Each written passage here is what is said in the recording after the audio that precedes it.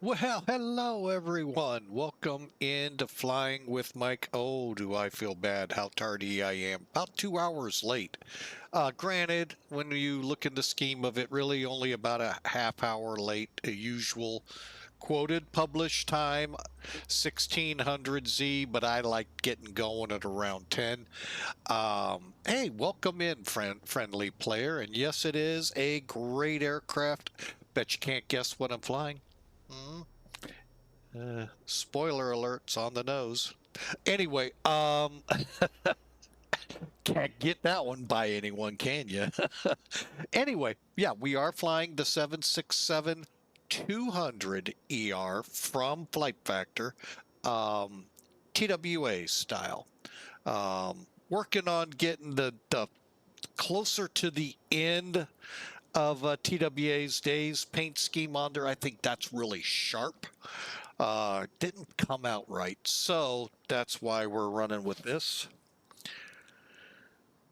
So I hope you enjoy. It is a gloomy day, and it's great to report that here in St. Louis. Gloomy, rainy. Well, actually, it's not rainy now, but we're looking to maybe more rain tonight, tomorrow, Wednesday. So, hey, it's great to be able to say that four-letter word rain here in St. Louis. We haven't had any about 2 or 3 months, so it's a bit on the parched side after all of the spring rains. Now, are we below normal? I think we're getting close to where we should be when you add it all up from January to here. I looked at the bio and I have seen the 767. If it wasn't, I think it would come. But yeah, it's right there on the nose to let you know we're going to fly a 767. All right, let's get up in the cockpit. By the way, one of the scariest, if you will, I don't know, would it have been a scary one? One of the more intense emergencies I responded, well, actually, I dispatched with the Scott Fire Department, uh, was oddly enough, now, Cold War, many of you don't understand how um, different the world was back during the Cold War. That's the time when I served in the Air Force as a firefighter. You didn't land civilian airports or civilian. Yeah, you never land civilian airports. The airports just don't really fly. um, you don't land civilian aircraft at military airports without prior authorization. Not to say they couldn't do charters or anything like that. Not to say Aero Club planes could fly. No, they all had prior reservations, prior authorization. In the case of this incident we had at Scott, um, we had a TWA 767 emergency land there. Just because you're under an emergency does not grant you automatic authorization. Um, if you watch the movie Strategic Air Command, it's an old 50s, 60s movie, one of my favorite bombers ever built, the B-36 Peacemaker, is front and center on it for a good portion of it, 6 turning, 4 burning. Watch the video. Awesome. Anyway, Jimmy Stewart's in this. However, they play out some things that the military actually did back then to test their security and all of that. You never landed a civilian plane on a military airport. Well, in this case, they were granted permission. And the reason being, St. Louis, Lambert was not far away where the plane was going. And that's where the back and forth happened. Not that we got back and forth in the firehouse. Well, why would we allow it in here when it can go to Lambert and it's going to pass Lambert to get to us?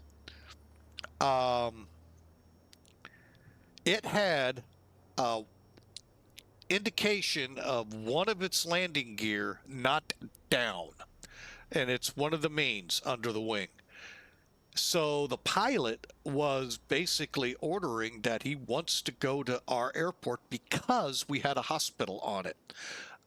And it was eventually allowed. Now, when all of this started taking place, I have no idea, because there were other things that played in that day that really, when you look back, you go, when did this emergency actually start? So anyway, he came in, two landing gear, one of the rear main landing gears up. So obviously the engine becomes that. And he landed safely, I'm here to say. Some foam was thrown because there were sparks to douse that real quick, and a couple passengers slipped on the foam. Hey, if that's all you have to worry about with something like that, that is a miracle. Anything could have gone wrong. He dumped fuel, all of that good stuff, they had to do. And anyway, all of that to say, it was an aircraft like this that came in. So it was one of my, I really still love that aircraft to this day. So it's a beautiful plane. Part of the reason why I bought it is because I love this plane more than the 757, because it was a toss-up between the two when I was buying back then. So anyway, long story short, you're looking at the 767-200. And Friendly Player says the B1 is his favorite. I get that. I get that. The Bone is a lot of people's favorite. But if you, add to the B-36, next in line for me, the all-time favorite for me is still it's a pair, B-17, B-24. Just amazing what the B-17 probably gets a stronger nod because of survivability. I mean, that plane, they both took such beatings in World War II. And they came home, a lot of them. A lot of them didn't, but it was amazing to see the ones that came home from their bomb runs. And last but not least, that rounds my list, and the B-1 is on it, but it's one a lot of people forget. The B-58 Hustler. Wow. What a plane. The amount of records that plane set, that was incredible. It did a famous flight, JFK to LA. It took off at sunset JFK time, landed before sunset LA time. One of the biggest records in I do not believe the F-15 was allowed to try to break that record, because in the ensuing years after that run, supersonic flight was no longer allowed over the country. So, the Vulcan's a good one. Yep. But yeah, boy, what a bomber the B-58 was. Oh my goodness. So anyway, hey, nostalgia time over. Fly time is here, because I am kind of constrained on time. So let's get up in the cockpit, get this bird going, shall we? We are in St. Louis, if I forgot to mention it. Tornado's another good one. Actually, we had them in the airport I worked at here, co-located with Scott. And they're pretty cool looking. Ahead, we've had the Eurofighters. There's a funny story with that. I'm going to keep to myself, because I don't know if the British government would like what I say over the radio. So I'm going to stay quiet. Uh-oh, our dog is grumbly. Why are you grumbly? The dog is grumbly. What are you doing?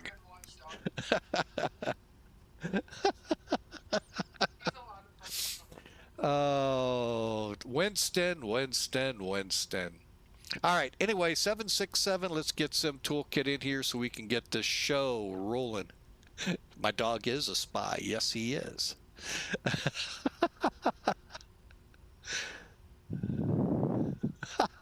No, I know they don't know about it, but there's, like I said, it is a little funny, and there's only a couple of people that know about it.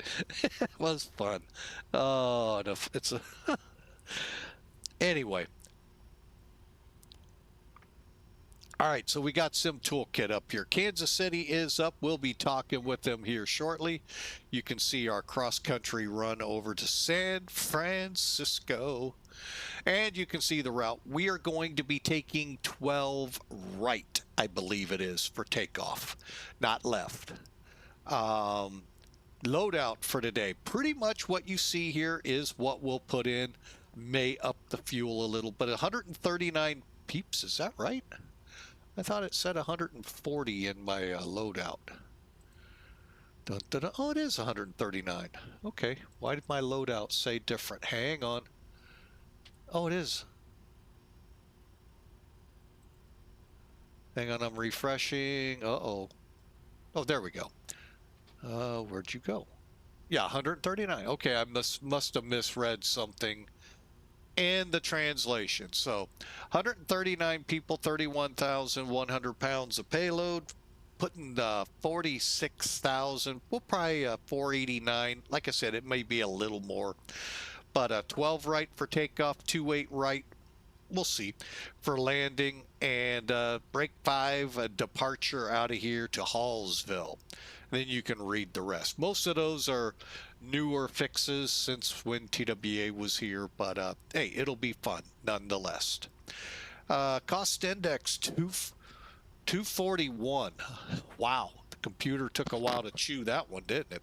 40,000 feet though, which is odd going west. But we'll see what we can do. Weather is starting to come back, so the applications are starting to mesh with the newnesses out there. Overcast skies here. Well, actually, it's a broken layer at 1300, so we are IFR. We have to follow the roads out of here. Overcast at 1800. And winds are 230. Ooh, they may switch runways on me. I'll have to look at the ATIS. Sometimes when you see this, where the winds are starting to shift, 4, they probably won't. But if they're up there like 7, 8, 9, 10 knots or more, it may pay you a lot of dividends once you get in to get on VATSIM as quick as you can, get your clearance. Let clearance tell you what runway, because they could change it. VATSIM particularly, even the FAA could. Get that clearance. It doesn't mean you have to be ready to, on that dime, push back. You can then adjust your flight plan and make sure enough fuel and all of that's in the plane and all of that good stuff, because when you do a runway change, that's pretty major. But today's ATIS from Kansas City is saying the weather the same. ILS's to 12 left and 11, the new runway. Departing 12 right, as again, this would be part of getting that clearance to make sure.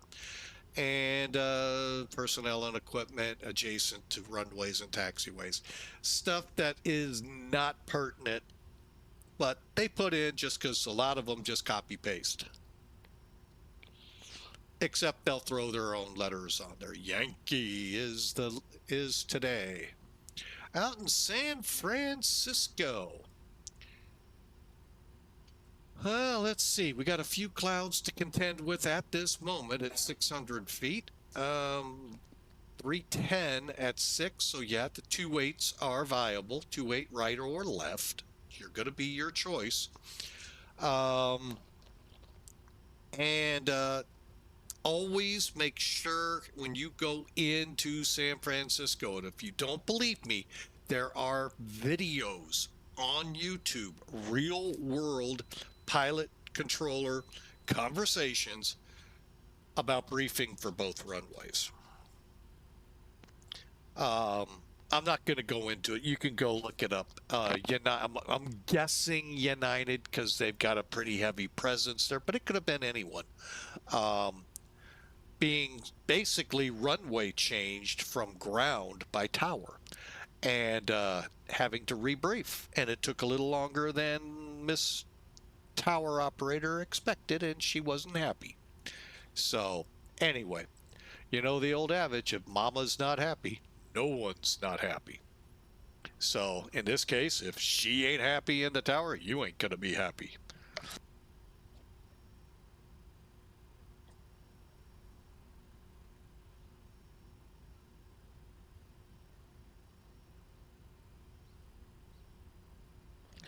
Uh, what a coughing spiel. Here we go again. Oh,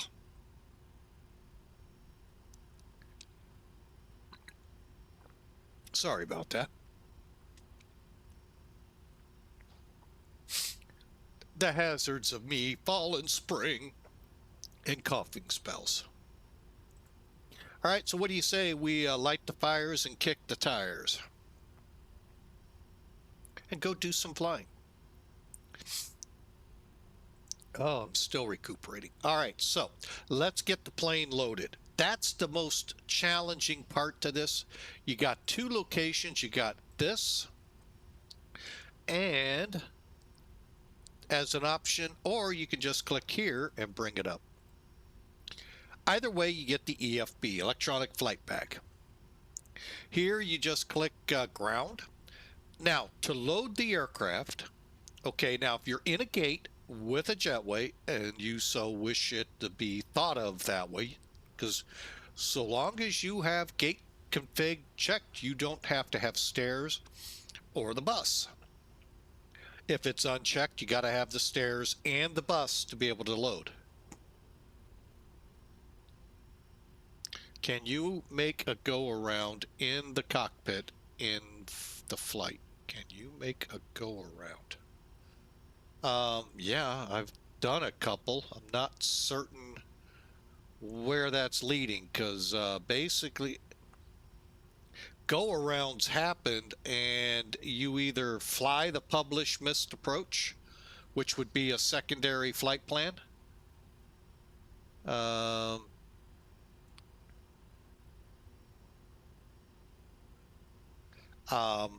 And then you would fly off what's on the chart or whatever the controller does. And a lot of VATSIM will just put you in a quick pattern and bring you around.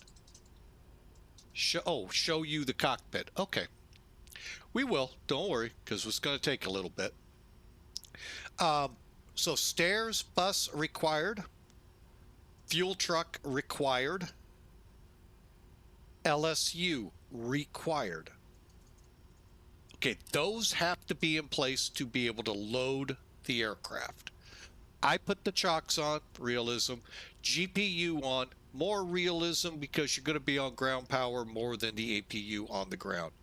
Don't worry, don't worry. I appreciate learning. But if I try German, yeah, I stop at about let's see, never mind. I'm not even going to try counting anymore. I can't even do that. And the ACU is the air conditioner. LSU is the luggage loader, and the GPU is ground power. All right, so what you'll see out here, okay, obviously you'll see the jetway fuel truck.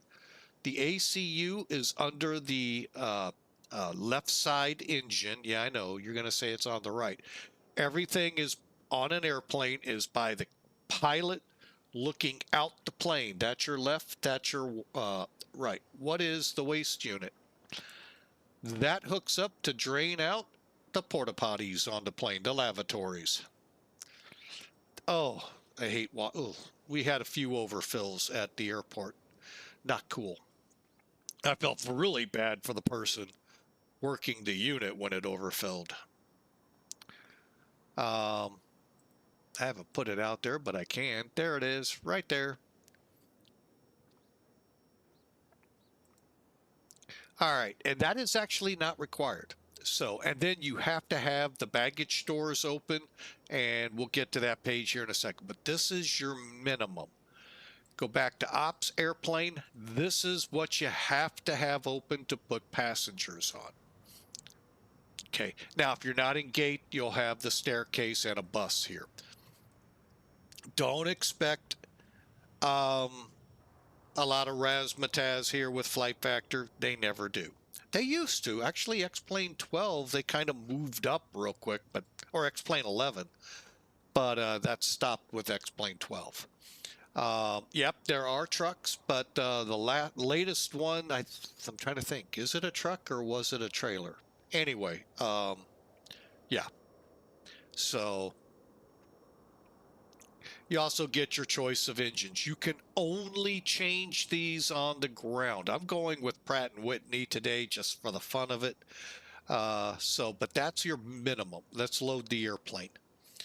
Real quick here, and we got to get going. 139 for the passengers. Hit enter. Cargo weight. Okay, this is the only tricky part with this plane. It's the same thing I do with cargo on the freighter. Take what you're estimating in SimBrief, your zero fuel, which for us 207.78. What is it? 6.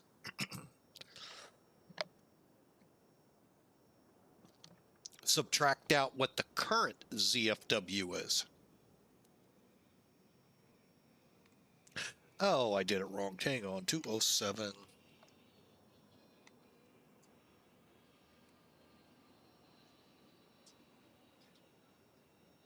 $840. Okay. 1946. Put that number in. All right. Fuel. We've scheduled 46,489. I'm going to go ahead and throw 47. Put the same number in. Except I'm going to make it 47,489. Oh, this weather is, man, you go 2 to 3 months with beautiful weather and, oh, it turns south real quick and like, oh my God, everything's coming at me from my nose. Oh, coughing and all of that good stuff. Now, next I'll perform maintenance just to make sure everything's up to snuff. Optimize the CG, so we got that set right. And then click load. There you have it. By request. There's the cockpit for you. Now, first responders out there with these aircraft, I really, really behoove you get up in them, get to know them. Why? I got shocked once. I went up on a North American 767-300 just to get a quick refresher on emergency shutdown, even though I was pretty sure, but I wanted to make sure everything was where I thought it was. And the captain, they were in the middle of their oceanic brief. They were going somewhere over in Europe and stopped and said, I am so glad. I will in a second stop our briefing for this. And they all were appreciative too. He went through what I needed to do, you know, pull the T-handles, bottles, throttles, battery. But what I did not know, and I showed him the book that, you know, I'm looking at to make sure, back here, and it's not modeled, trust me, I'm kind of shocked it's not. You would come in, actually it felt more spacious than you see this. But if you went around, you know, it's got 2 aisles. So you would go around where you think the door would lead out to the other aisleway. No, it led back to a crew quarter. That was not on our pre-plan. They, you know, obviously they're going to fly multiple crews if they're on long distance flights. So there could be 2 crew members resting back there. So he said, if we do get into trouble, check them. And I'm like, holy crap, that's not in any of our literature. He goes, I know. That's why I'm very glad you asked. And then the maintenance guy showed me some stuff I didn't know about on the outside and where things were and all of that. But yeah, it behooves you, if you're at an airport and you're a first respond crash crew, get up in some of these aircraft. Get to know your layout of that cockpit. They don't match flight sim. And if you think flight sim is reality out there, are you in for a shock? What the Boeing and Airbus and other companies have done. So anyway, sorry to divert, but I like to do that, especially for people who think, well, like yesterday, we flew an Airbus from Sanford to Mid-America. And the video that a lot of departments will use is inaccurate on telling the difference between an A319 and an A320. It's very difficult to tell. Go by what you're told. He said one window over the wing is an A319. Well, Allegiant flies two, and several others as well. Delta, I think. No, Delta, I think, is one, but I think American might. So pay attention to what you're dispatched out on. So, long story short, sorry to interrupt our fun. Let's get in here and get this plane going, shall we? Now, you heard all of that background noise, right? That tells you it's loading. Now, how do you know when it finishes loading? All right, two things. One, it will say plane is loaded. Otherwise, it says, I think, right up here above save. Yeah, I've changed things, so my cursor is back. Hallelujah. Wait till we do our next 747.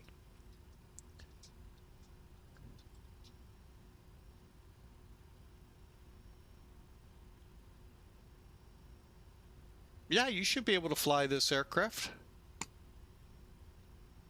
Do you think that a 16-year-old can fly a 767 with 100-hour of flight factor? If you're talking real world, no. Yeah, not real world, no. You've got to get your private, your instrument, well, and I'll add to it in just a second. Your private, instrument, commercial, multi-engine, and airline transport. What's the P? ATP, professional? Anyway, your ATP. And then get type rated in this aircraft. And let me rephrase that to say those entities, in however they're put forth in your country. In the U.S., it's private pilot. Then you'll get your instrument. Sometimes instrument and commercial, you'll train them together. Sometimes not. Depends on which part of the FAA you're using. But then you'll want to get your multi. You have to have a multi. And then your airline transport certificate or license. I forget if it's certificate or license. And then you're going to get type rated in your aircraft. 100 hours might be what you get for your type rating. But by the time you get to that type rating, most of the basics of what this plane does, you'll kind of have a feel for already. I mean,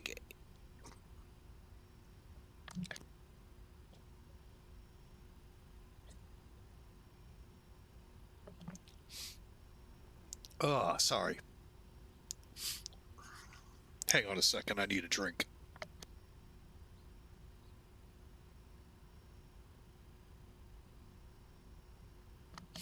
All right, in that situation, what he's saying is if both pilots are incapacitated, could somebody fly it with 100 hours in here? Maybe. Could you step in behind the wheel if there's no one else qualified to fly? You would need help from controllers. There are going to be, what you see here could be different in the aircraft you're in, but overall you would still need help with speeds and all of that to get on approach. Um, and that scenario only usually plays out in the smaller aircraft with one pilot. Usually both pilots, you're going to have them both. But I mean, it's possible. But don't, and you might grease the landing. The only one in your entire existence might be that one because of the adrenaline flowing. But I'm here to tell you, flying these are not like flying the real aircraft. And that's where controllers will be finding type-rated pilots to help you get the plane down. You'll also be blessed that one of the flight attendants, if not all of them, would be fluent in how to operate the radios to help you out. Beyond that, you're still going to need help. So, anyway, let's get back on track here. All right, so we're loaded. Let's go to work. I'm going to fire up the APU right now and then get the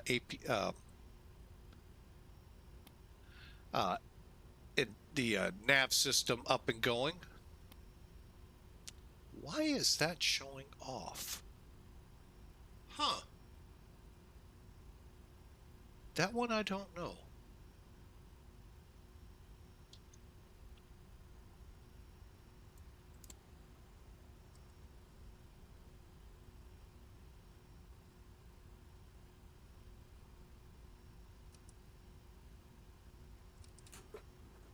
By the way, that flicker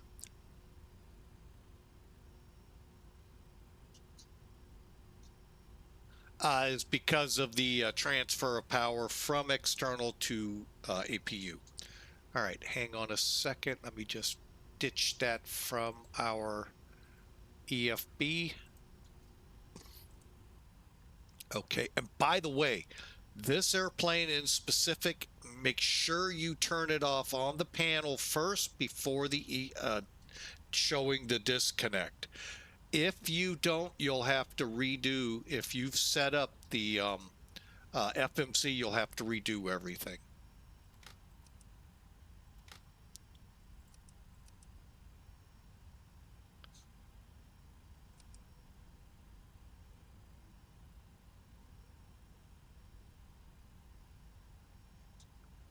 All right, everything looks good. Let's get these up and running. Go to align. Now, you're going to wait for the word align on the top. Takes a few seconds for it to cycle through.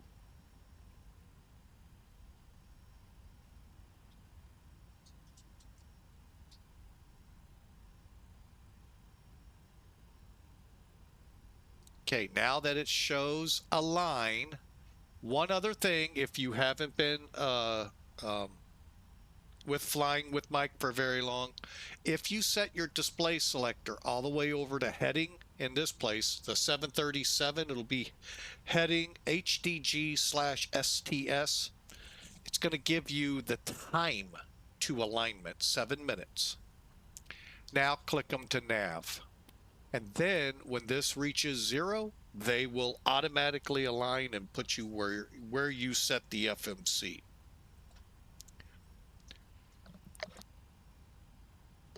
Man. Ugh. All right, less talking and let's get to work.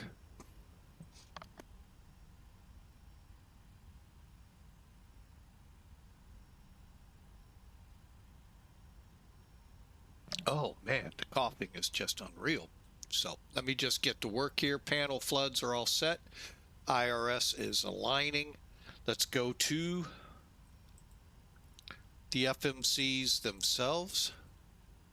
Click FMC, verify your dates. If you're one that flies current, I do. October 2nd will be our next look for when another update comes. And there's our version, 1.6.21. That doesn't sound right. Let me just do a quick gander over here. Watch them have an update. Nope.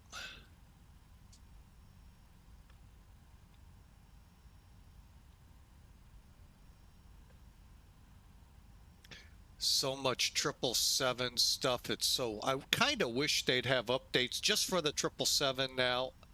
And for the set, here we go, 1.6.21. Okay, so we are up to date. And then one for the rest.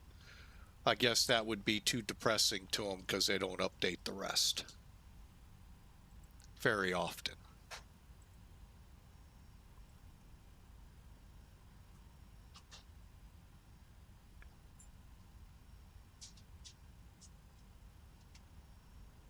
Oh,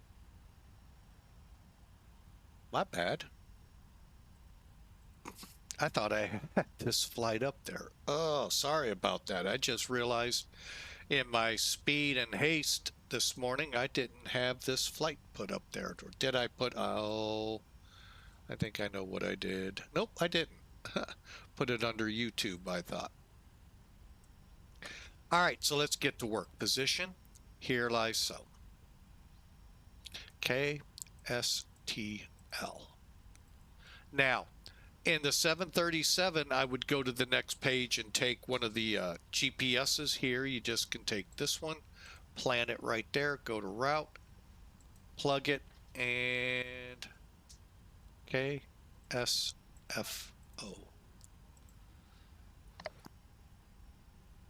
And since I'm pretty sure I forgot,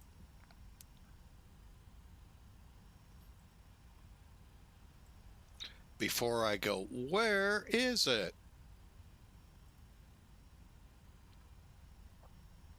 Company route will be KSTL KSFO 01. Route loaded.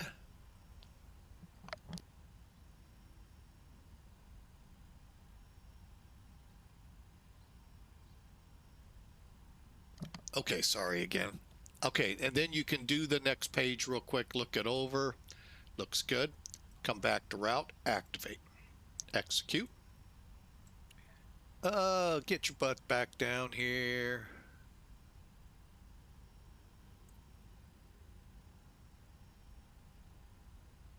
There we go.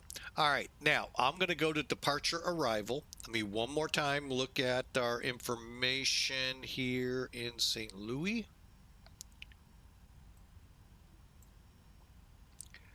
Sorry, Mr. Dugan, we'll be up and running here hopefully quickly. Departing 12 right. NOTAMs aren't have Zulu approaches available. Okay, that's approaches. All right. So 12 right. Just making sure he didn't go in there and be sneaky on us. Break 5, Hallsville, execute. Go back to route, legs, go through it real quick. Yeah, I know I'm not bringing the chart up just yet. I'm just looking at it here real quick.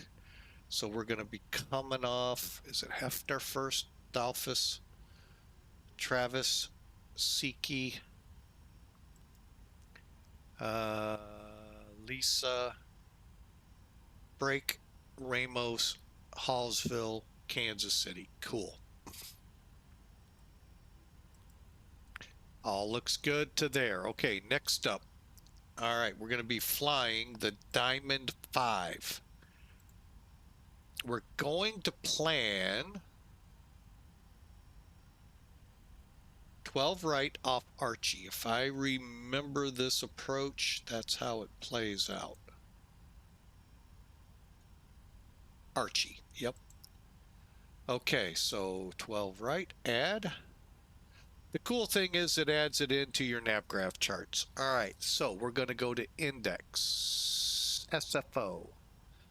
Let's pick our runway first.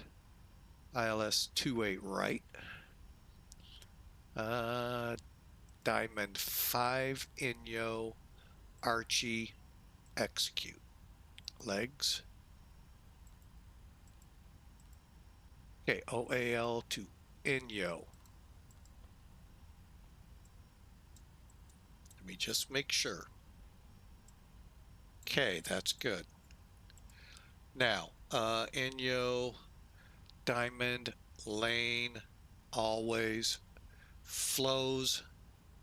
Next page, seeds, freely, Archie, okay. ILS, Archie to Zealed, Grr, I like that one. Duba, Siefen, Xmul, and then the runway. Cool. Missed approach out to VICU. All right, execute. Legs. All right, we're good there. All right, next up on the hit parade, performance initialization. Unfortunately here, it's click. Our reserve for today. Very difficult because we're using one oh, this one I'm used to. Okay, cool. We'll go with 7.8. Now I am going to bring charts up to show you what I mean. Hang on. All right. You can bring your SimBrief plan up in here if you tie it together. Now with the Lido version, that's what we have here, Lido, default. Think of it that way, default. You don't click any of the formats, you just go with what it gives you. This is what the flight plan looks like. Here's your fuel, tells it all out nicely. And down here, pick what you want. Here's our final reserve plus alternate. That's what I go by. Plus, final reserve is 45 minutes. Alternate fuel to get us out to, where is our alternate today? Sacramento, SMF. So we need 7,800 pounds to get there. By setting that here, it will trigger you when you go below it. But be careful, look ahead, see if maybe you're having wind, causing that, because winds will play with this big time. Oh, no, I don't want that. See, it's already saying insufficient. 278 at 48. And I'll show you how we'll check. Diagonal 48. And we'll go ahead, put the step climb in, but right now we'll go with that. Take off. All right. Here, I'm going to go ahead and get rid of that. Zero that back to the starting point. And then get rid of it. All right, let me bring Sim Toolkit in for those who may not know this tool exists. And it's not them per se. Okay. SimBrief. On the SimBrief webpage, you have a couple of items over here. Performance and tools. The downside to this page is you have to fill it all out. So you got to put the aircraft, the tail, the airport, the runway, and then go back, get your takeoff weight. Okay. Or here's your flight plan. We all know what that looks like. Okay. This is what it looks like without clicking to actually see the paper. You can come up here to take off performance. Now it fills it all in. Here's the big difference. When you hit calculate here, it's going to give you all the same information but one field, and you will not see the runway and where the V numbers stack up on it. That you have to do with performance takeoff over here. Perform whatever it says. Over here, all you're going to get are the numbers minus the airport's runway grade. Okay. So I just double check. We're going off 12 right, which is an 11,000 foot runway, and we're going to calculate. Now, SimBrief is also going to usually increase your speeds to improve climb. So, what you'll see going through the FMC will usually be lower if that message is there. So right now they're saying we could set 141, 145, 147 and go. But you're not going to see how far. The stop margin here is not for that. It's if you come back. Okay. And that, by the way, would be your landing speed right there. But the runway grade is not on here for those that go to page 2. Bear with me 1 second. All right, so if you don't mind, I'm going to get rid of that. I hope that all made sense. This is where I usually forget it, and I did. All right, cool. All right, so we'll fill this in. I'm going to go ahead, go to page 2 real quick. And our slope is up 0.8. So we'll be first off the wind. Runway wind is 180 diagonal 6. Okay. Now slope. We want to go U 0.8. Now I got it from Sim Toolkit, but again, you can find it using performance tools on Sim Toolkit. Airport is at 22 degrees Celsius. Whoop, whoop, whoop, whoop, whoop. Back the truck up to 2 for the reference temperature. Acceleration's fine. If you know a better number to throw in there, you could. And then we'll just go to next. Brings us back to where we were. We're taking off, takeoff 2. So we'll put in the select of a 47 diagonal DTO 2. It's not showing it because we'll set it right here to take off 2. You're not seeing my cursor. There it is. All right. Flaps for today's departure is 5. Now, why you're not seeing numbers, it's not turned on. Now, remember I said 133 for V1. Close. 136. Close for rotate. V2 138. Close. Oh, actually, that one's actually right. So 136. Oh, wait. No, it's not right. Back to truck up. 147. Click. 145. I got to redo some things, so I may have to, I got to redo the temperature. It's 50 now. Okay. 145 and 141. Worked it backwards. So basically rotates, or hang on. All right, so V1, that's our safety speed. If we lose an engine before 140, we can stop the airplane. If it's above 141, we commit the flight after we get past rotate. 147 is our one engine climb speed to about 1,000 feet, and then we'll level off and build speed up to come around.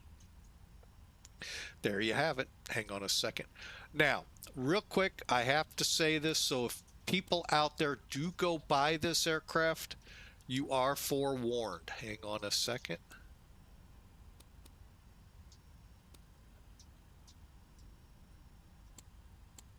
All right. Right now, Flight Factor has yet to release that I know of, and I think I've tested. Hawker, what the Hawker is here, subscribed for what do we got here for a resub? Been with us 51 months. Just wanted to stop in, say hi, and back to work. Well, thank you, Hawker, so much. I don't know why I didn't hear the alert, but that's been kind of something going on here for quite a while. I'm going to have to make sure they're all on. But thank you, sir, for the resub. We sure appreciate you. Stop by anytime you want. I hope you enjoyed your stream a couple days ago.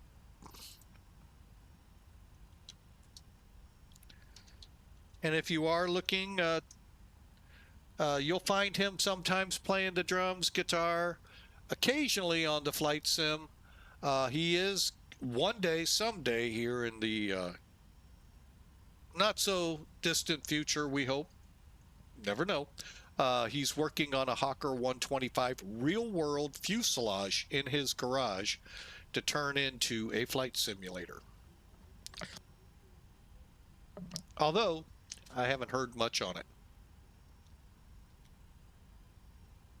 All right. Again, welcome in. Thanks, Hawker. We sure appreciate you. All right. We are just about ready to go. Okay. I was getting to it. Flight factor. And again, I have not heard it's been fixed with this latest update. The radar and terrain radar. If you use them without removing the folder, at some point in your flight, you will most likely experience a crash to desktop. For me, it's usually within 5 minutes after takeoff. But if you go into the aircraft folder in your X-Plane 12 root, go to X-Plane 12, the root folder, click aircraft, look for your flight factor 767 folder, click into it, click into plugins, look for Tango Golf Delta Sierra, TGDS. That folder, if you remove it, you won't be able to fly it. Wait a minute. You won't be able to fly it. Hang on a second. Did I do that? Now they got me thinking. Because you know what? I normally get an error message.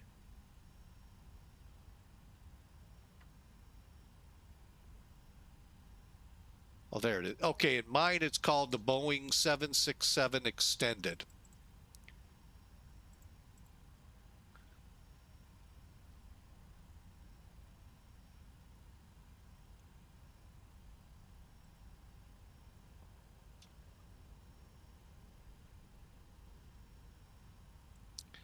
Oh boy, this could be a short flight.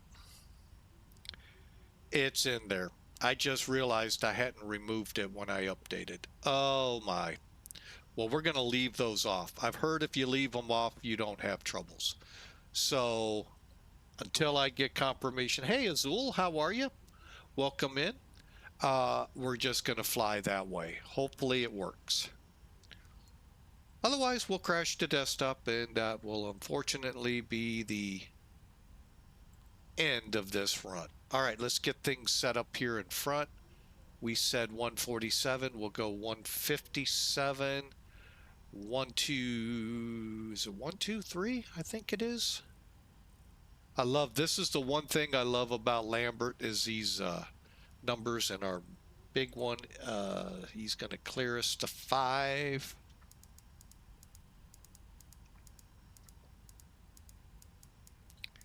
Okay, and flight directors on.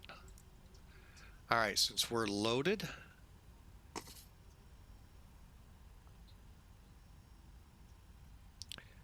I'm going to go ahead, pull APU's running so we can get rid of that. Come up here, ground, airplane, close all. That way you make sure you get all the doors closed. And we'll give it a try. Jetway away. Well, actually, no, let's get online. I did put us online, right? Yes. TWA 223.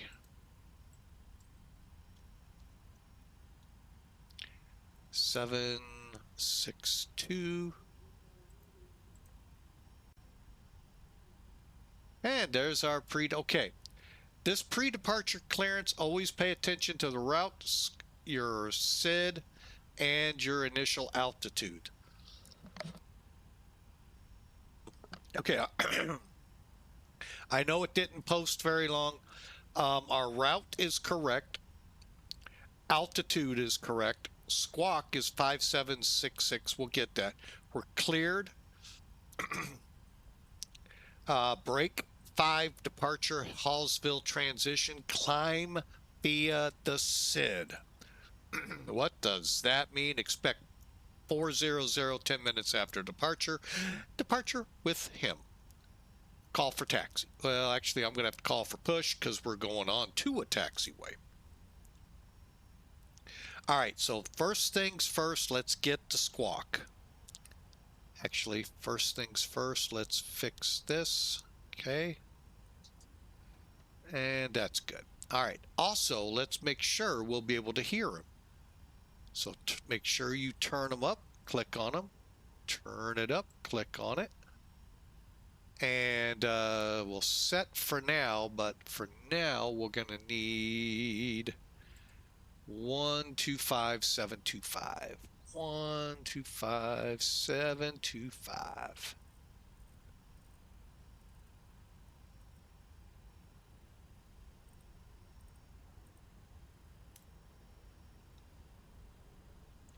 And he sent us 57.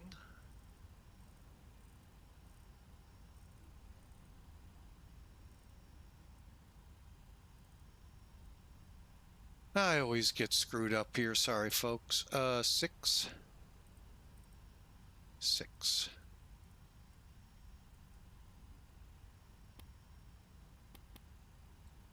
Altitude on. Radios are set. Radar, we're not going to run on, risking a crash to desktop. I have not heard it's been fully corrected, so that's why I just will not turn them on and hope for the best.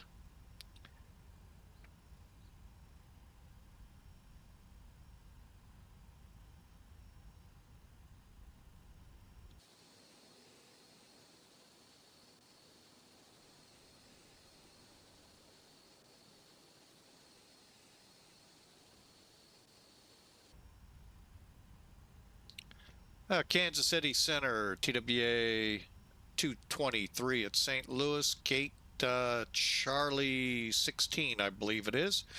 Or request push and start onto the taxiway.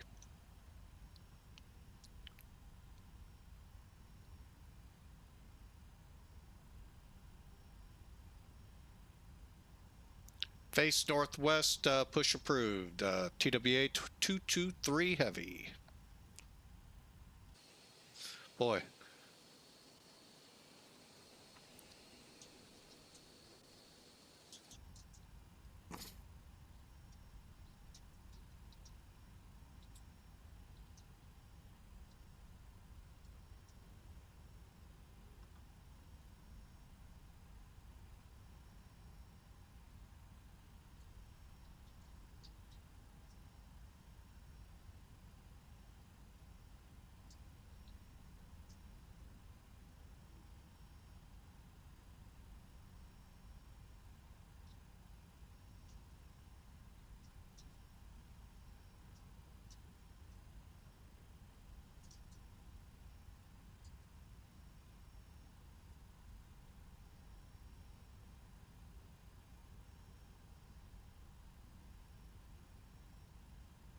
Hang on a second.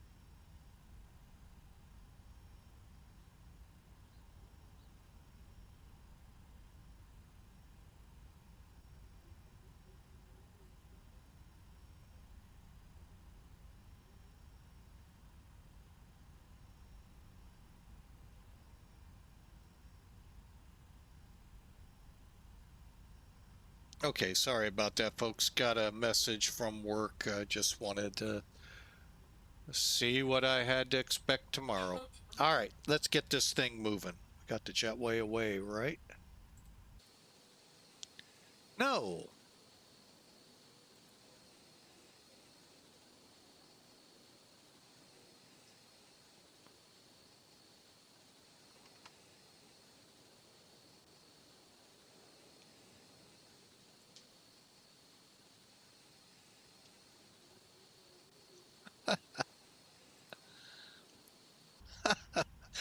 Oh boy. Did it go back? That's not going back, is it? Let's try it one more time.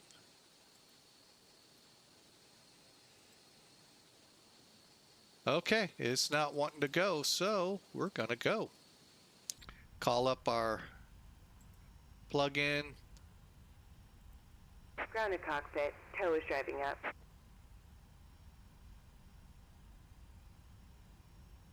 Okay, now what's going on? Where is the map?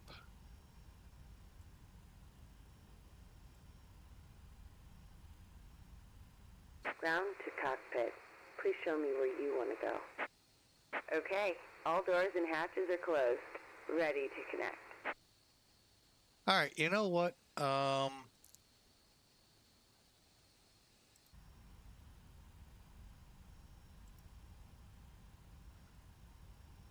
Ground to cockpit. Please show me where you want to go.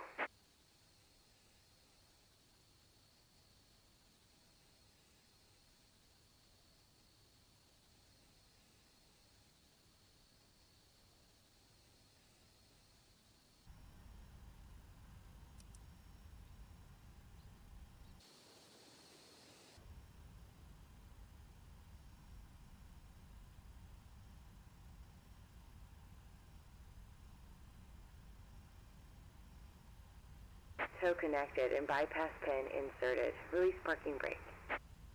Okay, I am really confused which one's gonna happen.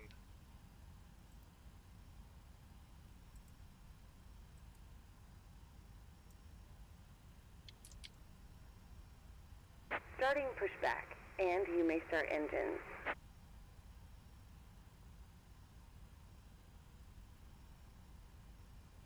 Okay.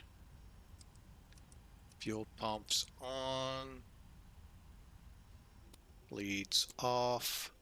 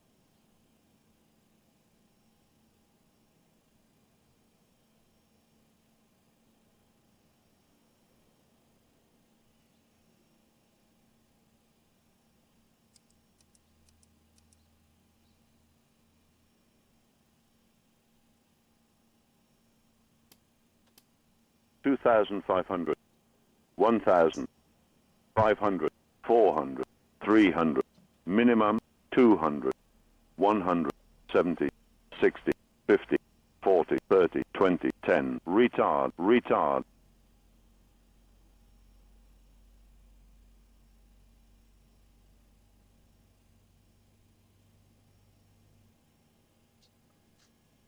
Operation complete. Go ahead and set the parking brake. Disconnecting tow. Stand by.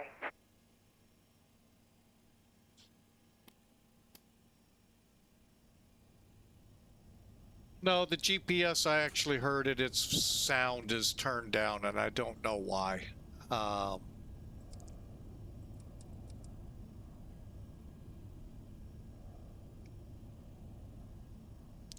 Yeah, I don't know why. It definitely wasn't you. I think it was, friendly player. We'll just always blame you. Can't hear ATC? Oh, that's because I didn't turn it on there. Because you were listening and talking and chatting with him. I figured you didn't want to hear Duluth Fly. Welcome aboard.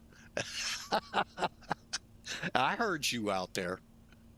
Appreciate you. Tow is disconnected and bypass bin has been removed. Hand signal on the left. We'll see you next time and have fun up there. Okay. Back on. All right, we're on the gens. Everything looks good.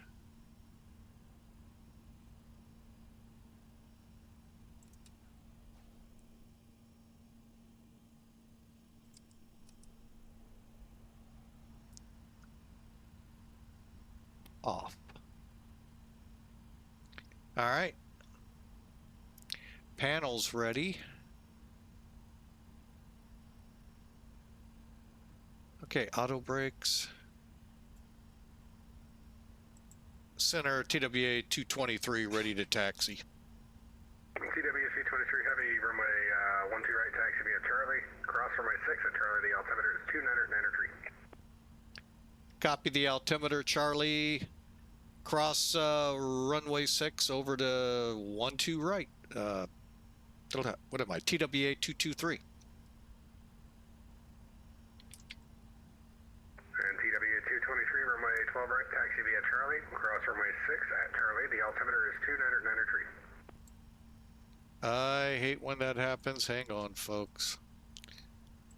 All right, sorry about that. Had it clicked on the wrong screen. Cleared taxi Charlie, cross runway 6 to 12 right. TWA 223. Alright, appreciate it.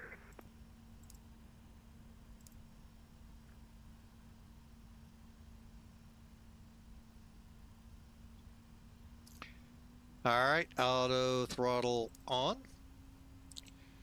Okay, just running through here. State trim set at, what are we going for today? 4.5.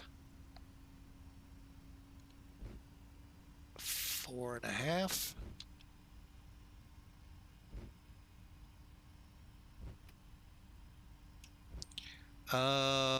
And we'll do our flight control check now while we're taxiing.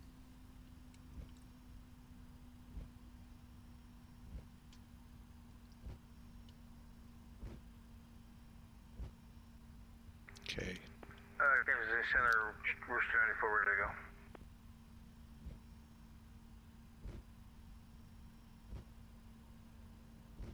And Rooster 94, the winds are 299.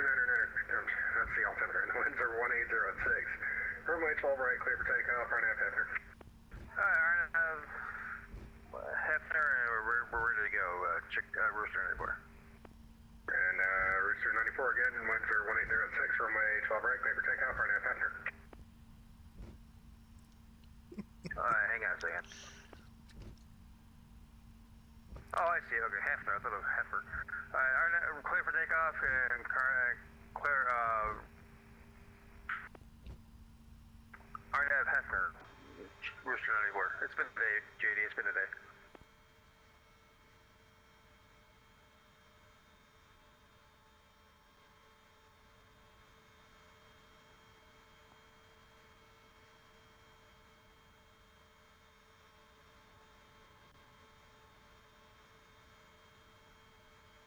Boy, I do know that it's been a day.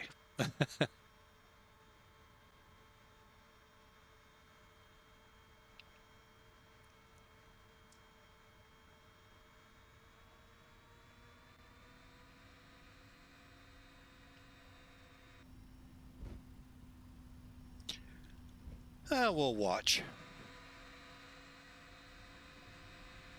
Duluth Fly, take flight.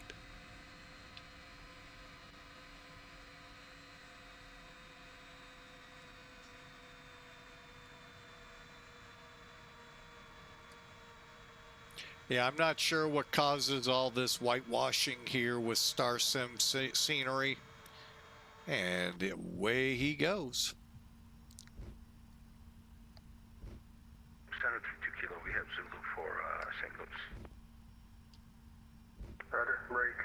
Rooster 94, radar contact south 2000.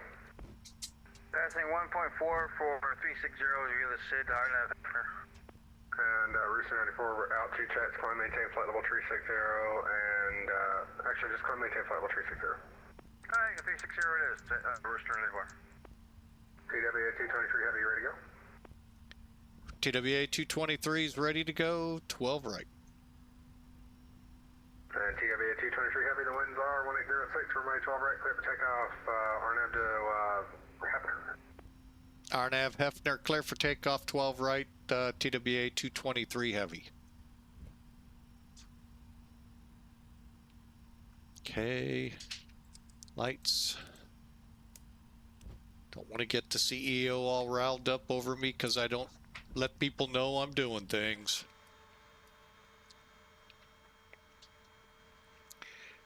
Yeah, this whitewash, I don't know what's causing it.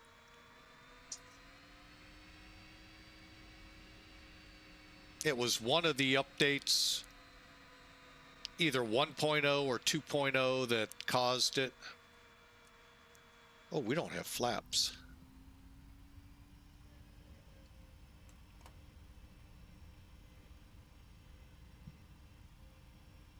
Give it a second here to get to flaps 5.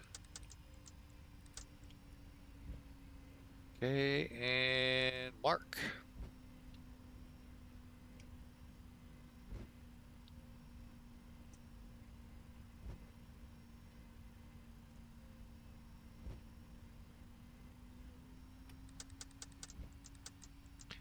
Okay, I need to do takeoff 2.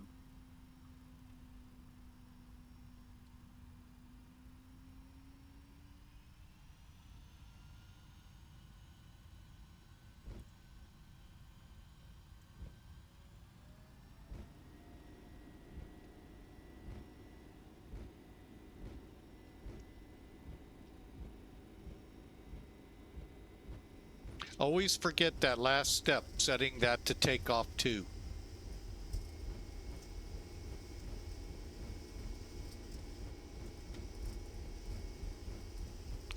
And V1, rotate.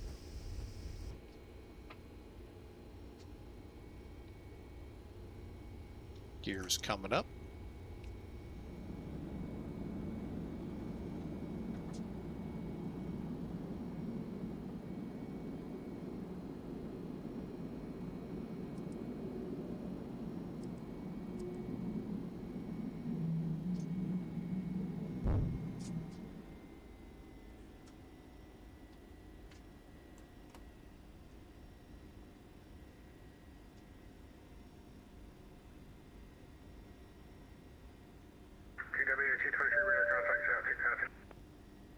Yeah, TWA 223 through 3000 for 5000. TWA 223 Heavy, altitude checks, climb, maintain flight level 400. Continuing on up the flight level 400, TWA 223. Felt like an MD-11 there for a minute with that takeoff. November 5232 Kilo, flight heading 080, descend and maintain 3000, vectors for the ILS runway 12 left. Descend, maintain 3000, vectors for the ILS 12 left, expect 32 Kilo. And November 5232 Kilo, flight heading 080. Heading 080, 32 Kilo.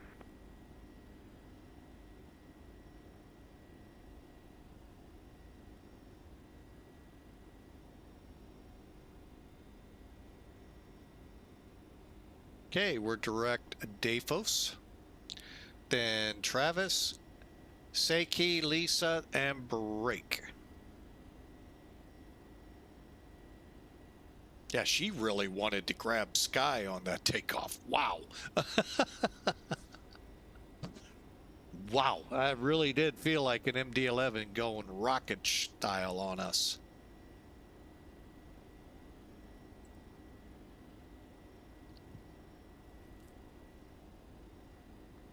All right, again, welcome aboard Flying with Mike. We thank you so much. You're in the 767-200 ER for TWA. We are flying from St. Louis over to San Francisco. Would be a good time now, I think, to get some...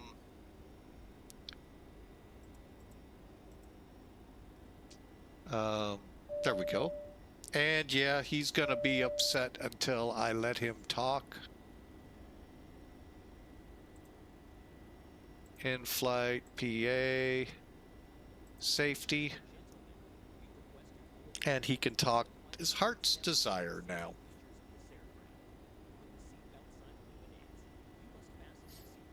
And the neat thing is you can turn it down. So it's not obtrusive to anyone because it's a safety demo. What I like about the Fearless 747 is that it can be turned down. City Center, Rooster 94, permission to step away for 5 minutes. Approved. Alright, we'll report back, Rooster 94. Anyway, on the 747, you can actually turn it down and bring it back up afterwards. You could do that here too, but it's right here, easy on your radio panel. So anyway, differences in different planes.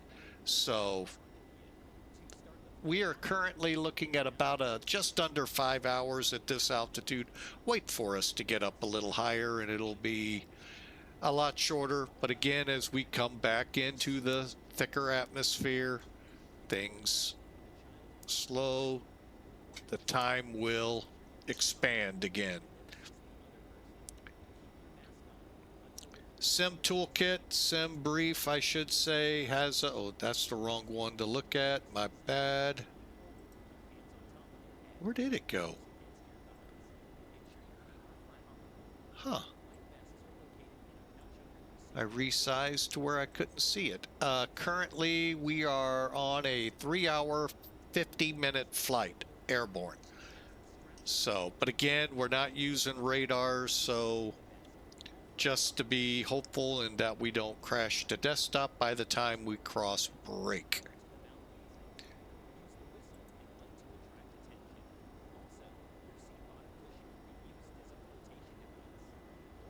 I was really hoping Flight Factor would have all that fixed up by the time 3.0 came out.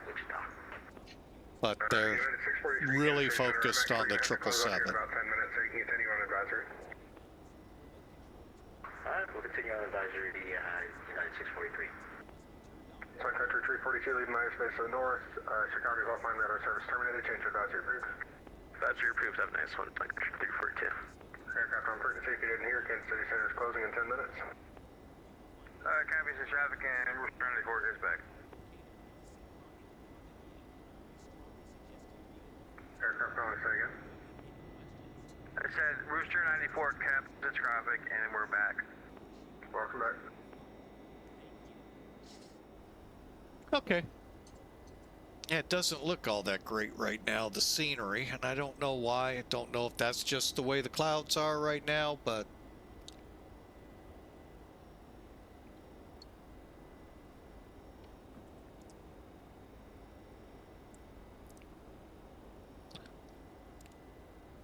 now we got a contrail ahead of us.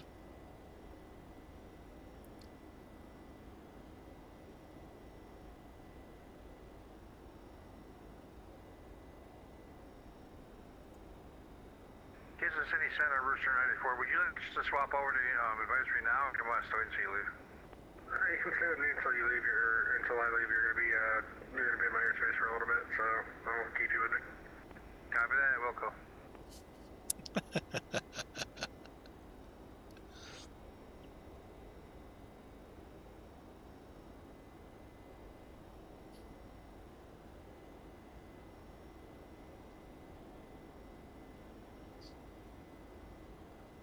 All right, coming up to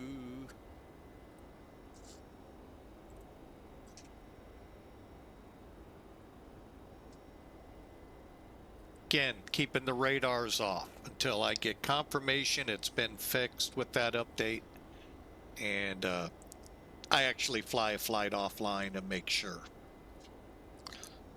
But usually by about right now, it would have crashed to desktop. All right, so welcome aboard. A lot of weather still in and around the St. Louis area, mostly around. I'm just not getting lucky to find it on the maps. Obviously, this would have been fun to go southeast, but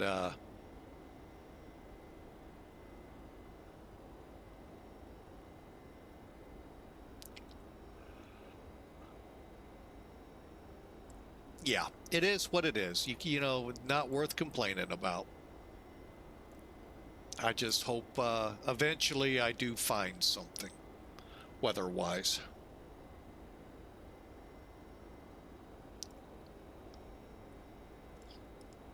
And it looks like we got some serious, like right in front of us here. This right here looks like a pretty impressive thunderstorm.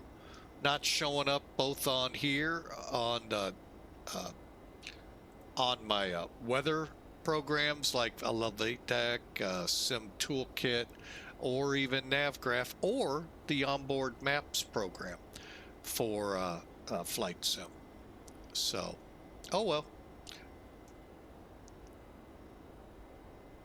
But yeah, it definitely looks like there's stuff out there, but we're not picking it up. And we won't be. And it's not expected because, like I said, we're keeping them disabled.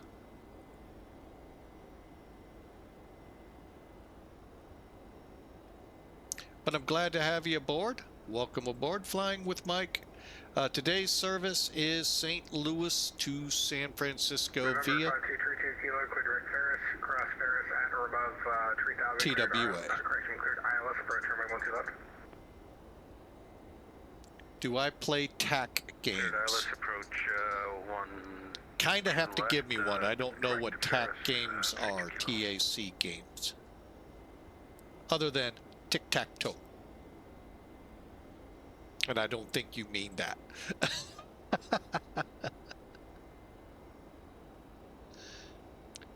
If you're talking tactical games like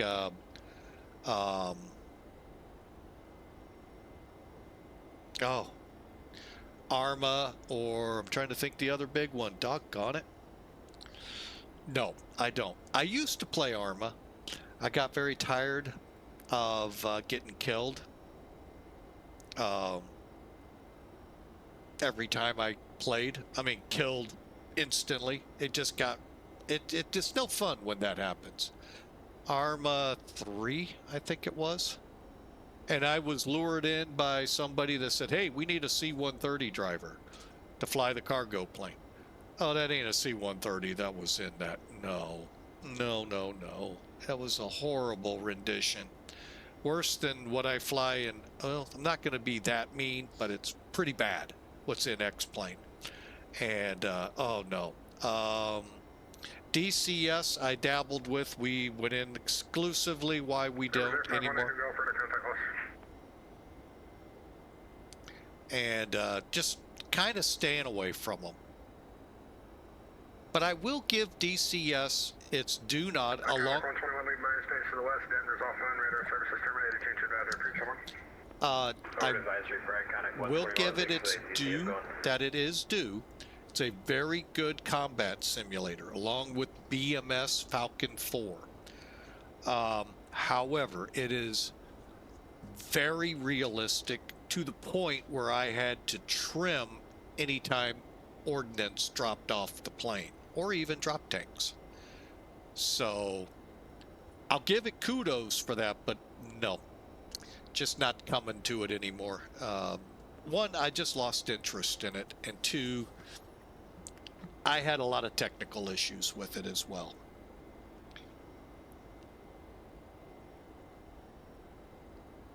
All right, so let's continue on to San Francisco, Hong Kong, Fooey. Oh, wait, that's Hong Kong. Disregard.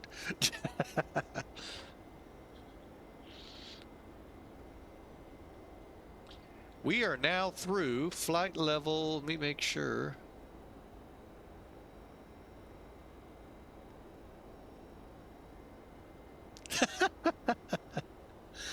All right, flaps are just verifying they're up at this speed. Currently in climb, which is good. And yeah, started my time. No, I forgot to reset my timer. Doggone it. We are not an hour and 45 minutes into the flight. We are about 20 minutes into the flight.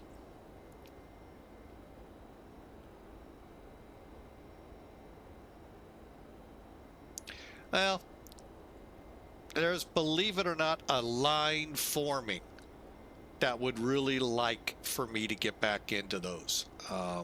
It's just not in me anymore. Tactical those I've actually never heard of, so no, I don't play those games. Sorry, they're friendly player, Broken Arrow or War Game Red Dragon. So I've actually never heard of them. So I'm trying to think of the big combat one that's out there. Anyway,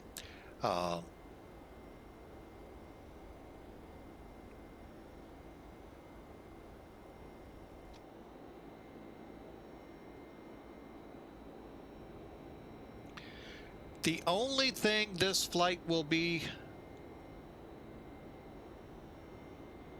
you do have the F4 and DCS, yes.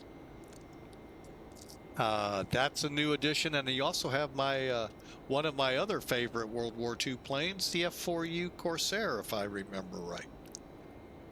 But anyway,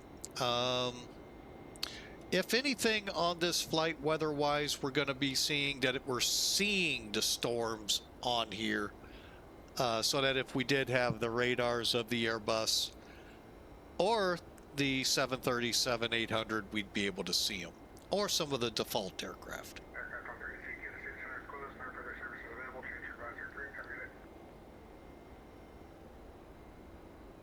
Thanks for the ATC. TWA 223 over to Unicom. Thanks, sir, for the great ATC.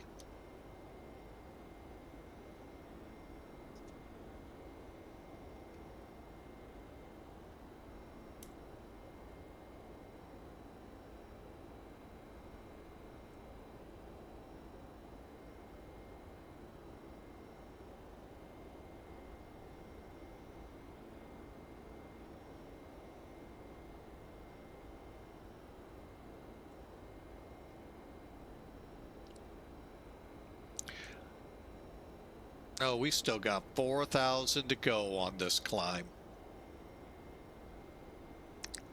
Hallsville, passing over right now.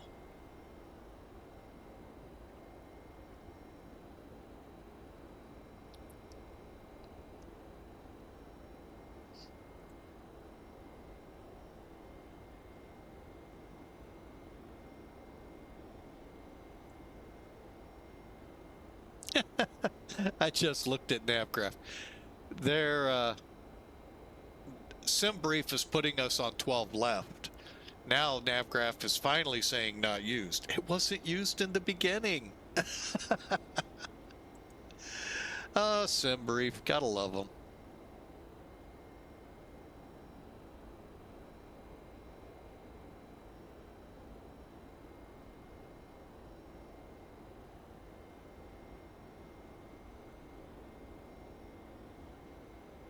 Now, remember when I told you at around 10,000 feet, we had just about 4 hours, 50 minutes to go. If you look at the clock now, we're at 3.5 hours. Yeah. Now, again, remember, as we descend... Oh, San Francisco Center came up. Wow, I haven't seen them in a long time. It's kind of scary. Why is my... Oh, what's going on, Sim Toolkit?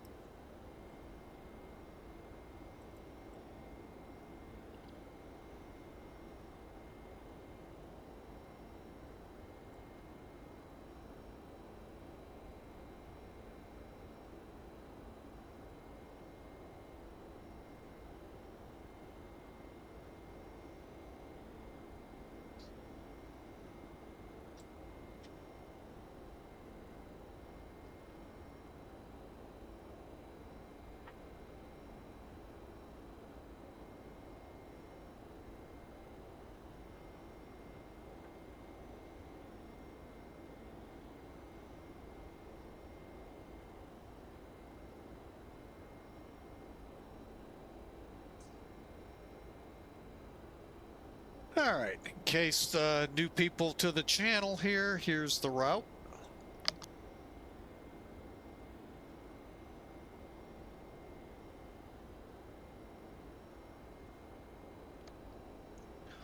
All right, we are over or en route to Kansas City right now, MCI.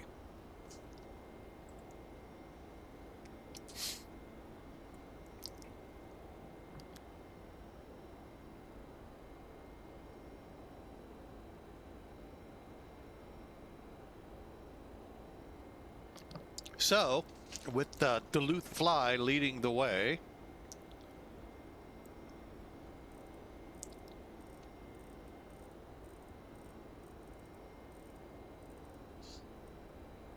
all right, let me set my least one notch more, and we'll go 80. All right, there you can see it now, Kansas City ahead of us. Just off of Hallsville behind us, Macon City to the north of us. The old Ozark 8 departure.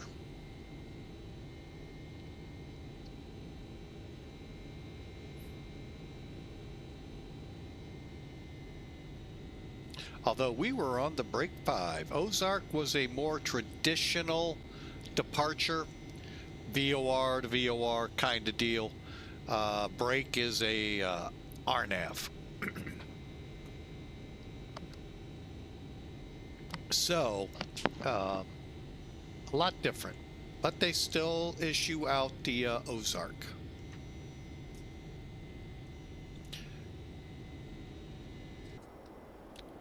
We are level. Wing light off.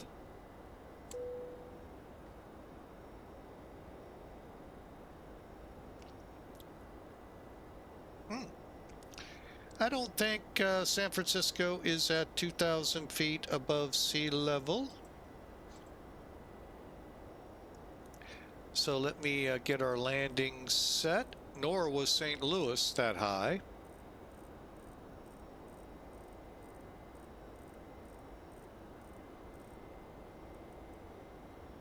Okay, and we are gonna dim back the cabin a little, even though I don't think it does much. Oh, they put their shade down again. What? Okay, somebody go back there and give smack them. Get that shade back up. How am I supposed to see my engine?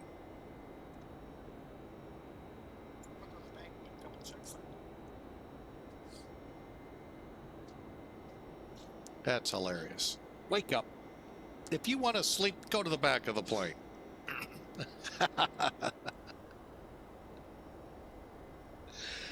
Oh, folks. Gotta love it. Kind of reminds me of our flight to Alaska. Oh, I was so aggravated at that whole process leading up to the cruise. Word of warning, if you're booking flights for like a cruise or a hotel resort with package including airfare, pay attention when it comes time for the when they tell you how you're getting there. If you want to select seats by each other, just, you know, if it's husband, wife, significant, or whatever, even if you just want that. Now, if you don't care, they're at one end of the airplane and you're at the other, it don't matter.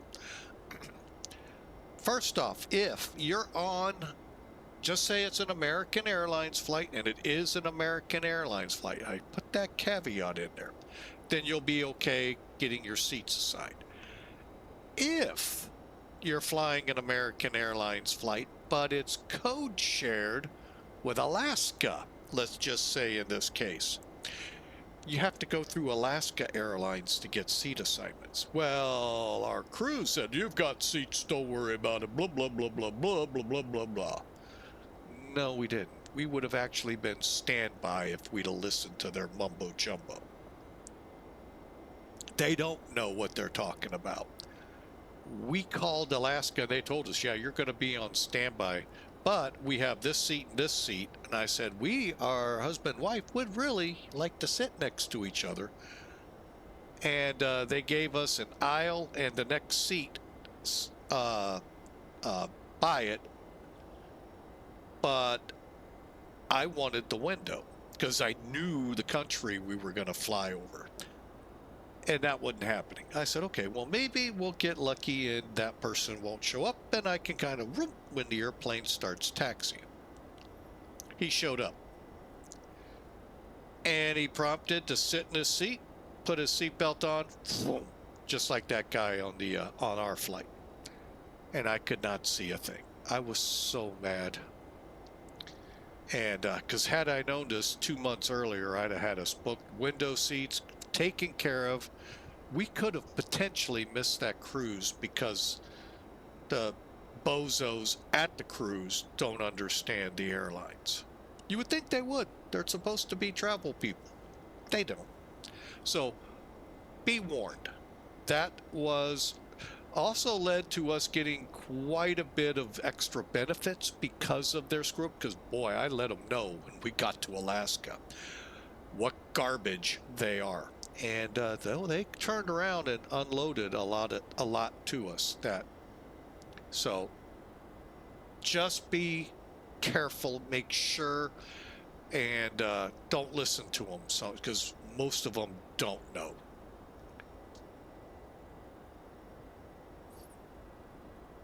They think they block a section of the airplane. No, they don't. And yeah, that was potentially very bad for that cruise if we'd have not been able to get on the flight.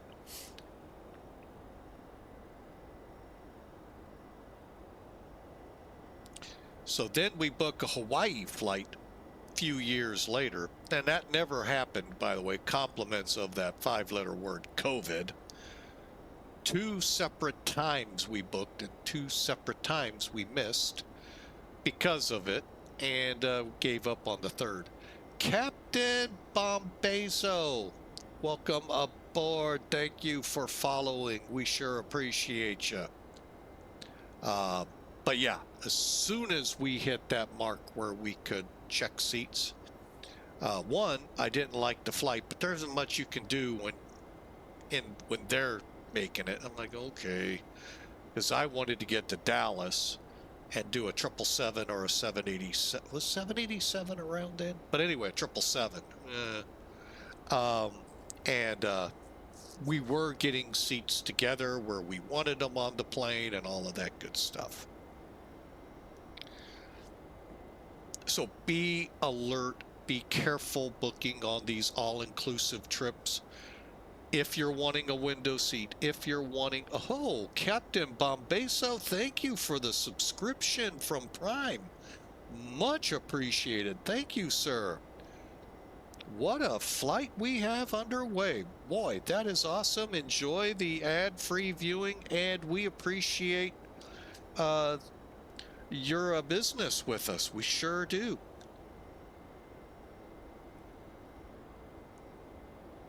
Oh, on YouTube of all places. Awesome. Glad to have you cross over to see us live on Twitch. We sure appreciate it. There's a lot to YouTube. I have got to somehow one day sit down and try to figure out, because I would like to stream live on Facebook and potentially monetize the channel. So thank you so much for coming over. We sure appreciate you.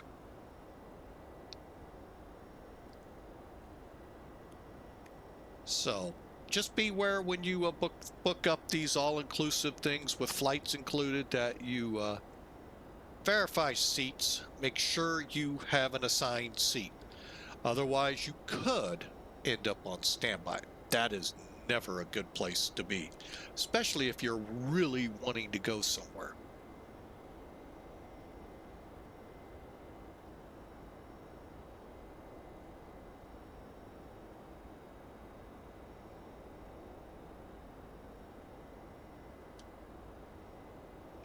I think we're going to overtake that chicken flight below us. Oh no, we're still hanging back.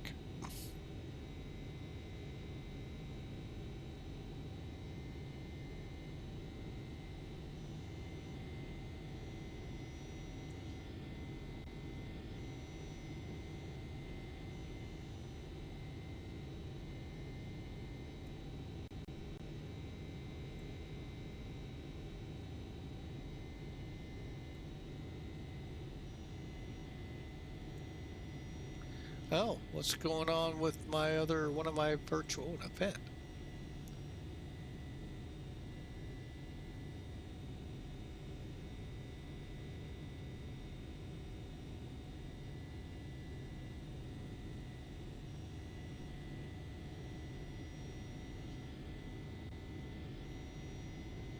Oh wow, they've got a tour. That's kind of an interesting thing. Is now on and runs until October 31st. Let's see, Monterey, Leon. Huh. Some of those I don't. Cozumel I know. Interesting. Kind of looks interesting.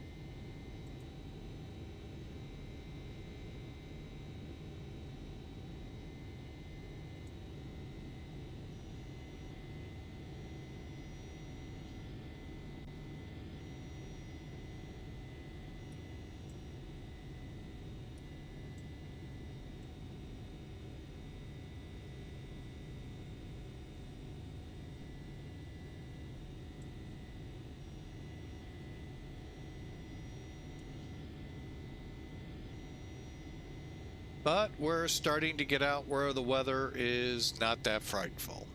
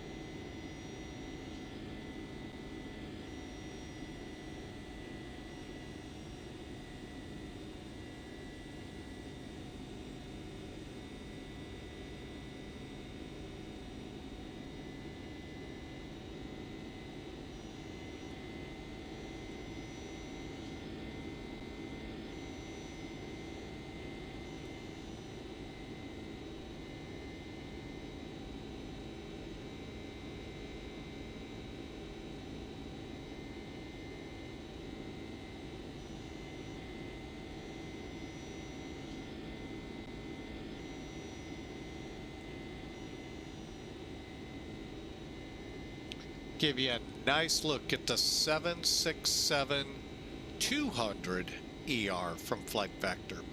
The 300, you're gonna find the engines seem to spool up better. What you would expect of an aircraft like this. You'll find a lot of things like you expect. The 200 freighter or SF freighter and 300 freighter are really, they seem faster than they would have been in the real world. But overall, it's a really good airplane. My big warning to you all, until I get definitive answers from Flight Factor themselves, for me, and I know a lot of people out there have reported this, that the aircraft will crash to desktop. This includes, by the way, the 757, shortly after takeoff, if you have the TGDS folder installed in the aircraft using the radars. Now, I've heard if you keep the folder in there and don't use them, things work out. All right. So we're going on that premise because I forgot to get rid of it.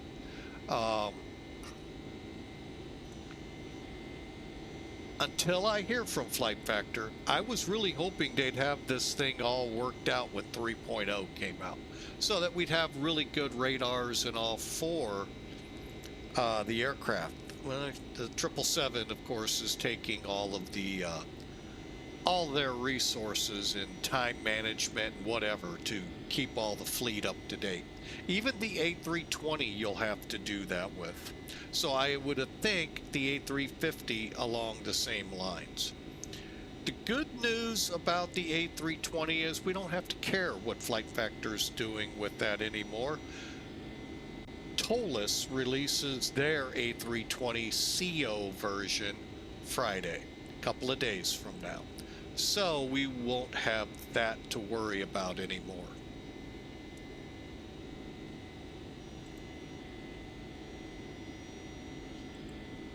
Just a shame, because Flight Factor actually had a pretty, I'm not going to say perfect, because there were problems with it. Problems that in X-Plane 11 got worked out by some people out there that were able to help make it work. The big one for me is it could only be the 2-class version. Now, I have heard rumor, and I didn't watch the whole video, but the CO that's coming out here this Friday, the A320 with TOLUS, I believe is the 1-class version. So those of you that fly the airlines with 2 classes will be like me, complaining because you don't have it. I don't know, but it's a lot easier to work smaller numbers of seats versus 180 like Allegiant flies in the A320.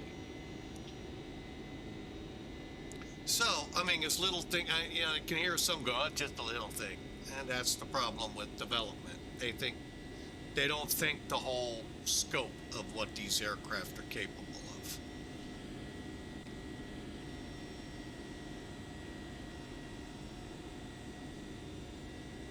But like I said, X-Plane 11, the aircraft are fine. I have not had troubles with them, but I want to fly in X-Plane 12, especially 3.0. Now I've heard from the Duluth Fly that he's having an issue with Zibo. I want to get mine up in the air here again and check out if I'm having that same issue. So we'll try and work something out here in the next few days. Something to check it out. Be it weather, be it not. Just to see if the switch is not working.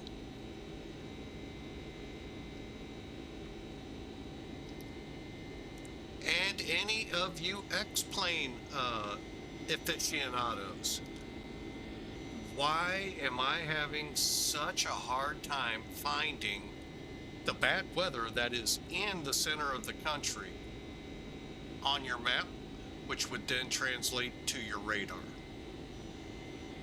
Now, I know if I'm not talking default aircraft, you don't care, because that's a developer problem. So,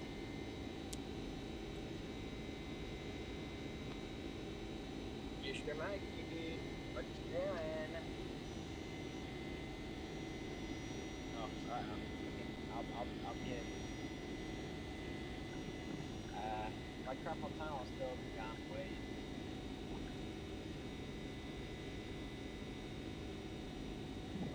Well, I thought maybe, but you know, when I go to bed, I fall asleep with my arm.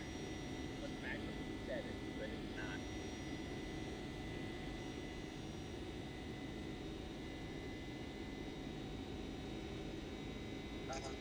I don't. Yeah, I don't feel. I feel like. Have you seen that one Homer Simpson episode where his chiropractor was just a trash can? I miss now.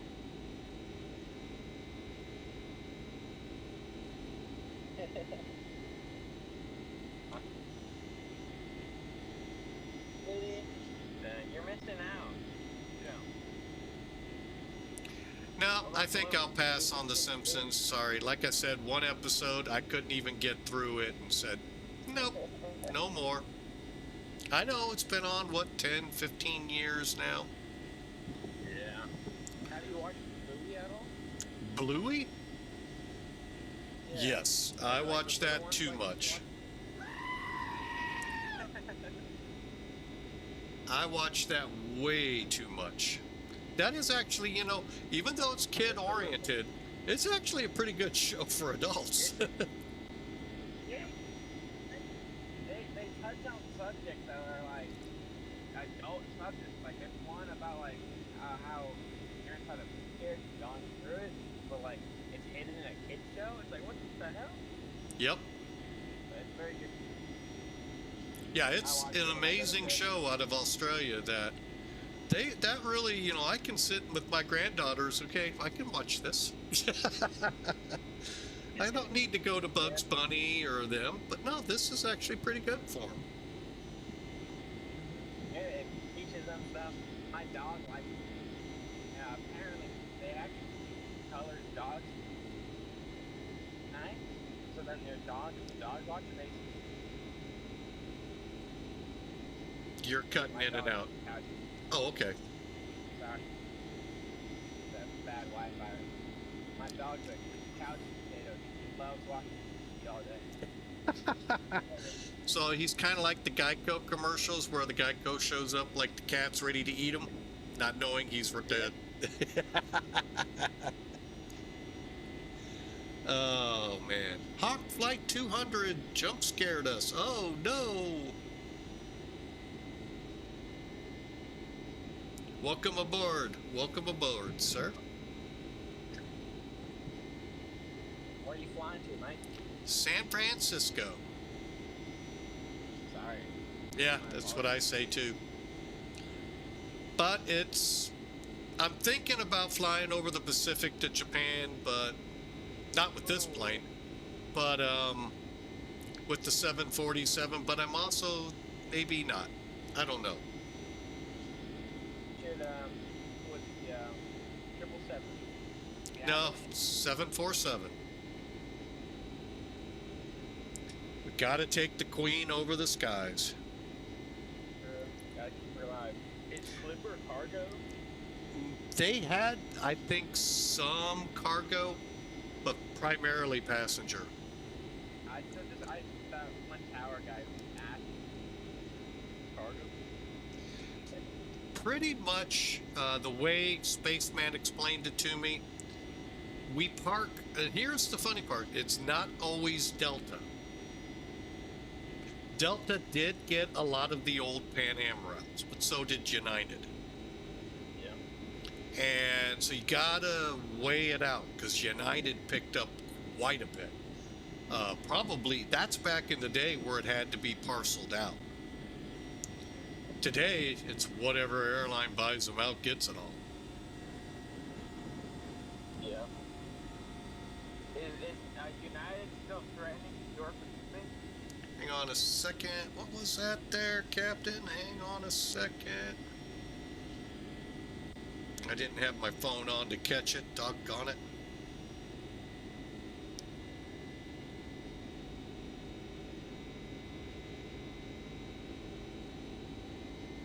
Need to get back to the tubs. All right, sir. Hey. You do way more on the GA smaller jets. Okay, well, I am working myself back up to getting in the Citation 10. Which, by the way, those of you in that other simulator, that's default with X-Plane 12. Now, it may have came in with the newer one, but we have it default in X-Plane 12. I may be doing a flight here shortly, just to do one, because I haven't in such a long time. But I also love flying the Arrow too, so you never know. But again, thank you, Captain Bombezo, for both the subscription and the follow from one of our YouTubers. We sure appreciate you coming over. Invitation's always there for them. Do that real quick. Go right ahead there. It's still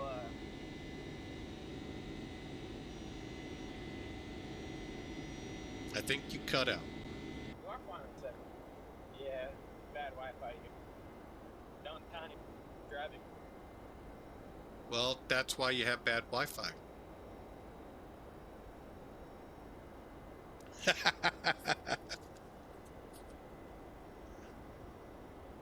Bam. Uh-oh. Gifting. Wow. Here comes the hype train. The train is out. Shampoo Flyers put us into a hype train with 5 gifted subs, each going out to... it's still taking.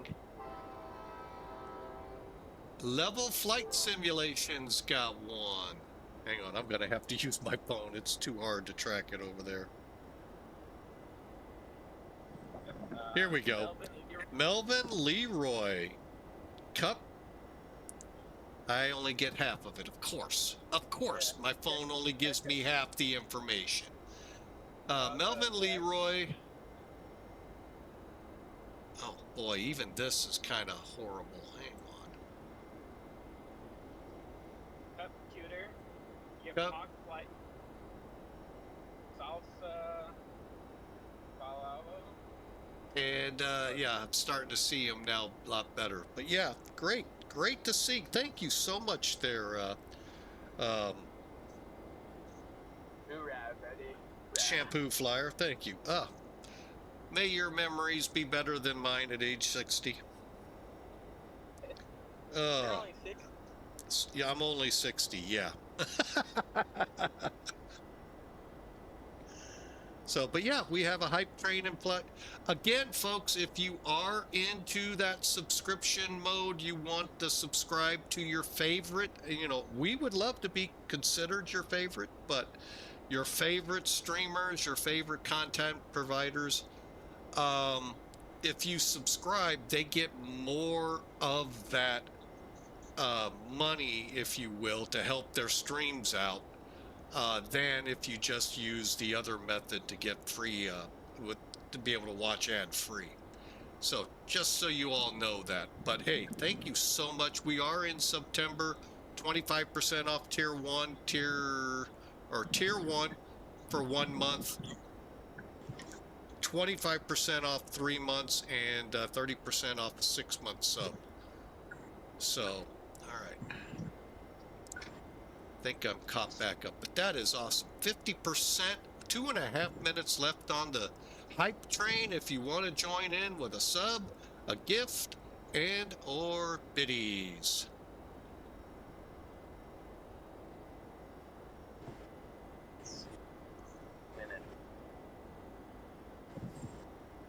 That is awesome.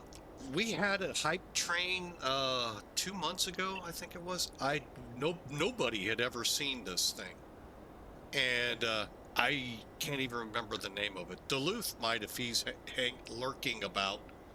That was incredible. What was going on? Something gold train. Oh man. All right. Well, I am voice call, but have a good flight, Mike. Day. See ya. Thank you so much for the gift subs. Sorry, buddy. Adios. See ya.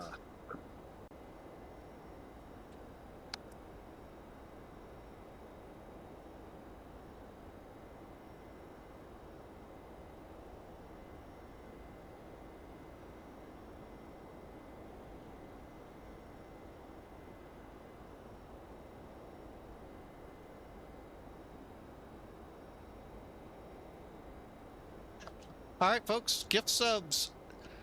Gift a sub or gift sub of plain old sub or biddies will get us into the next level of this hype train. It's only about 45 seconds to go. Let me see.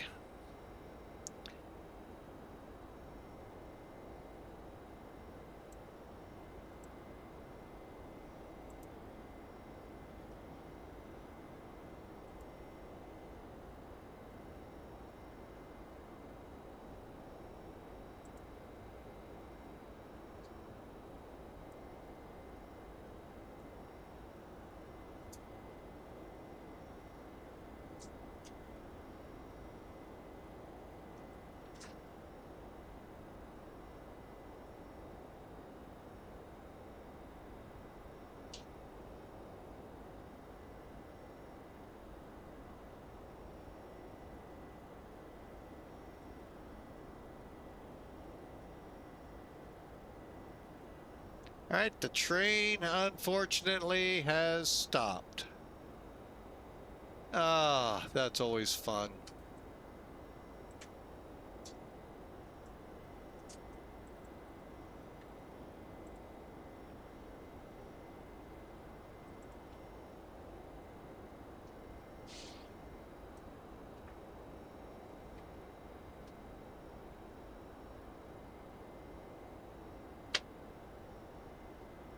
Well, we'll see what's in the hype chests here in just a moment.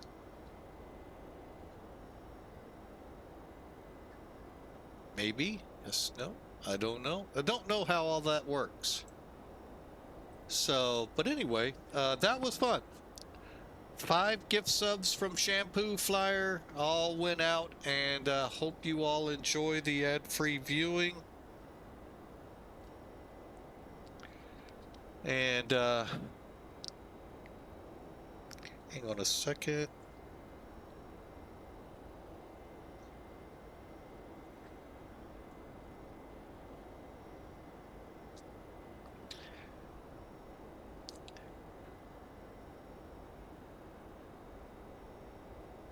All right, so that is awesome. 5 gift subs. Awesome.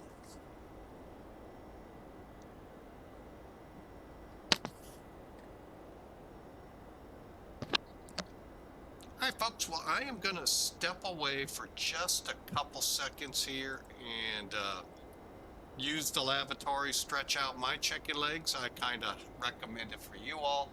We are currently, well, we kind of lost Duluth Fly out there. I wonder if he had to go and do things. No, he's behind us.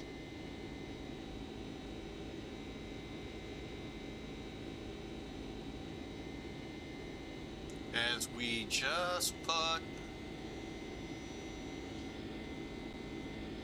I'm gonna pulling the map up. Where are we in the map?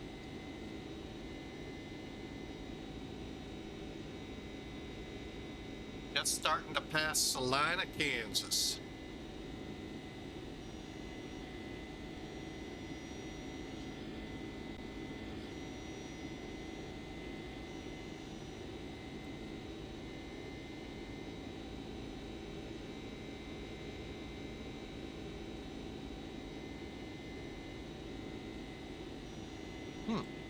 I don't even oh, I see why it's, yeah, I gotta really zoom in to see him on the NavGraph chart.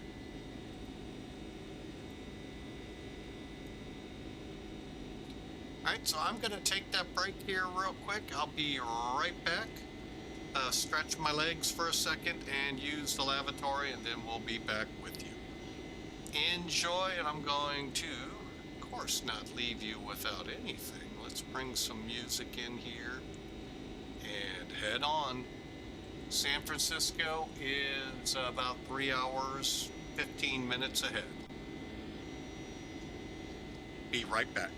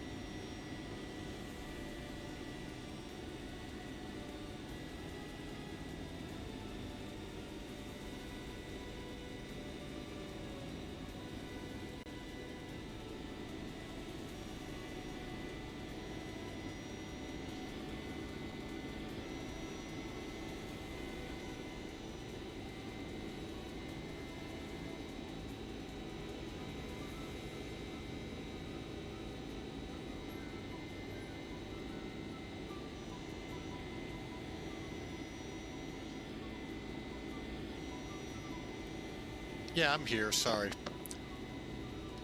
Had to step away.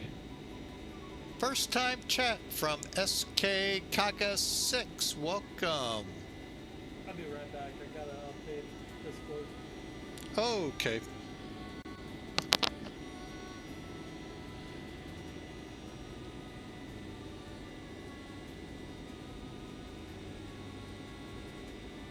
Oh, that's a cat waving. Cool. Cool.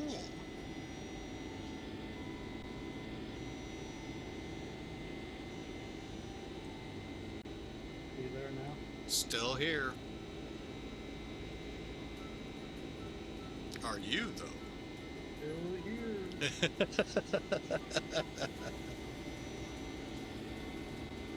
All right. Yeah, how to install XPilot. Either straight into your plugins, or does it have an EXE?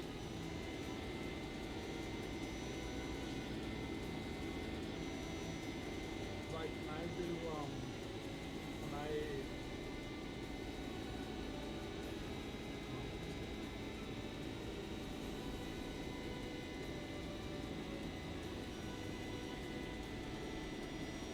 so when I click on XPilot, right?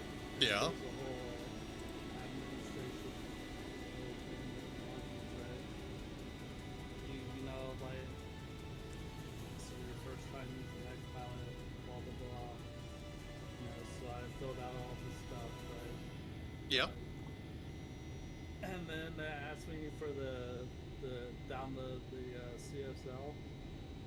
Oh, yeah, that would either be Bluebird or something. What that'll do is just give you airlines out there, not guaranteeing the model matching. Okay, so I SK do all that, Kaga right? 6, you're the crazy Raven person who creates for plates. It's nice talking with you guys last night, by the way, but that's some great work you've done. So where are you now in the process? You need to download those? And then it asked me, please browse to the folder where the X-Plane is installed. And I tried to do that, but then, like, it's not, like, when I go to the, like, it's not EXE folder, if that makes sense. Okay, so you're needing to find the CSLs in your aircraft? Let's see, where are mine? Oh, this is cool. So I'm probably gonna have to find a path to do Well, what I've got to figure out is where I put mine. I got them from Bluebird.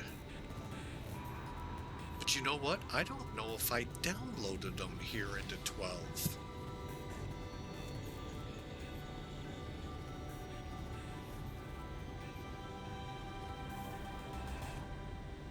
That means I'm gonna have to download what I want to see. Is that correct? Well, what it'll do is you'll get this.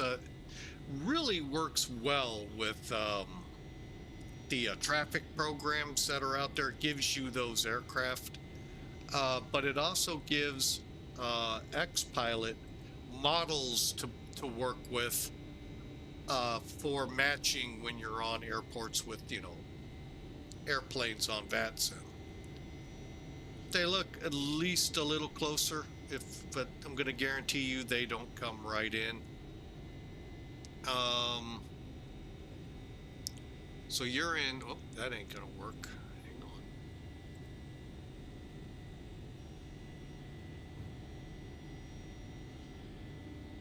Oh, I think I found it.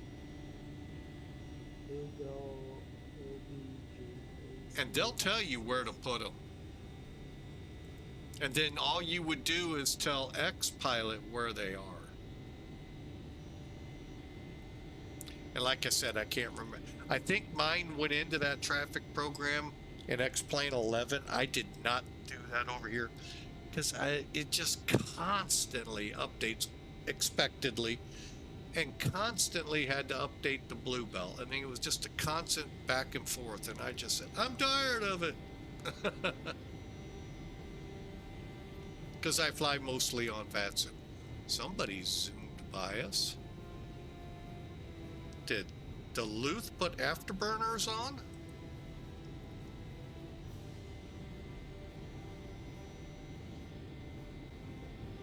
Ooh. Somebody out of Salina did. Headed to Calgary in their Citation 10.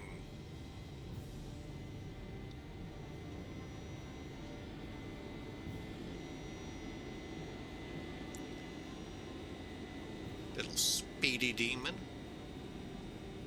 Probably a Mach 9 climbing only at 36,000.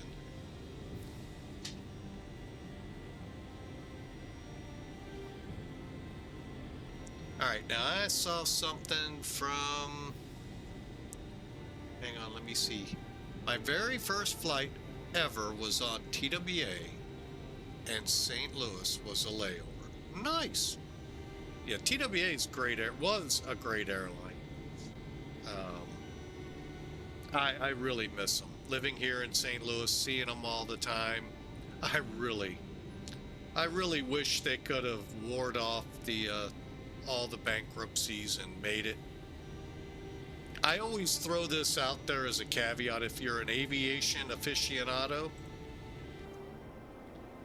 if you're familiar with Pan Am and you're familiar with TWA and their stories, you know the two clash all the time.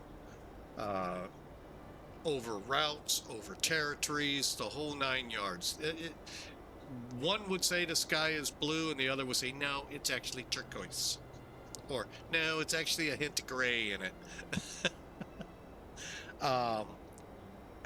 One thing I always wondered. Okay, went into one of the regionals. Okay, to Little Rock. Cool. I always wondered if they could have buried the hatchet between the two, preferably not in the back of each. And Pan Am and TWA would have came together. Pan Am struggled because they didn't have a good... They kind of did, but they also had a bankrupt airline that they bought out for the local flights, and that being national. But if they'd have gotten TWA, who was, at that time, more liquid, more solid, those two would have came together. Would they still be here today? And if so, what would they look like besides airplanes with either... That would be the next hatchet to bury into each other. Well, what logo do we put on the plane? But no, it was a very, very ferocious. It was... Those two airlines battled over everything. Howard Hughes and... Oh, I can't think now. I always know it. One trip. At each other's throats all the time. So, always wondered what it would be like. But you can relive it. I recommend a rubber chicken logo.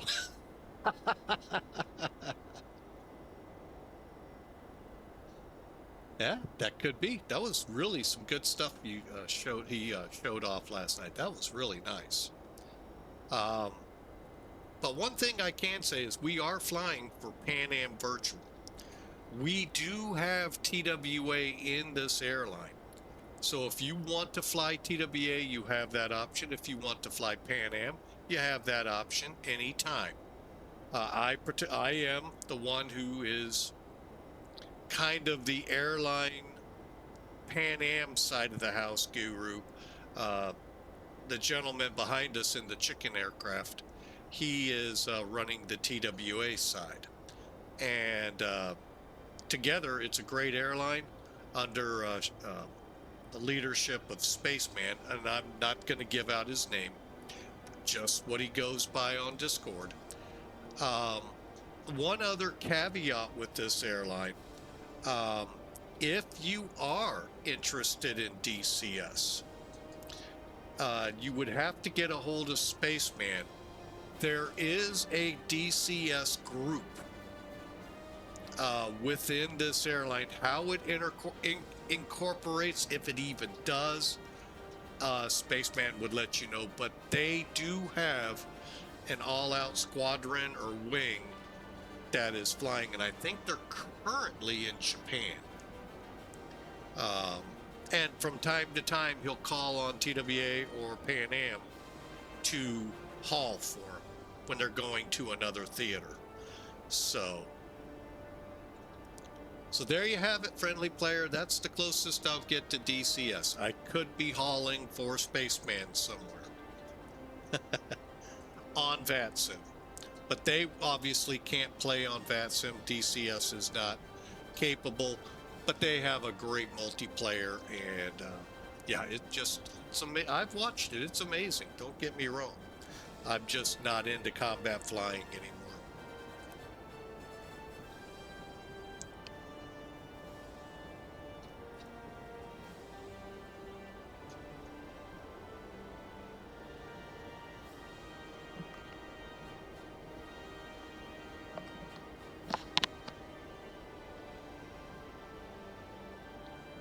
So give us a try, give us a check out here at Pan Am Virtual. Sorry, I got a little distracted there.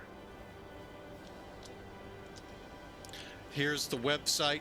I know it looks weird, and I don't know how the other VAs under this system called VAMSys get a better registration page URL. But that's how you get a hold of us. VAMSys.io/registration/PAA. And again, you can select your airline or let us select. And when we see you're out there, and you don't have to strictly fly for Pan Am or strictly fly for TWA. You can fly for either. Just get that first flight in as quickly as you can, and then all you got to do is fly from each of your destinations on. As far as I know, I don't think that rule has changed. Unless that's just something I do. TWA operates 1984, I believe it is, and Pan Am off the 1985 schedule and one of the 1960s schedules for the 707.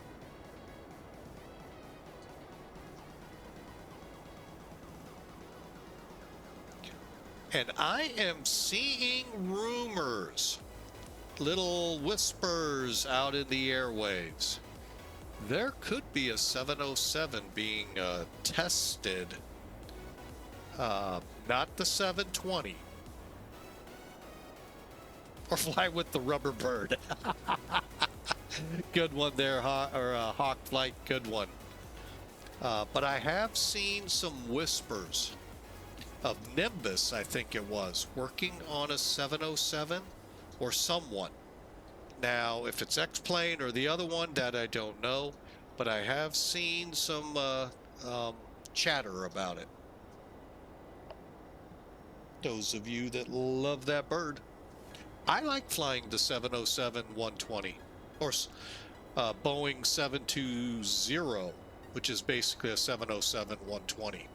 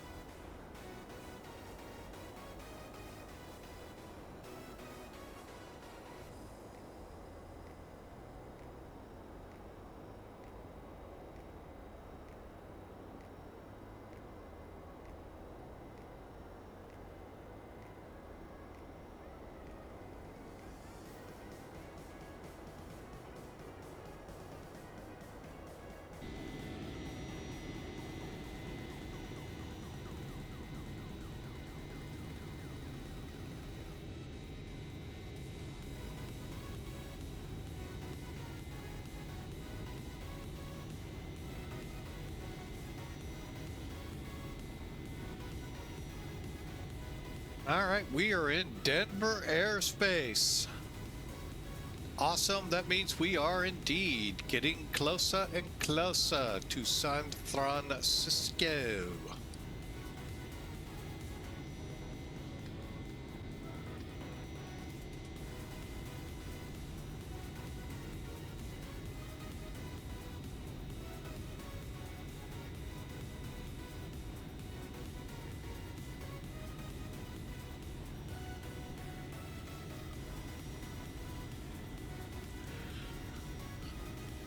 All right, we got about 1,000 miles to go.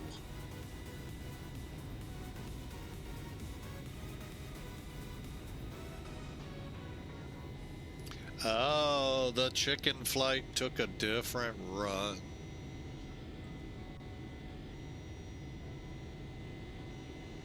See if he's even in range to see the contrail. Oh, he's still back there.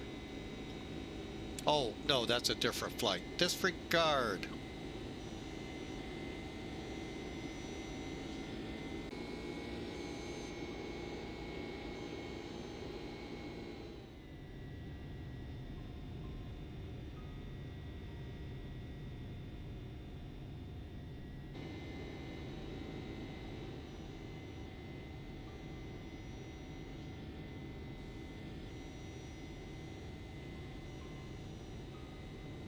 Goodland, Kansas is very close by as we keep going westward. Go west, young man.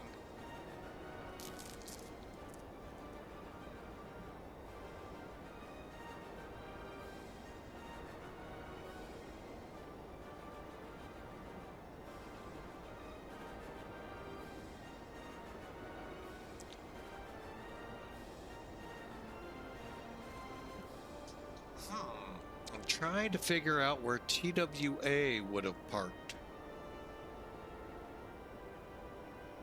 In San Francisco. Well, let me try.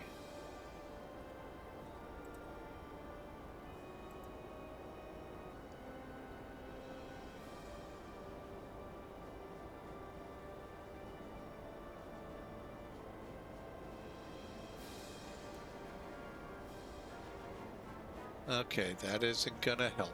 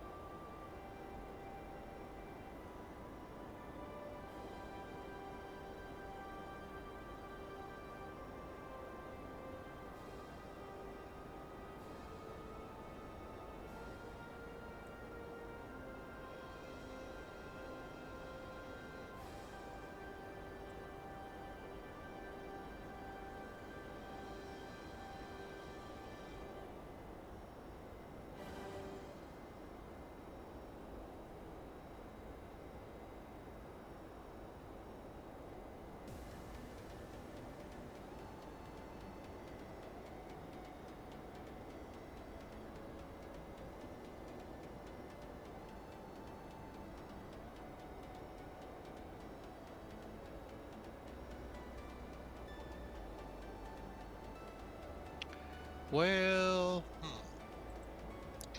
guess we'll park where American parks. Now, where is that? TWA 223, this is Rooster 94, do you copy? Got TWA 223 copies. How can I help you? Yeah, what are you doing way up there? How's the weather up there? Cloudy.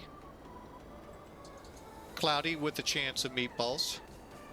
Ooh, pass them around, let's go.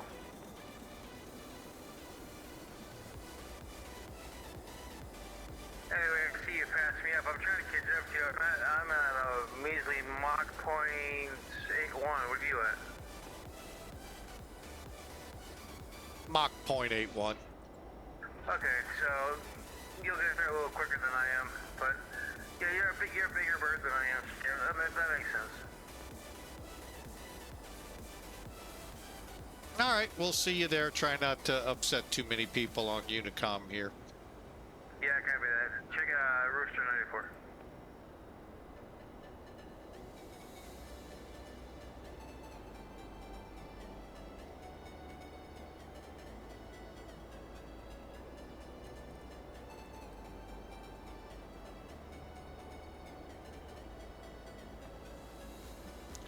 All right, I need to look at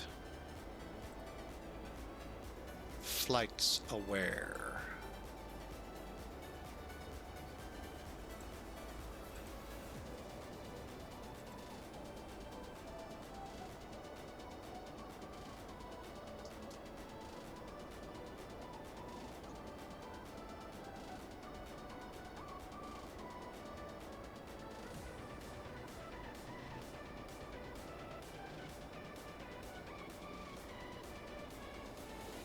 Are you kidding me? American doesn't go direct? Wow. Huh.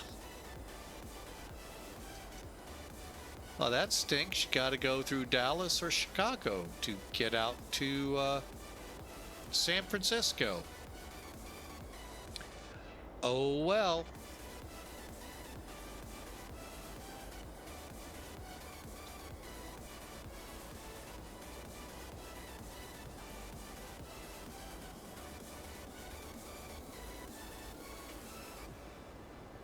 Wow, I would have never guessed that. Well, let me check.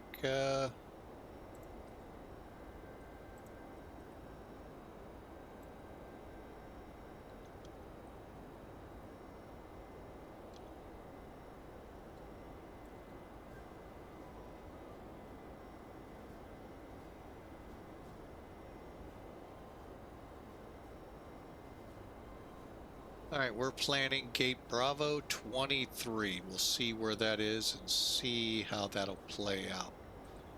Uh-oh.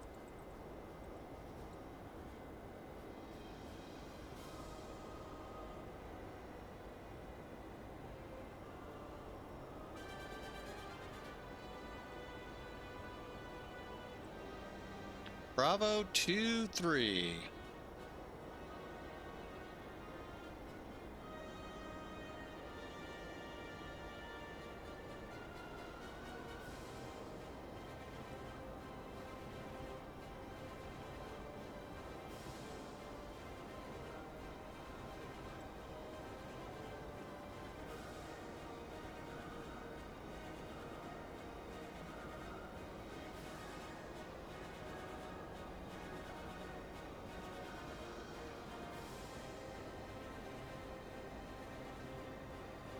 Okay, so it looks like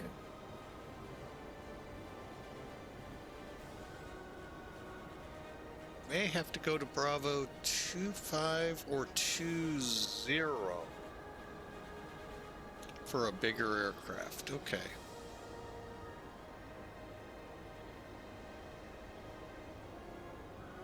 That's something good to know right now.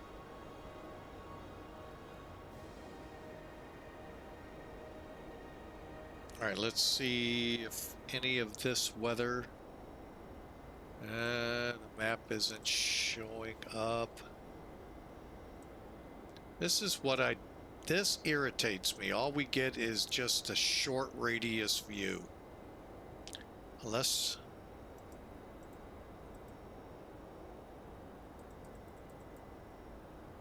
yeah, just horrible. This is the only thing I really dislike.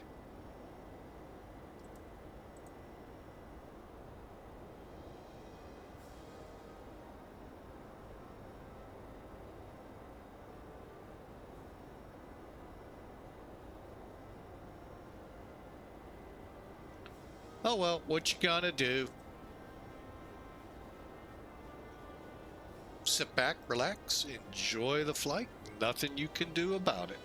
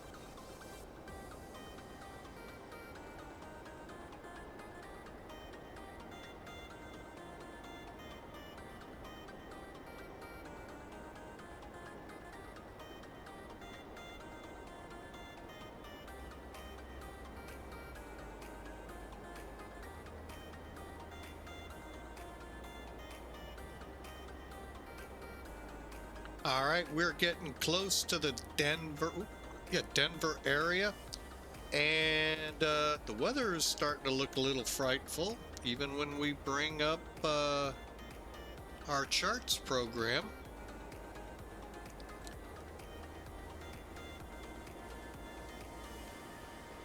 But they're not showing up on VATSIM's map, so oh well, we won't show on ours because we're not turning the radar on. So we'll get into San Francisco and do some investigative work to see what works, what doesn't work, and hopefully we'll get to fly with some radar returns on here. Excuse me. So we are about 900 miles from San Francisco. We are planning the Diamond 5 arrival into 28 right there. So hope you all enjoy the flight. We got about 2.5 hours to go.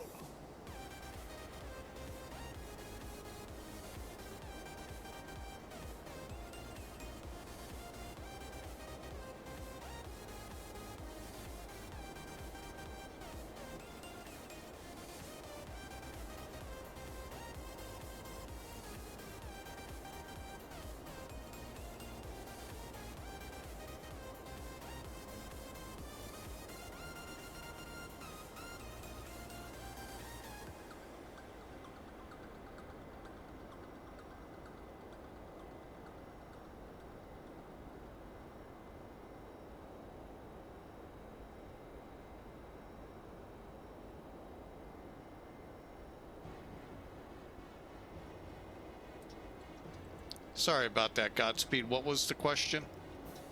Said I wish I could figure this out. That's something. Or XP12.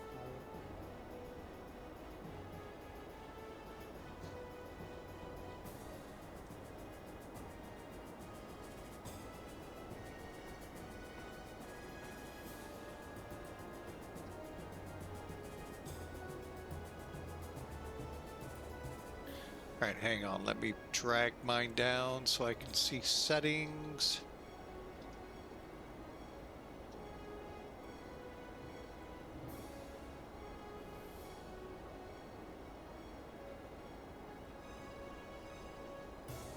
I don't have anything to tell me in my settings where to put those.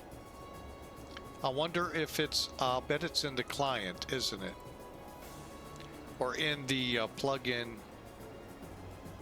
Let me check that.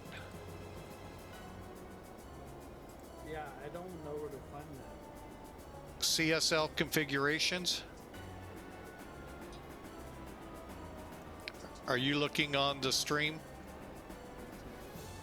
Yeah, I'm looking at this. Is that where you're at right now?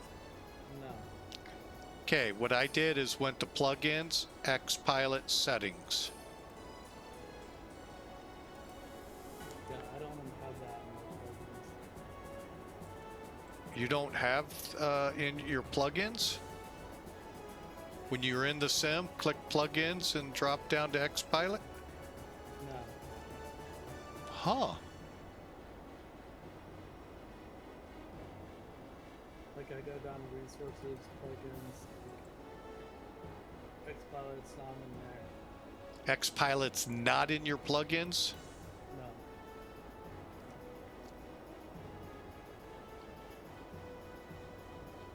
I don't remember how I installed it.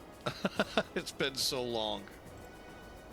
If I just drugged it over to plugins or there was an installer that put it in. I'm going to lean to an installer.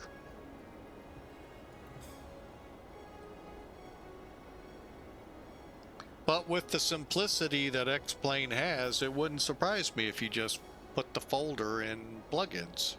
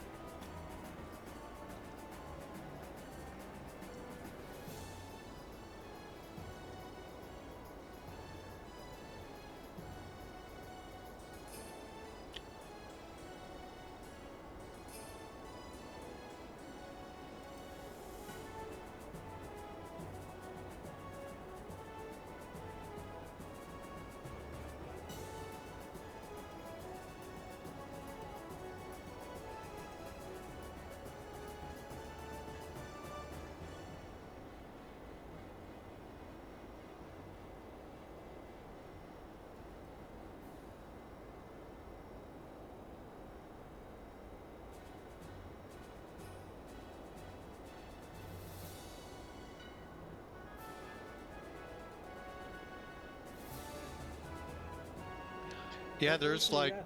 301? huh? What version do you have? 301? Hang on.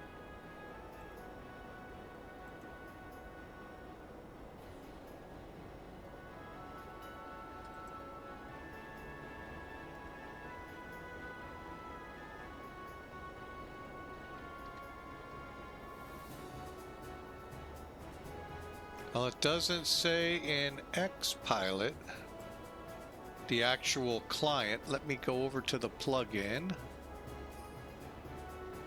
Because I have XPU, whatever it is. I had that installed.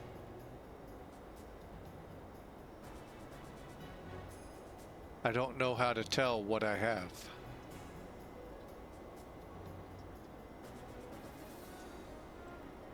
I'll figure it out eventually.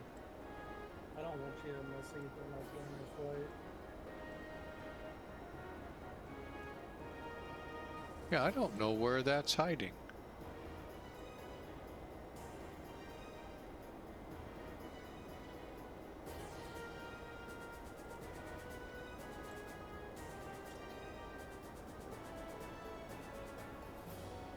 I have no idea how to tell you what version I have.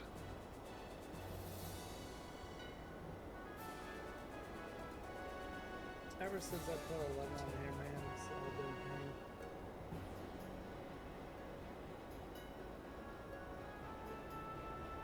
Especially since you're wanting to fly 12. Well, I mean Windows 11. Oh. Yeah. I'm kind of curious when X-Plane or Windows 12 is going to come out.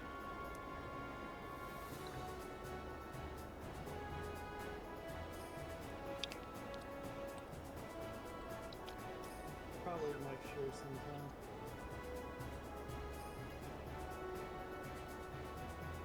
And make us go through all of this again.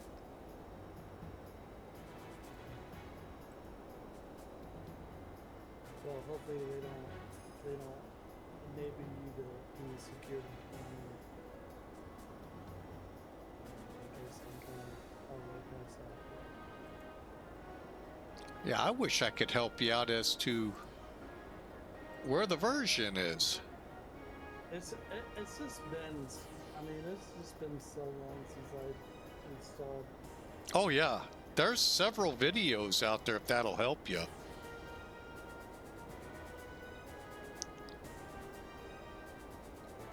I don't ever remember adding a CSL folder.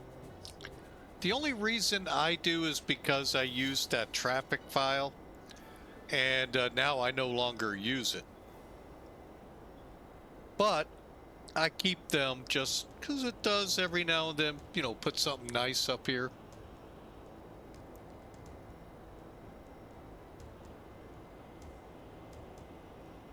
But let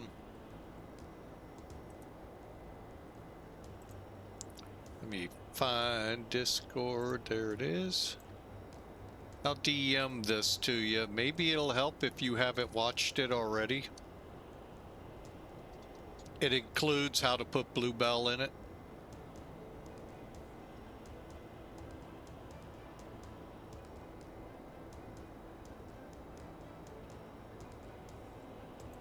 Or at least that's what it says here. It says install X-Plane client Bluebell CSLs for VATSIM. Tune radios to communicate and see the aircraft on the map.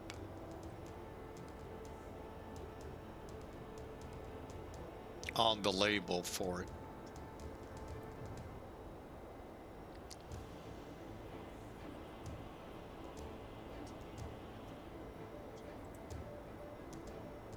Like that guy already has like the X-Plane plugin, like XPilot plugin, like.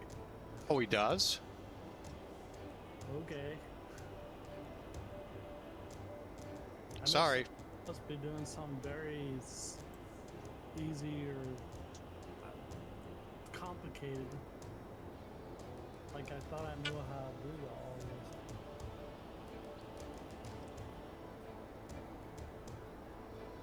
Hang on a second. I'm going to shoo away a roofing guy.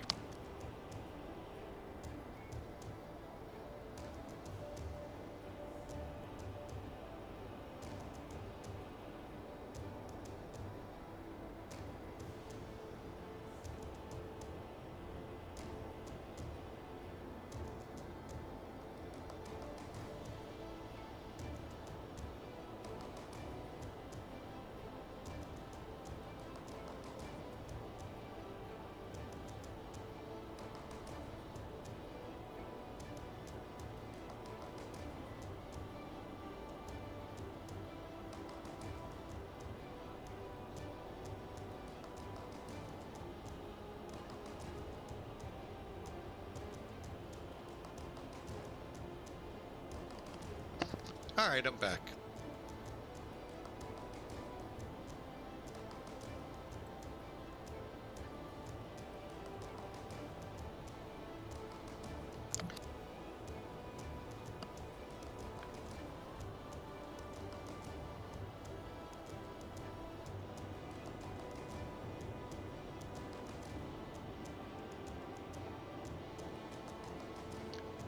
They still haven't woke up in that seat.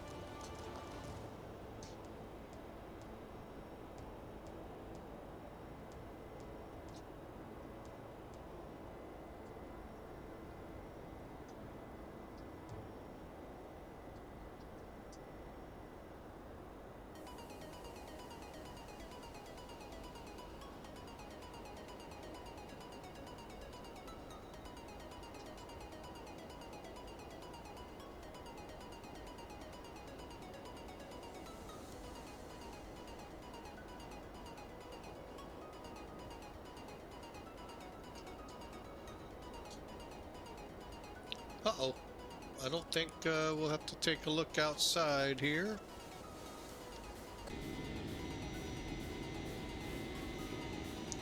Oh, I think we might have lost Duluth.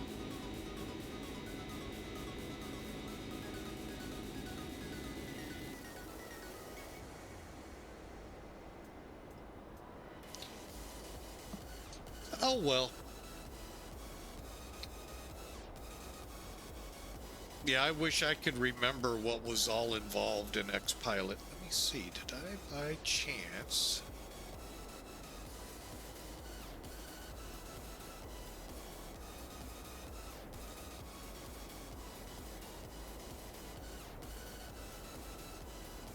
Nope, I didn't save the, Okay, hang on a second.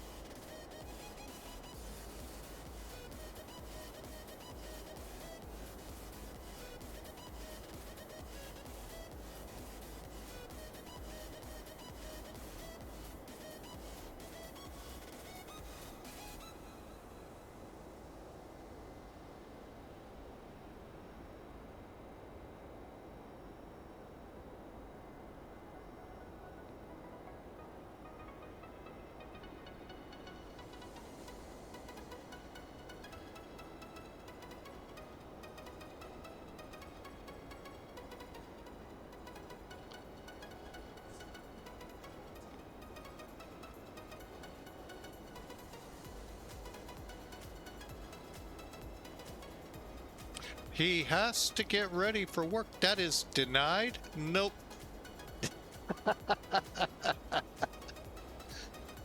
I tell you.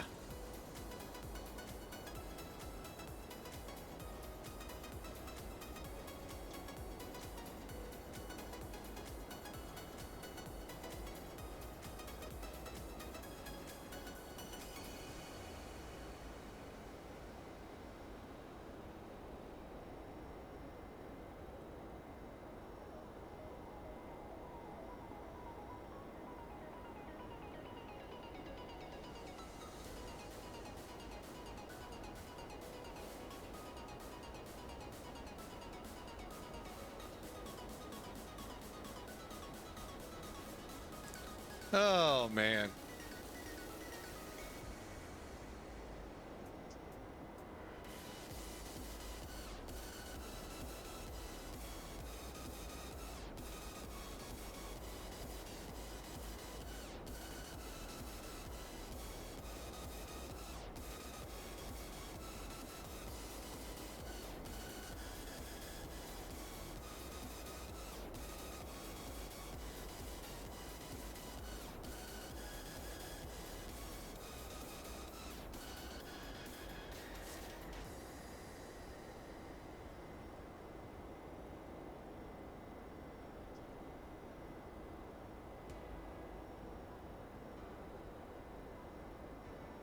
Okay, so we got about a little over 2 hours to the Bay Area.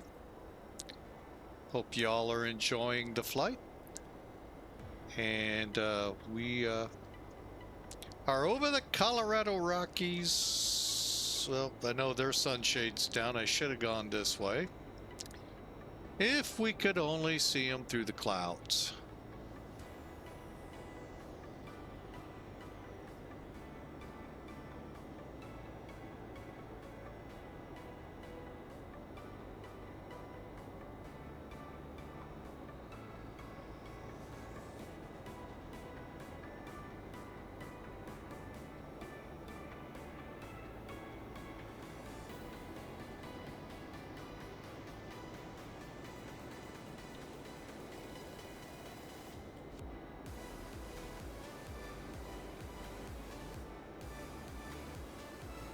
Not sure if that is my graphics card or just the way the windows are in this aircraft.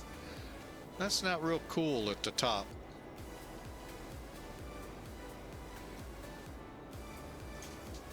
But anyway, we're getting into some turbulence now.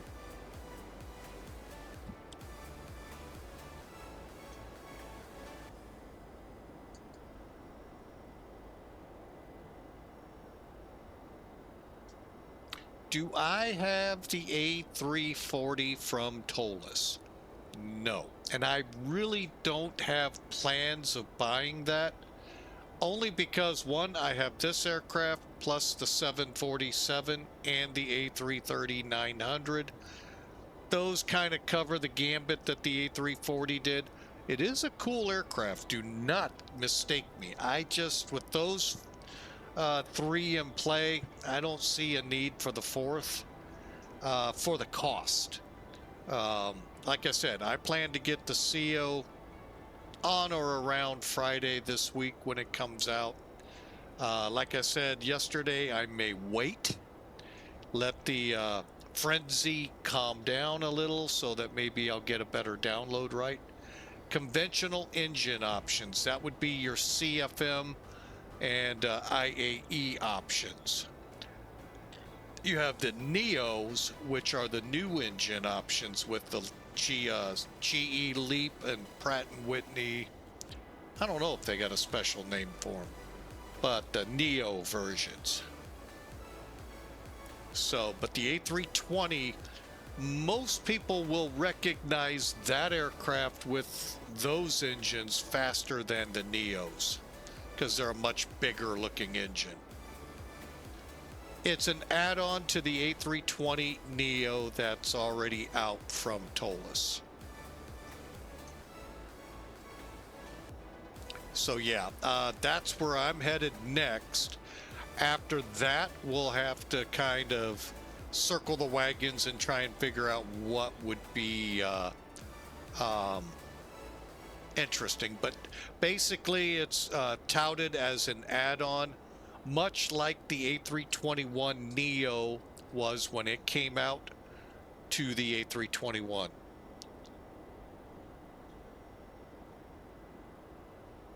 EIS-1 screens. Not familiar directly with what you've got up there. I mean, I enjoy flying the buses, don't get me wrong. They are fun to fly. The old Airbus screens. Huh. Are you talking for like the 300, 310 or the 319, 320, 321?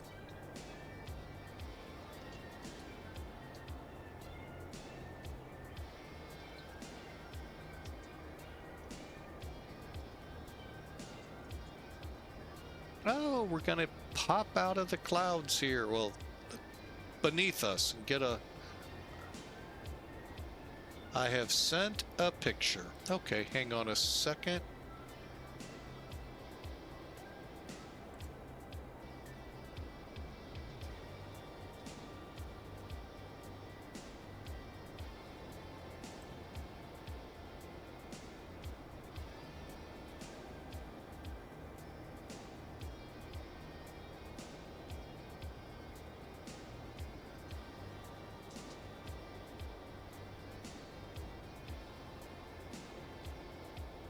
I don't really see much difference.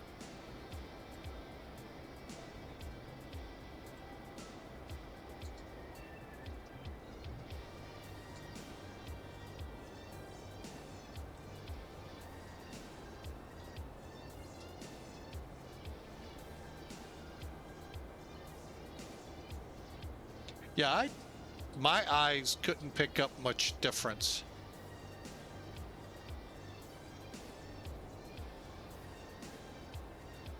Right now, I'd have to pull them up. I have no idea what's installed on them.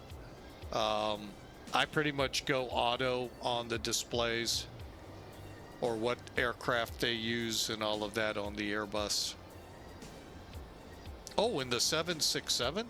That was Airbus 320s or 319s you showed me. These are...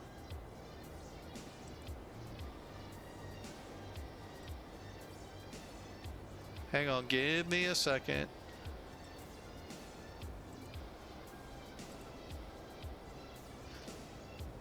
I don't see numbers on them.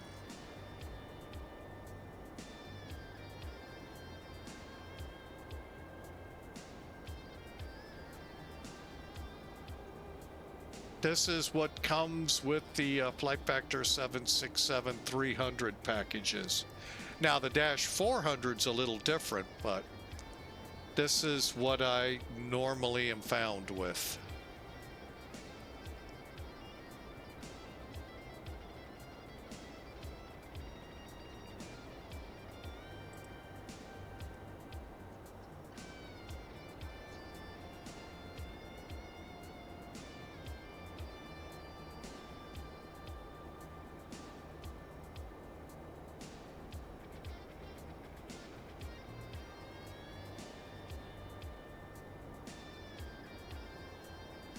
These are the only ones numbered.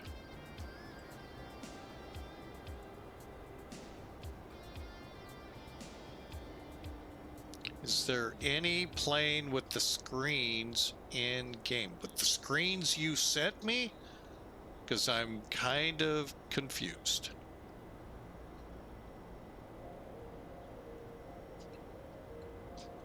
That would be the tollless Airbuses.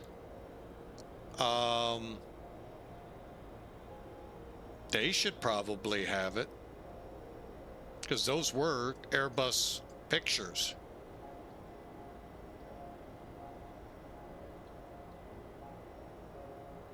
Maybe, let me double check.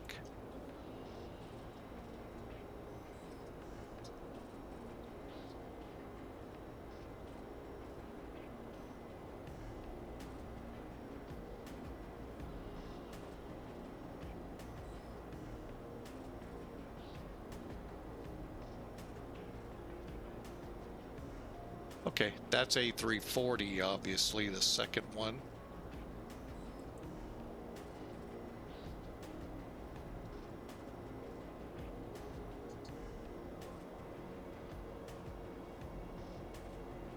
Couldn't tell you. Never played Minecraft. It's called Scars of the Past. Unearthed from Zircon.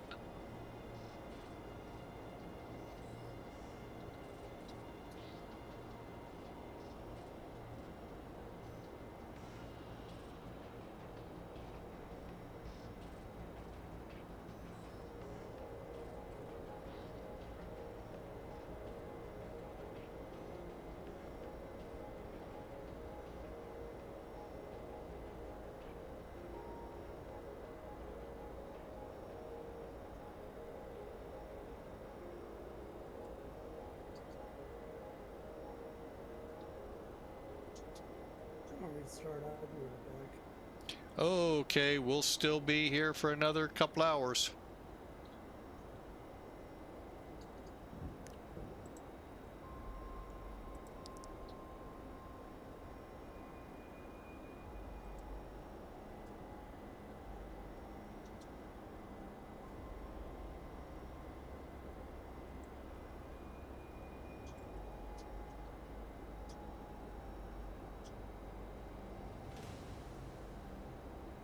All right, I had to take care of some. Ooh, wait, ooh.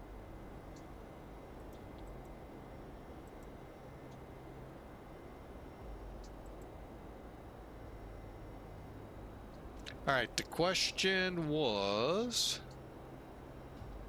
Hang on, let me back up here. Airbus from the look, the TOLUS, any of the TOLUS Airbuses.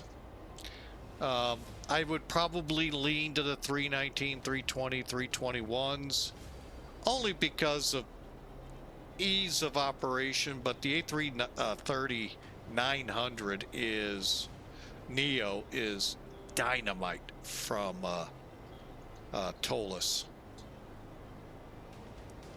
I'm just hoping one day in Europe I can utilize the CPDLC more. Because over here in the States, they don't use it. Or don't want to because they fought so hard to stop texting instructions to pilots. And now the system's going that way.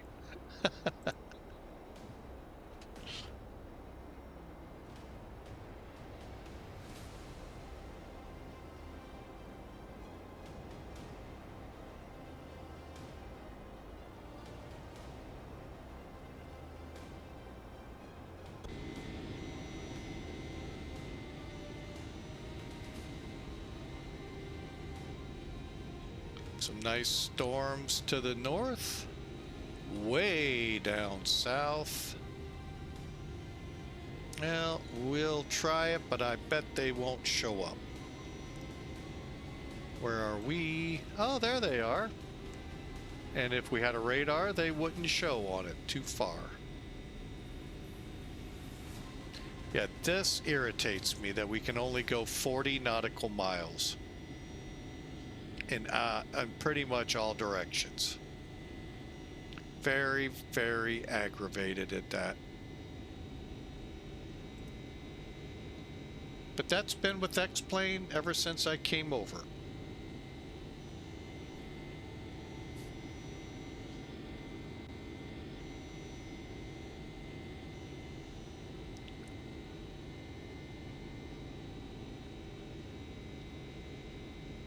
And I can get past it, so just really don't use the map much.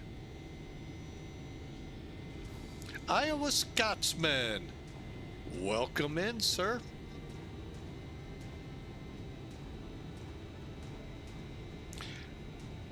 I know you do a lot with X-Plane 12 on the Discord site. Question for you. Is there a map out there for X-Plane that goes longer than what the default does? Very disappointed. And it's been here since X-Plane 11. I'm not getting on X-Plane 12 about it. It's like I said, this has been one of those things. And now with the radars, if it's not on this map, it's not going to show on the radars. I say 1, 2, 3, 4, 5, 6, 7, 8, 9, 10, and that's all I can do. 11, 12, 13, 14, 15. You use nav, yeah, but I've got NavGraph and it doesn't match this.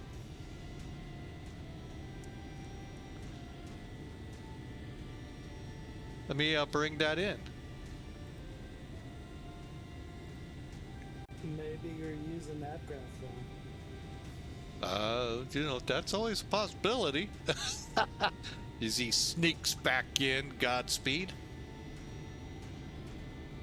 What? You got air chime in?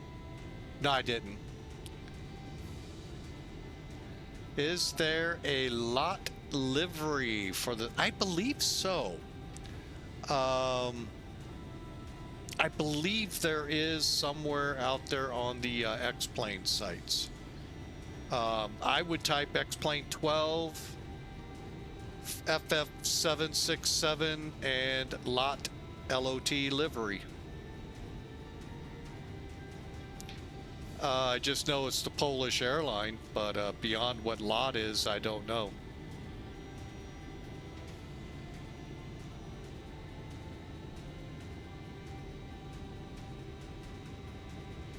But like now, if now I'm gonna. By the way, Scotsman, before I say it, it is tollless, so I know where the next statement goes. You can see on NavGraph these storms right up around Rifle. They're not showing up on the map here. And in tollless, they won't show up on the radar. Now, I do plan to fly again, try a storm chase flight. They're just not coming up when they're showing on NavGraph. For me, unless there's a setting that this old guy hasn't set.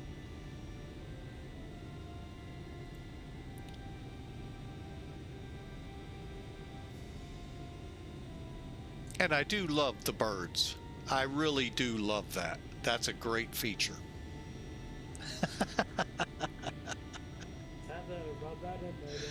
I had to. They're right there. And if they're this high in the sky, we got trouble.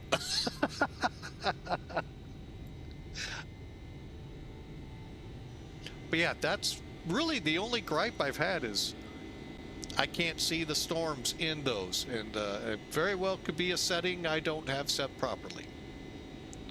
When will be the next sale? If I had to guess, I don't know of any. They might do something for Halloween, October 31st. But mine next guess would be somewhere around the Christmas time frame. Thanksgiving here in the U.S., Christmas everywhere. But I don't know. What I see a Godspeed gave a link for LOT Polish Airlines to you there for the 300 ER. I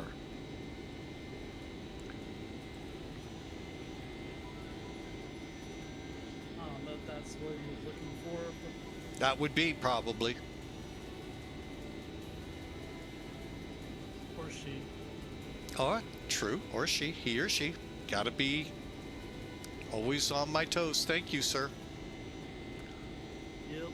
Uh-oh. Are they lift? No, they... I was gonna say, did they lift the shades on that window? But they did not. So we could see the purdy engine. So I completely reinstalled XPilot, and now it's showing up in my plugins. Oh, there you go. And it's showing up as a CSL configuration. Good deal. Now, get your butt up in the air. We'll be over Vegas here shortly. Okay, north of Vegas, but still.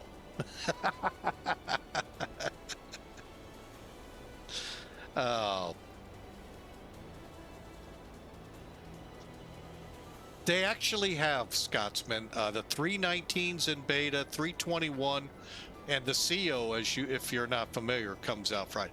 Zebo is updated, but I can't report anything on it. I haven't flown it in a week or two since 3.0 came out. But I do plan with the default aircraft, so I don't get into any tiffs with anyone because I'm using payware. But yeah, I do understand where you're coming with that. But you would think the map, though, because it used to be if the weather was on the map, any of the aircraft prior to 3.0 might show the weather. Because I'm here to tell you, Rotate cranked it out there back in March. Like, I couldn't believe how that radar scope lit up long before 3.0. So I just don't get it.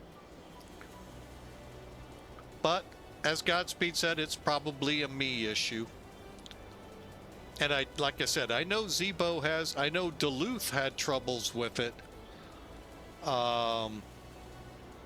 He clicks the weather button and it doesn't show the weather radar. Like there's an on-off switch that he's not getting. Everything looked turned on, so he may have to talk to the Zebo folks on that. Cool. Can't wait for Rotate to make the update.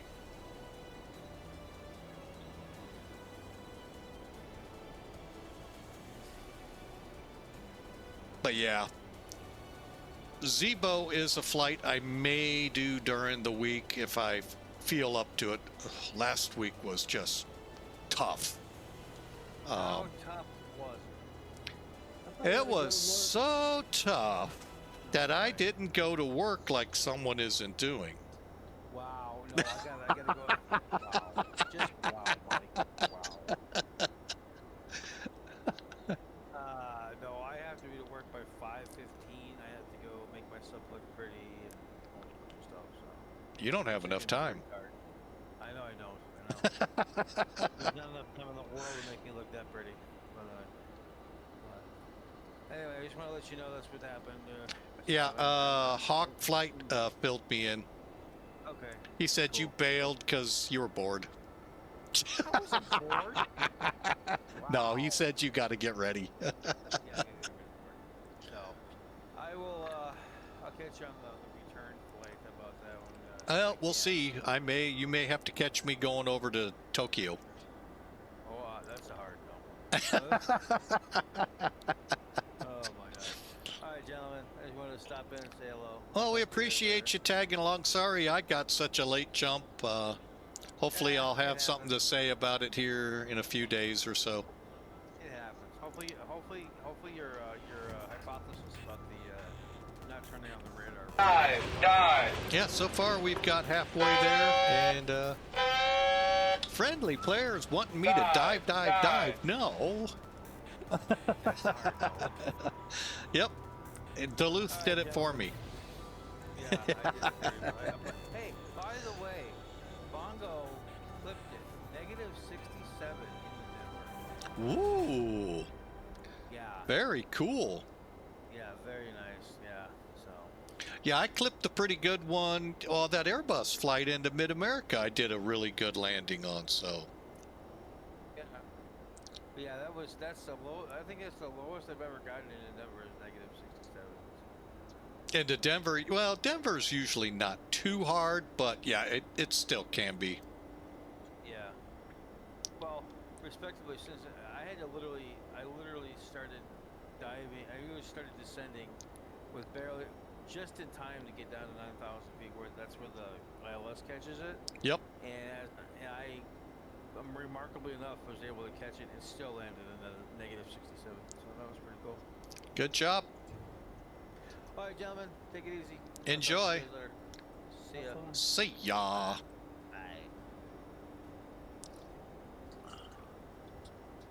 Bye.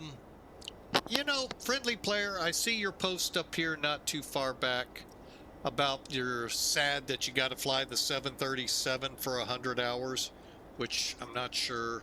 I don't know if UPS has any, but anyway, in real life, they might. I don't know, because FedEx surprised me that they have them now. I'm pretty sure they got an 800. Do you? Okay. But if you get the Zebo mod, that is one spectacular plane. I don't know how familiar you are with the other sim and PMDG.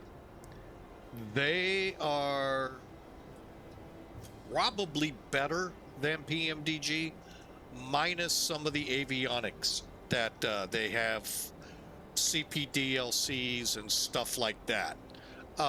Beyond that, that's just because X-Plane doesn't model too much into that yet, or the developers don't have the ability to tap into stuff like that yet. Oh, it's under Prime. Okay, that makes sense. That makes total sense.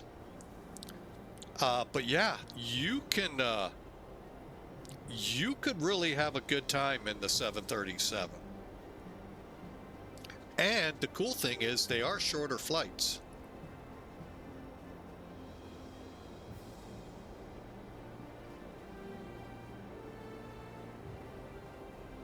You just don't like the Zebo? I don't know why. It's an amazing air. There's so much automation in that plane. It's just simply amazing. When you click airside service and activate it, it's just like you don't have to worry what goes on outside the plane. You just deal with the plane. They fuel it, they load it, it's just amazing to watch. That's free. And then the dynamics of it in flight is unreal. Like I said, I personally think it's better than PMDG.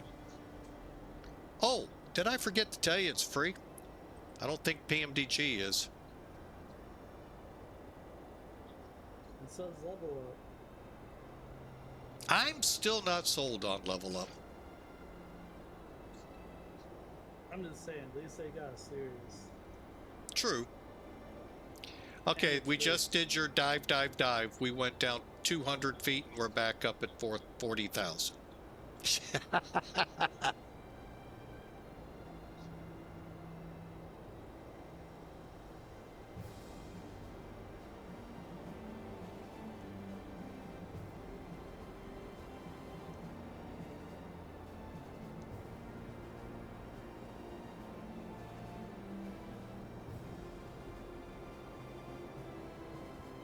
Huh. Well, like I said, part of the reason I left the other simulator, that by the way, I'd flown many hours in FSX and prior, because I wasn't sold on X-Plane. And I switched over to X-Plane. It had changed over 180 degrees. And then to find out all this free stuff was unreal, which is unheard of in the other sim. Everything you got to pay for. I'm shocked they don't make you pay per hour to fly. It's just unreal, the cost of flying Microsoft. So, and then, gosh forbid, they update the system. Oh my gosh. Now you got to get a new computer. So that's many of the reasons why I gave up, but I don't go into the main one. Don't need to. Duluth Fly came in with 4 viewers. Welcome aboard, Raiders. I sure appreciate you here. Welcome to Flying with Mike. I've been in the flight sim industry since about 1999-2000. Flew all the Microsoft simulators from there up to FSX.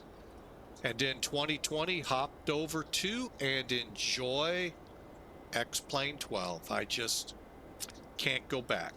And X-Plane 11 is where I started, not turning back. And I know y'all enjoy it. To each your own. But I enjoy this.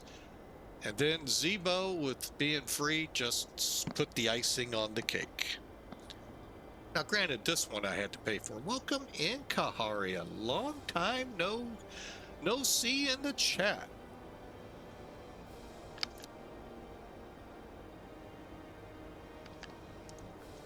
So, I am doing great. Yourself?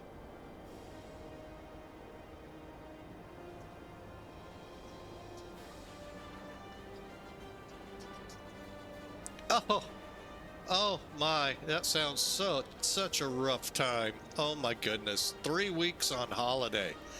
Oh. Nice. Glad you got some time to relax. Hopefully. The tiny feet are okay too. Yes, ma'am. Oh, that's awesome.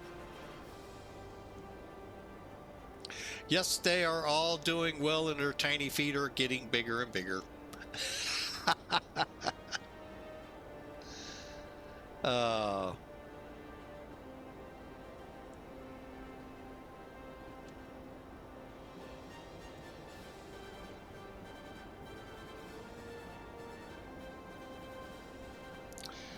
can I show the McDo? Well, unfortunately, in this aircraft, it's actually called a flight management system. Airbus calls them McDo's. McDonnell Douglas ought to call them that too, but that's for a different stream. But what do you need to see on it?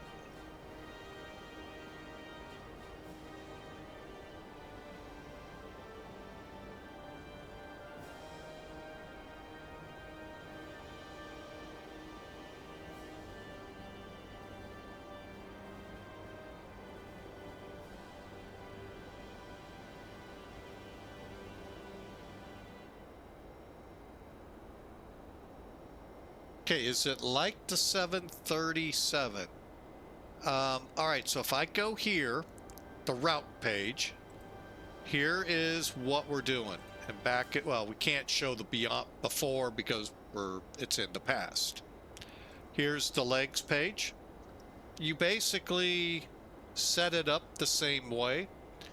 You can either use SimBrief and company route it, or put them in manually.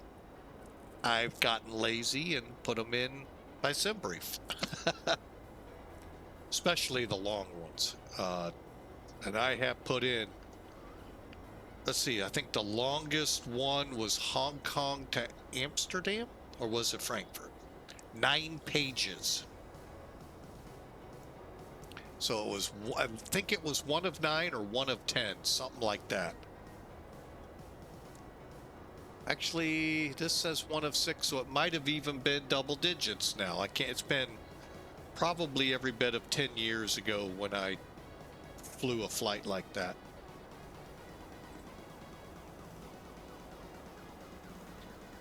All right, currently looking at 11.5, so 11,500 pounds of fuel. We needed 78, I think it was. So we're doing good on fuel at this altitude and speed, which currently is Mach 0.80.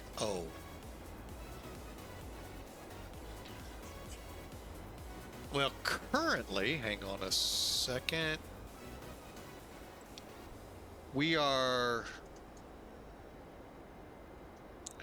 about 580 miles out of San Francisco, and the clock reads probably about an hour and a half, and I know it is getting late.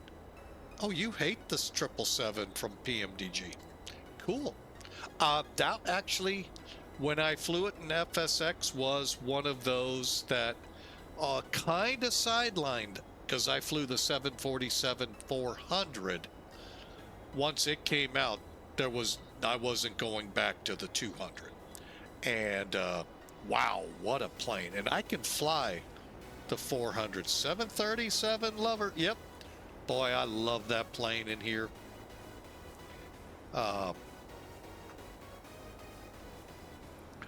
But I do have the 747-8. I just don't fly it a lot.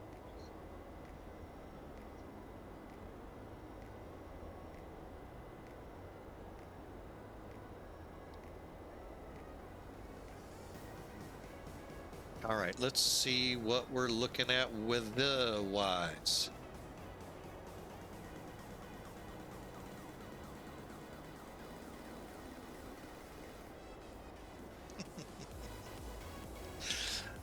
Our watchdog is again, now the curtains are in his way, so he has to move them out of the way so he can look out into the neighborhood, make sure everything's good. And then back to sleep.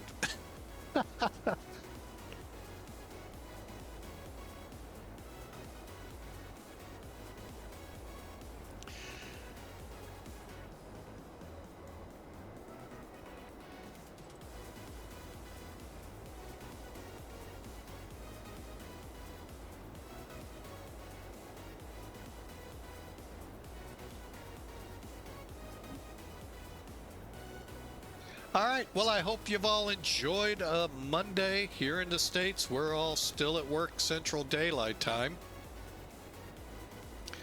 But, well, some are. I'll be at work tomorrow. Um,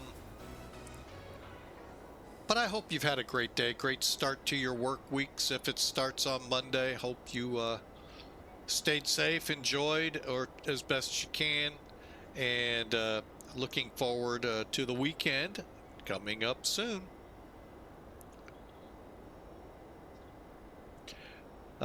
Can't speak for the weather everywhere, but here in the States, it's cooled off here in St. Louis.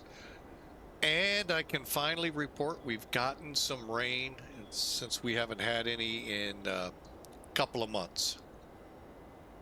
And we're in a rainy pattern right now.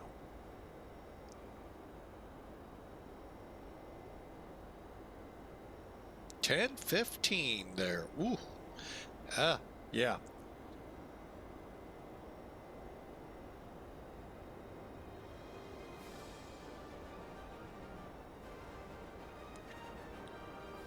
If it was 10:15 here, I'd already be trying to sleep.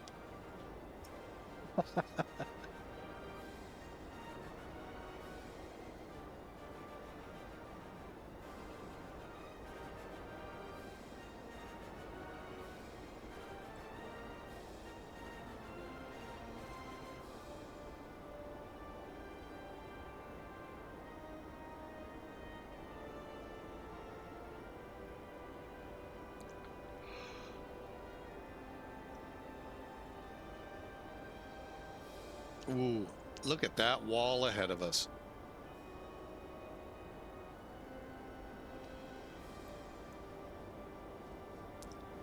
I wish I could say it was bad weather, but we don't have working radars on this aircraft, so we'll have to wing it. And we've got one there. Good. We're good. Can't tell you this one because this person won't open their window.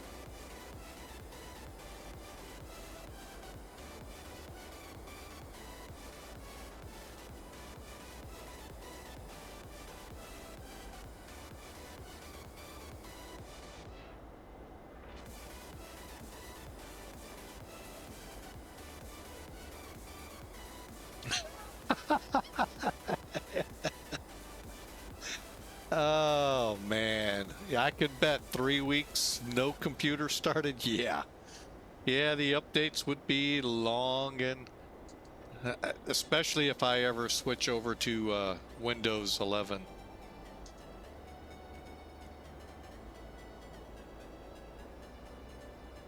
Half tempted to stay on 10.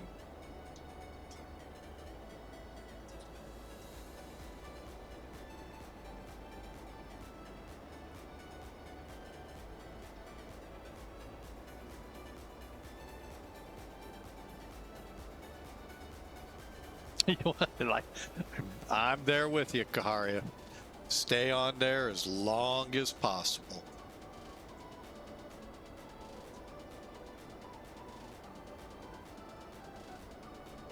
Only reason 11 for me is also a no-no. I can't afford a new computer. I would rather just get a new computer than try and finagle this one into working with 11.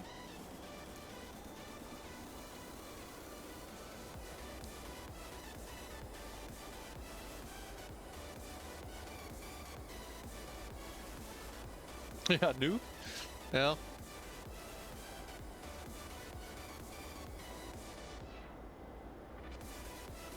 Yep. Well, that's what you have to do with most updates from Microsoft. If you get the new Sims, you got to get a new computer to run them. Otherwise, they dog down so hard.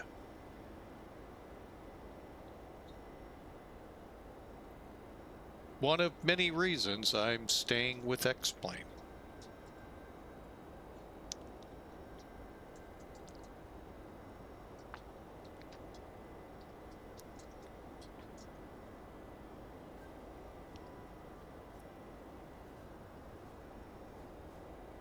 Restrictions and spyware. Yep, I get you.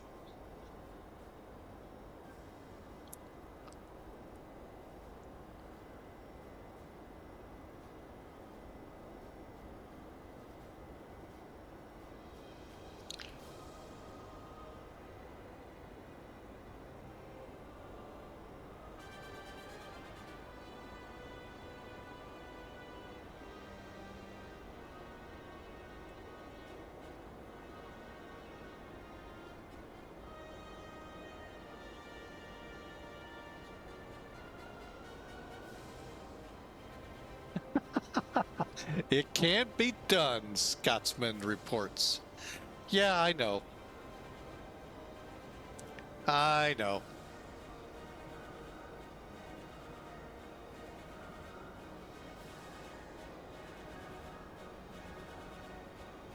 Well, I can hopefully be able to reach out to the gentleman that made my X-Force computer and make sure it's good and ready to go, and then maybe we'll update to 11. I'm just a little nervous of hard drives being corrupted and all of that.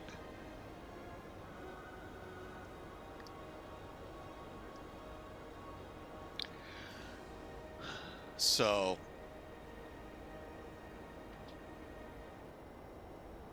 and it also gives me a chance to get newer video cards and stuff.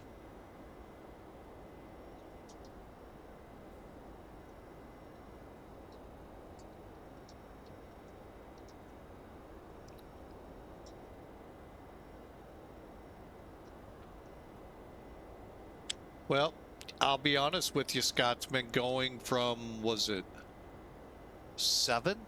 Yeah, 7 to 10 took a little getting used to as well.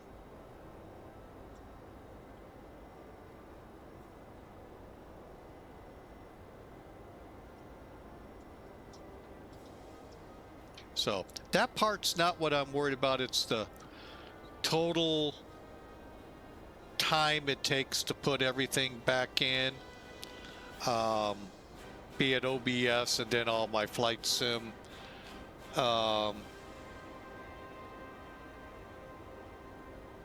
That's my only huge, there's just so much time that it'll take, but I mean, it's worth it, don't get me wrong. So Windows 7, I have to agree with Karia. I think still, I don't know 11, so I can't add it to the list, but I really liked 7.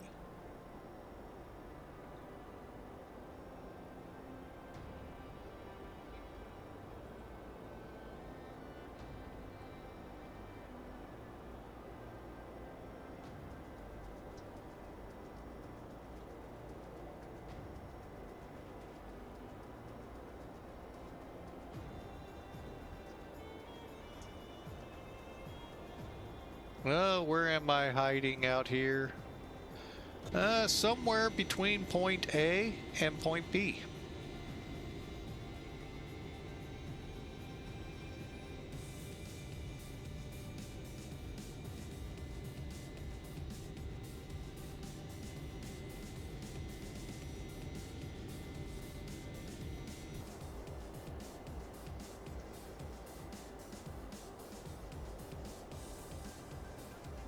That cell is at least showing up here.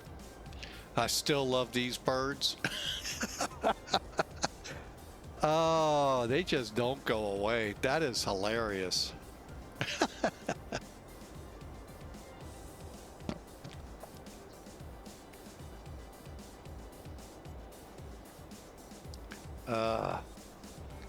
Just wish I got more of a map. Oh well. That's what the other programs are for.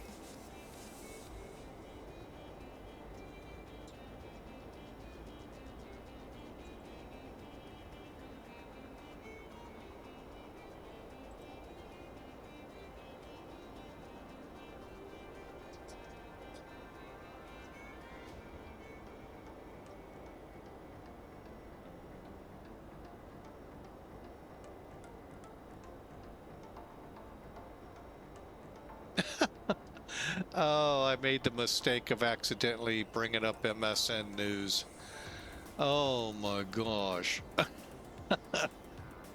uh,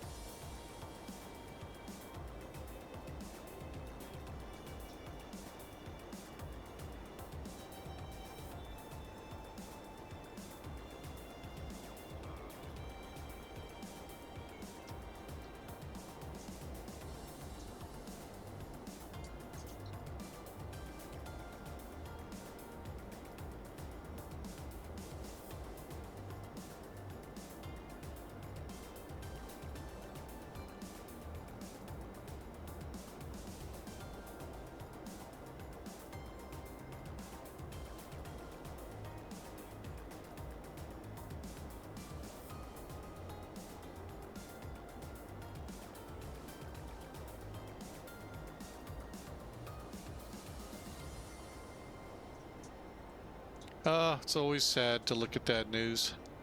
Oh, could you tell me a work saying?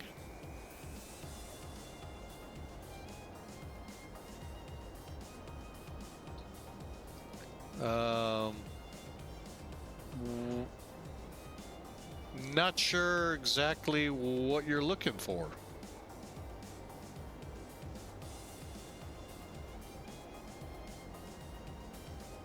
Story? I mean,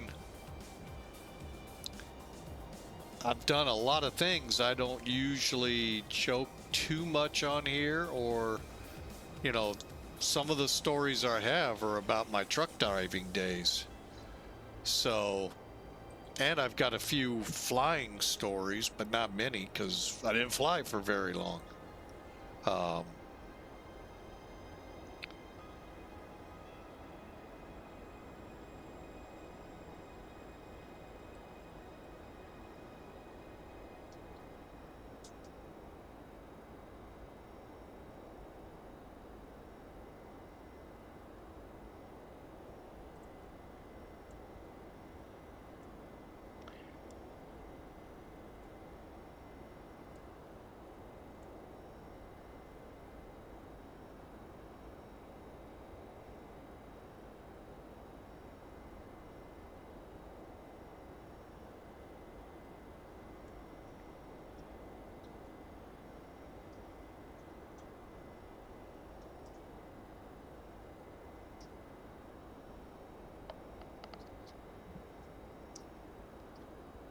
I mean, I've taken a truck down what's called a fire road out here. It's basically roads along a mountain that when there's brush fires, the fire trucks wouldn't go, and I actually took my semi down it because unfortunately, that's the name of the road the company told me to. And we made it safely in, but I mean, I kind of confused what you're looking for there, friendly player. As for flying, I mean, I'll tell you this much: if you ever do go flying, try not to get too low to the ground. By that I mean keep a couple thousand feet between you, and if you're crossing over any kind of mountains or elevated terrain, because downdrafts can take you down, and you just got to be ready to turn the plane as quickly away from the mountain to get out of it. I've had that happen to me. That one wasn't real fun. Neither of the two were fun. I mean, this road was not meant for a truck, and I should never have been flying technically nap of earth, which is, you know, treetop level like helicopters, with a Cessna 172 in the mountainous areas. Well learned lessons, I will say that.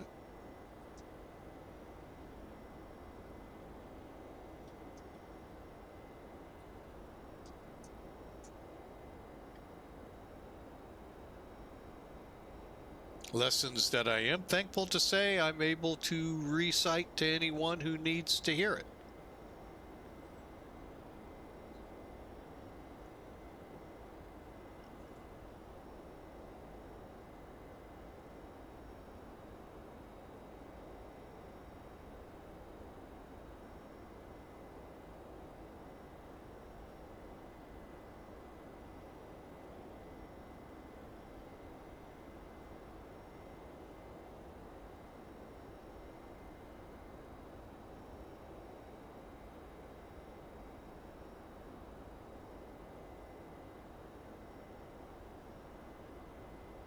Well, good night, Mr. Player. Have enjoyed the company, and hope you have a good night and a good day tomorrow.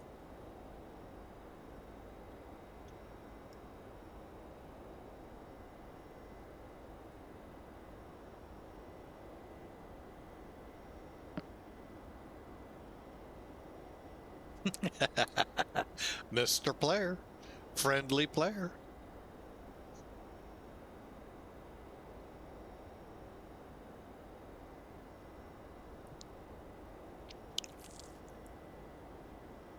All right, let's, oh. I thought I'd clicked on that already.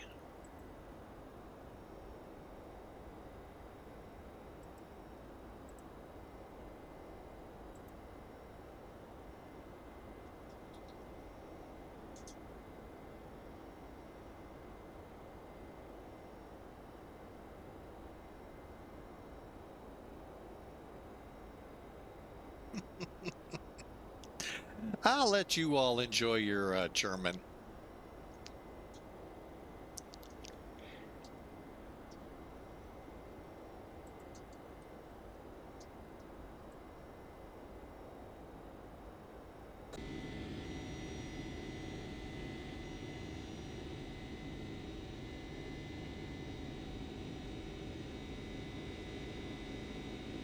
Man, still clear skies, huh? Said still clear skies, huh? For the most part, what do you expect? It's desert. Hey, there's a thunderstorm back there. Way back there. Oh yeah, it's way back there. Probably off the radar scope. But now there's one over there. And then there's a few maybe up ahead. Oh, nope, looks like it's clearing off before we get there. Oh, there's one probably over there.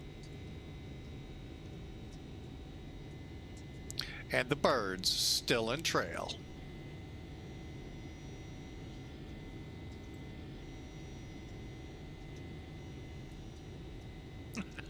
That really cracks me up.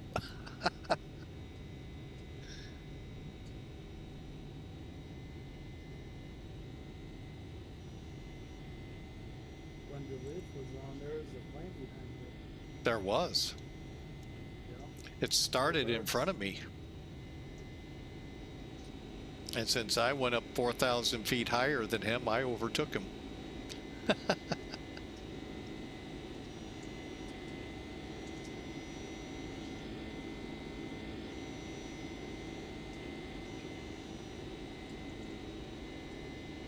How high do you usually fly? Whatever sim brief tells me. But there's times where it puts me down like 23,000, especially over in Europe. And I kind of say, no. Unless there's ATC, and then I request higher. Otherwise, I just do it.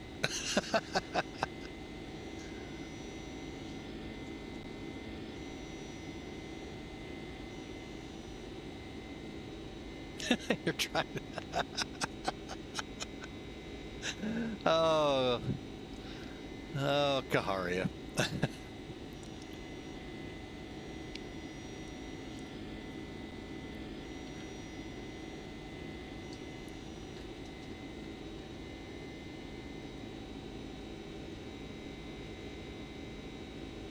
All right, well, we're looking, well, we're under an hour to San Francisco. Hopefully it holds out, as our European folks, I know, are tiring out. I get it. It's getting late at night.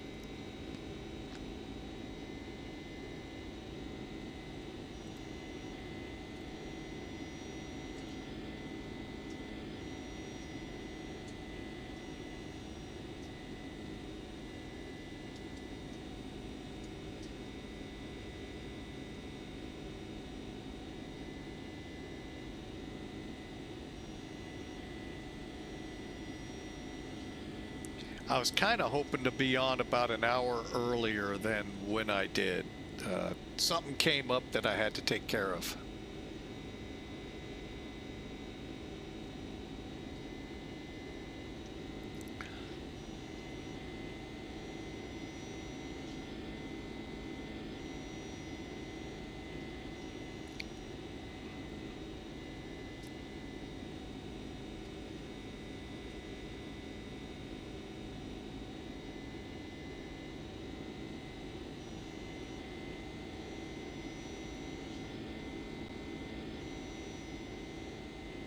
Yeah, nothing left over the desert high. Oh, a little over that way.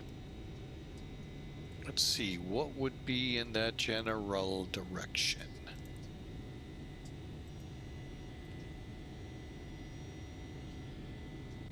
Oh, that's interesting.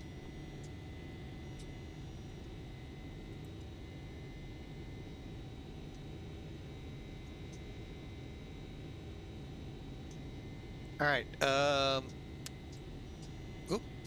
that wasn't what I wanted to do. Hang on, there we go. We got this lovely little cell. Now, I don't know if it's showing up on the XP12 map or not. I may have to turn that off. It's driving me nuts.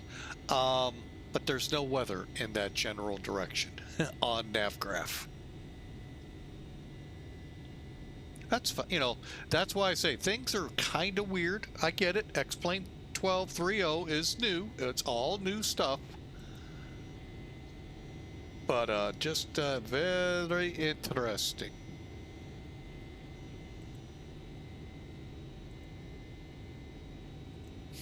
So, but we're going to try and get Zebo up again and see what kind of how it's evolved. I think I have the latest update, 1.1.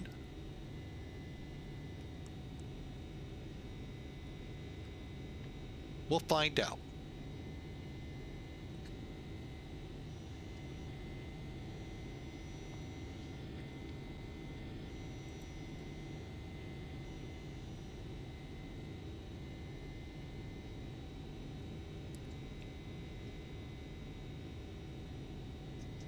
A phrase you would like to use at work.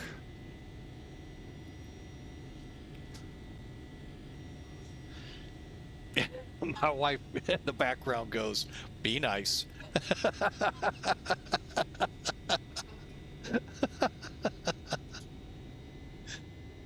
Oh, I don't know.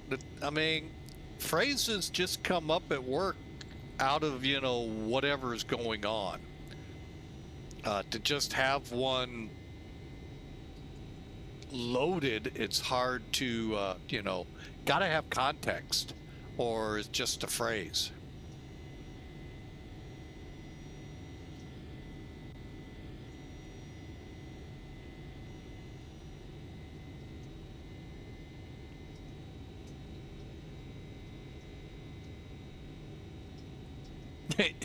Uh-oh.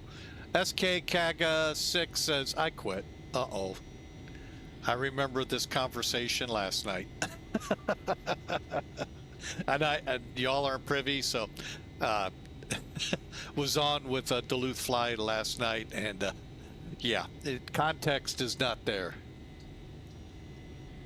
Oh, like no pain, no gain? Raven is fine. Okay. Yeah, no pain, no gain. 6.5, one, half a dozen other is one I use a lot. Or you can call me anything you want, just don't call me late for dinner.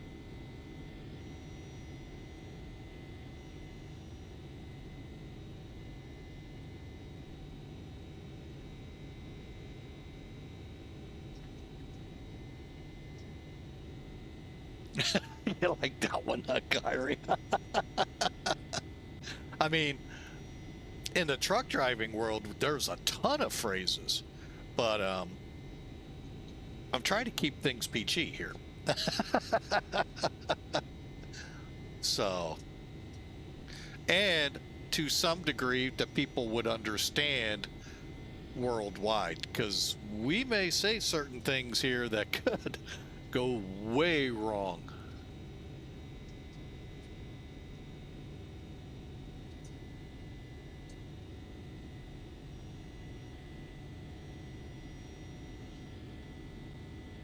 That's one. And I do try to keep things on the easy side with language, even though that's not all that bad. So, but yeah, that's actually one I've actually never heard. They're a friendly player, I'll be honest. I've heard a lot.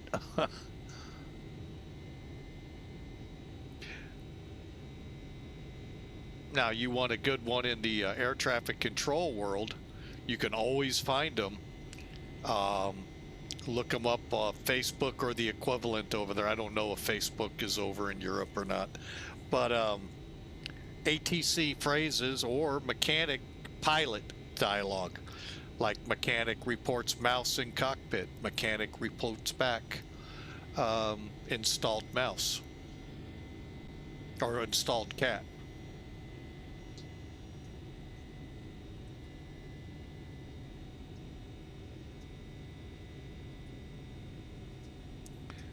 So, a lot of them, craftsmen's do not take a break. They only give time to recover. Okay, that's cool.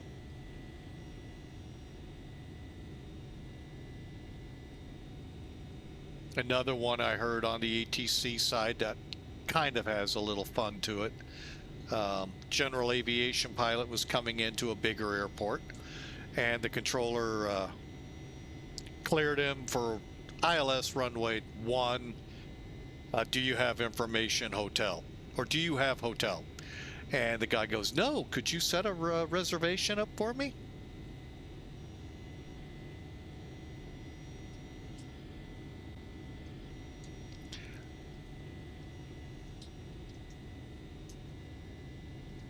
So, anyway, that's why I don't do a lot of comedy.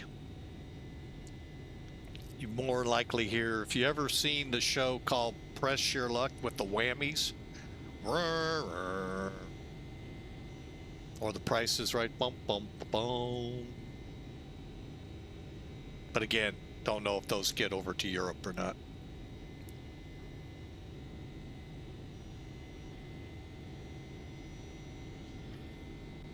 All right. We're closing in. Never, I thought so. That's why I say some of what we do here, just like what goes on over in Europe, we, are different. The old country versus the new country. And then there's the country undiscovered. Great movie.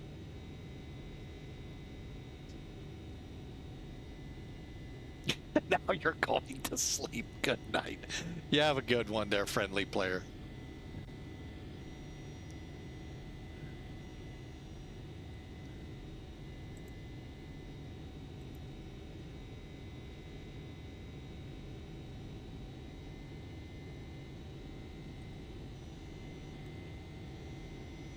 Oh, we're getting close to the start to the arrival.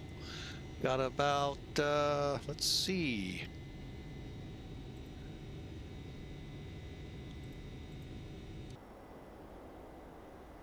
Nope, not close enough to show up as to how far away. We are currently... Yeah, we have not... Oh, I know how to tell. Hang on. Let's go to progress.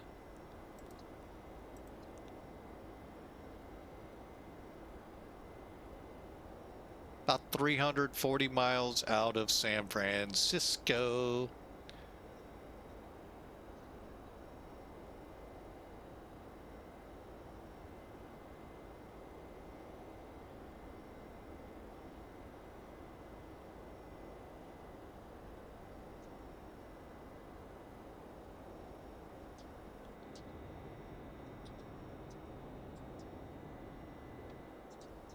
I gotta completely reinstall map enhancement too. Oh, do you? Ah.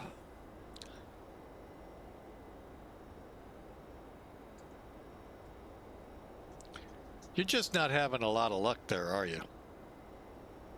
Nah, it just had to be something that had to be done, man. Oh, I get it. I'm like Kahari. I'm going to hold off until my computer probably goes kaput. I actually had to replace 2 hard drives for Windows 11 to work on the computer.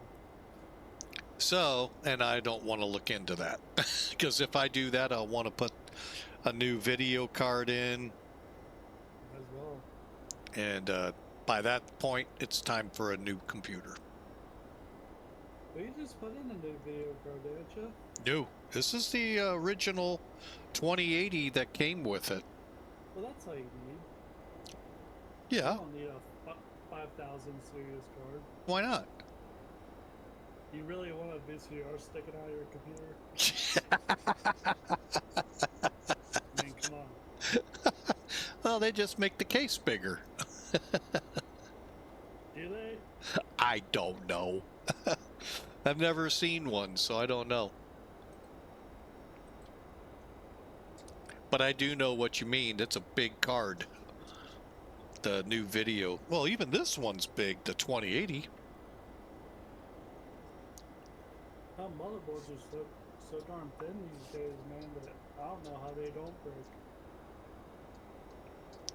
So, but no, right now everything's fine. I just right now really need to weed out all that junk and all that doesn't actually leave. And it just might mean a reformat. Which then means I got to add everything back in. And probably lose X-Plane 11.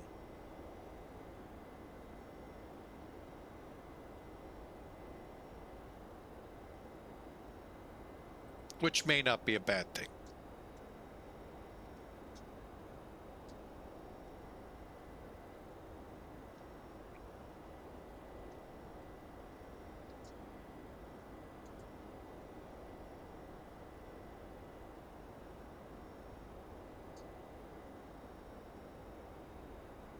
I haven't checked. Has your site come back up and running that you gave me about bad weather? I don't know, let me check. Nope. Returned 500 internal server error. Wah wah. And technically, I got it from Durka Durka. Thermal Take Core W200. If you get this case, anything can fit in her. Okay. Will it fit under my desk? Because I've seen these new video cards, and I don't even know if it'll fit under my desk.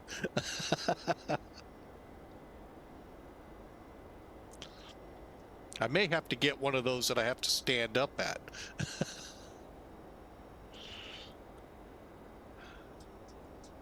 Which would kind of stink on a flight from like San Francisco to Tokyo, 12 hours. That could be a little rough. If I get the cooling socket underneath.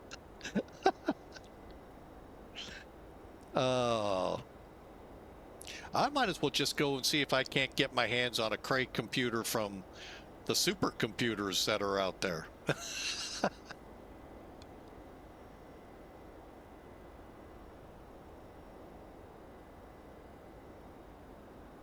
Although, you know, the one video on YouTube about how to boost your frame rates, that's on a laptop with X-Plane.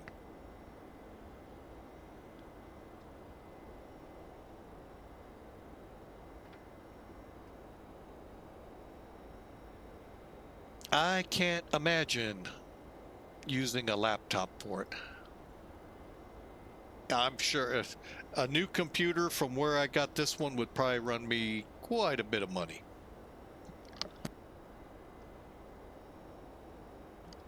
This one was quite a bit of money when I bought it, but it was a necessary evil because, like I've said in the past, the old computer that was in its spot ran out of memory. It wouldn't even boot up.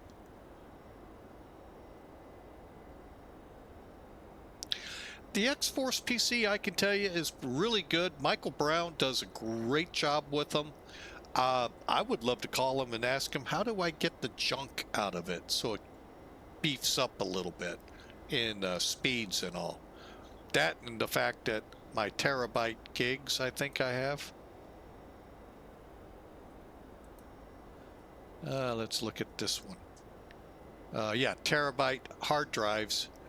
This one's not bad, but the primary one with X-Plane 10 or X-Plane with Windows 10 on it is it's starting to come down in the gigabytes, and I want to keep it from getting to where it won't start like the other one.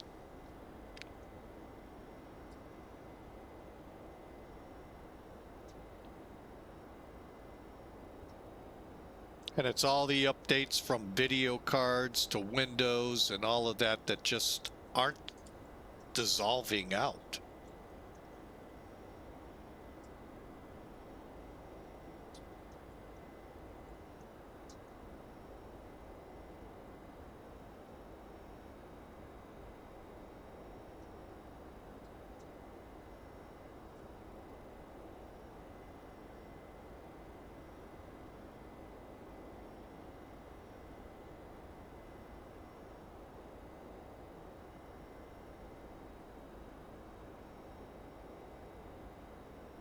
I used to have a pretty good computer shop nearby. The only bad thing is it took them quite a while, but when it came back, it was back to where, you know, you fire it up, boom, the screens are all on, you're ready to go. I missed that.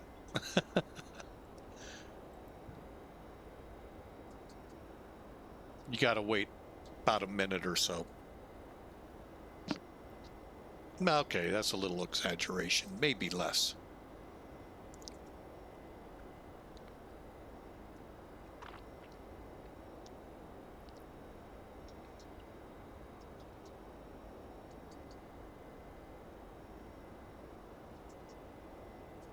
All right, according to Sim Toolkit, 36 minutes out, so I'll say about 45, 50 minutes out, and we should be touching down in San Francisco.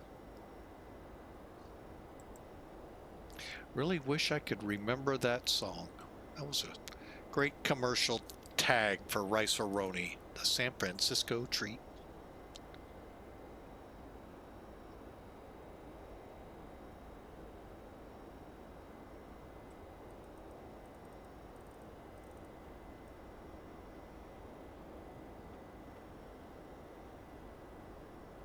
Yeah, we, I think X-Plane ran out of weather.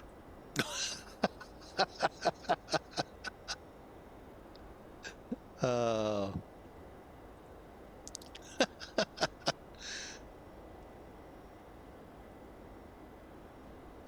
all right. Well, you have a great night, Kahari. As always, love chatting with you. And thank you so much for the safe landing. And you have a safe landing there into your pillow. Have a good night, ma'am.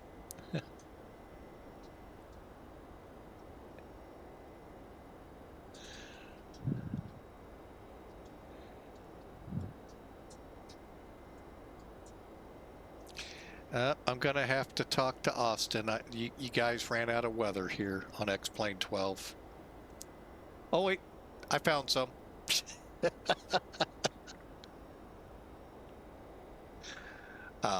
No, it's called the desert. I know. There's a reason why.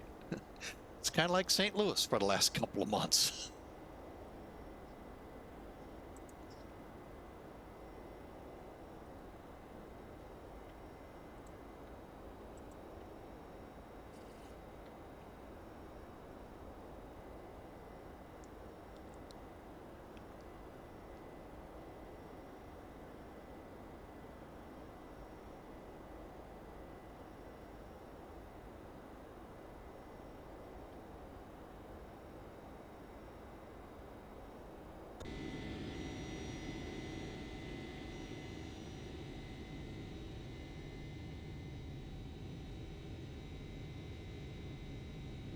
Oh, now we're starting to see some out in the far west there. Hopefully it'll hang around a little bit. Not going to be able to see it on radars because of the flight factor issue right now, but that's okay.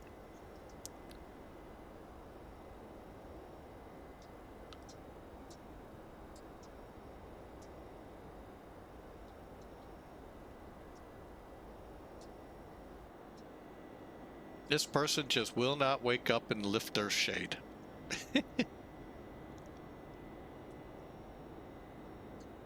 So rude.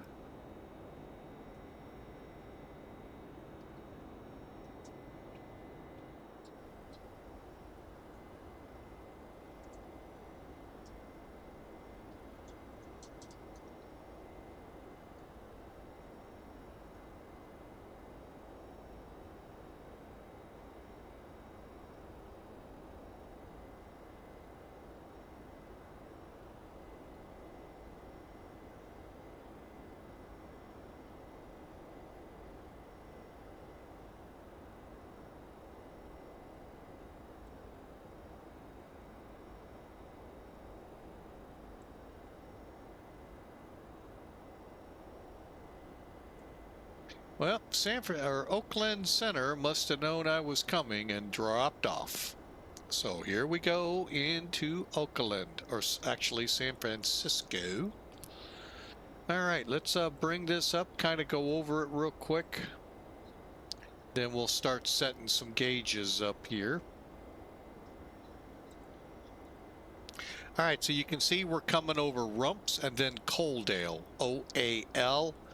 From there, we'll hit INYOE, which is the start of the Diamond 5 arrival. So it's just basically a straight run in to Diamond lane always, and then we have some restrictions we'll have to meet. The big one is seeds, to where if, you know, we're between 10 and 12,000, we need to be at 250. Final is 7,000 at Archie. Why? Because that's where we start the ILS.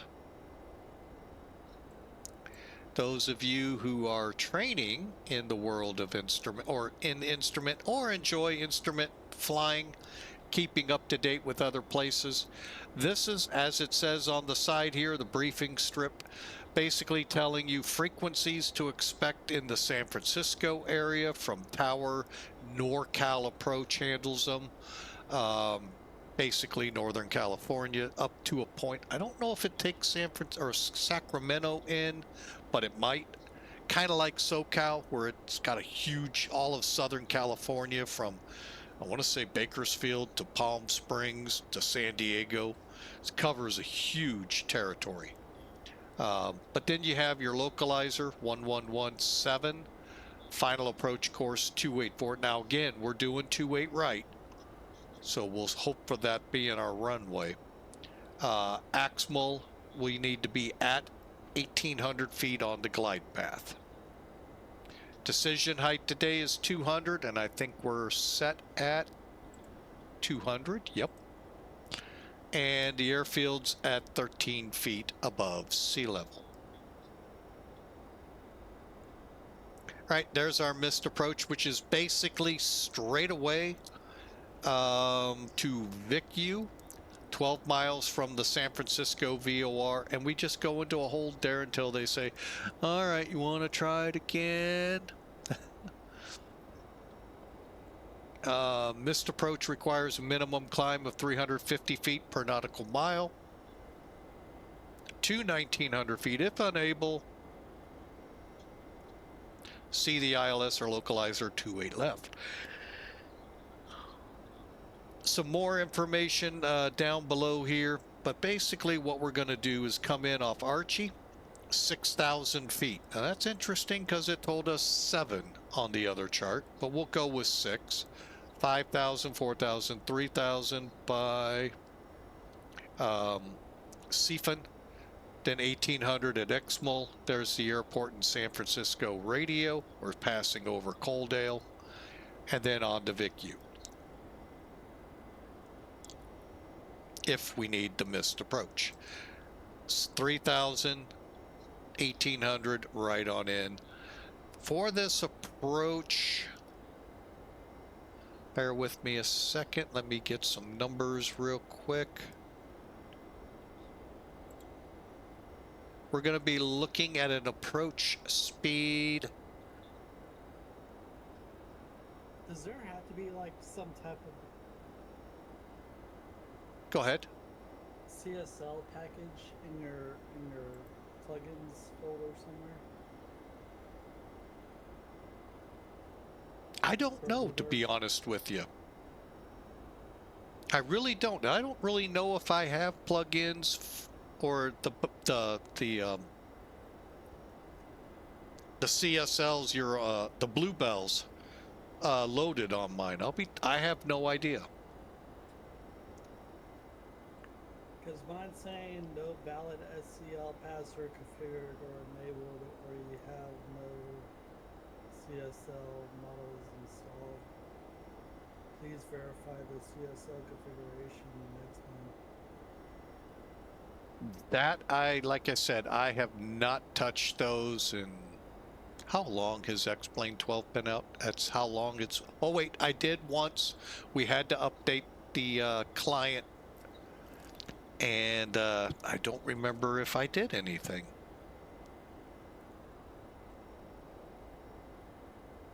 So that was probably last year sometime.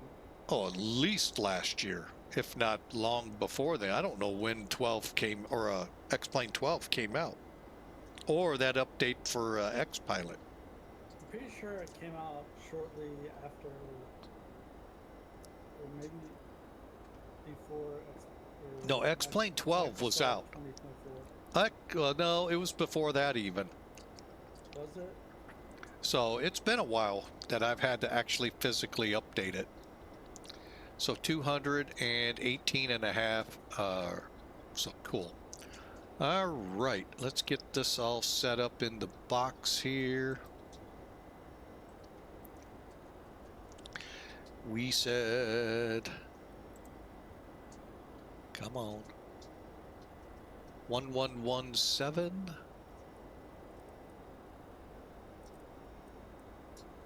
Okay, and 284.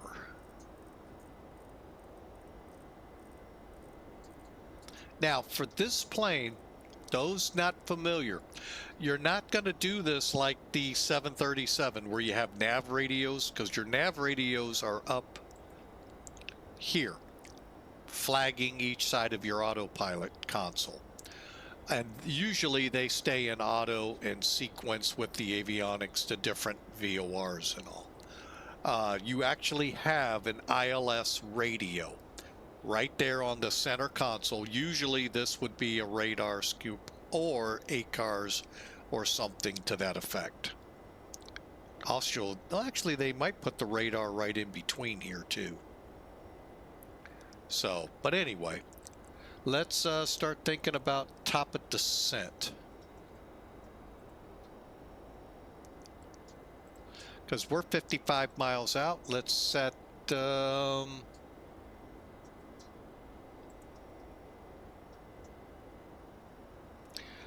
gonna set above 27, so let's do that first. And we're 53 miles out.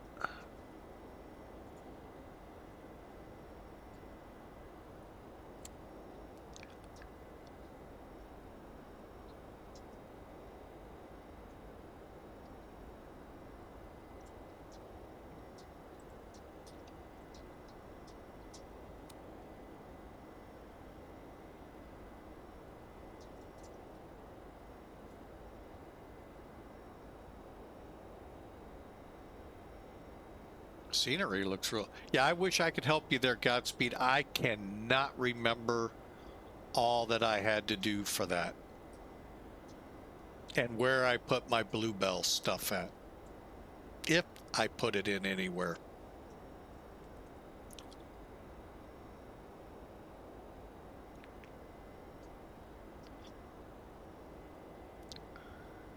Okay, so top of descent probably is going to be right about or just past INYOE, 20 miles. We'll probably start down at INYOE.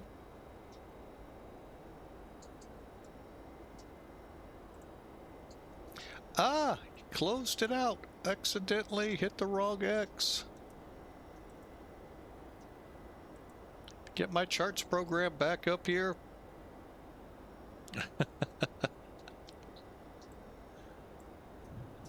Okay, now I'm found. Oh, got my chart.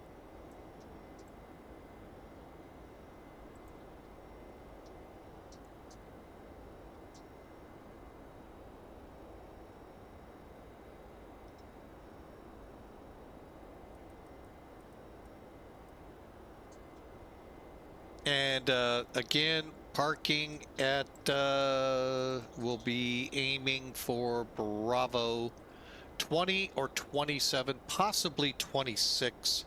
They look a lot bigger than 20B23, the ones along Yankee. So that's why we're choosing the other side.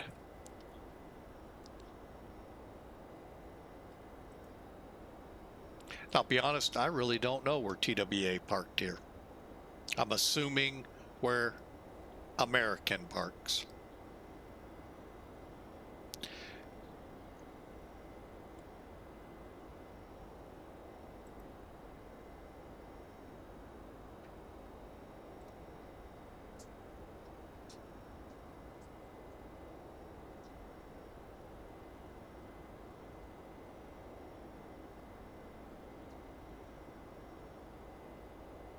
Well, since we started the sim and got things rolling 4 hours, 55 minutes, earlier, which does not add up to my, oh yeah, it does, because I would have started it before OBS. Okay.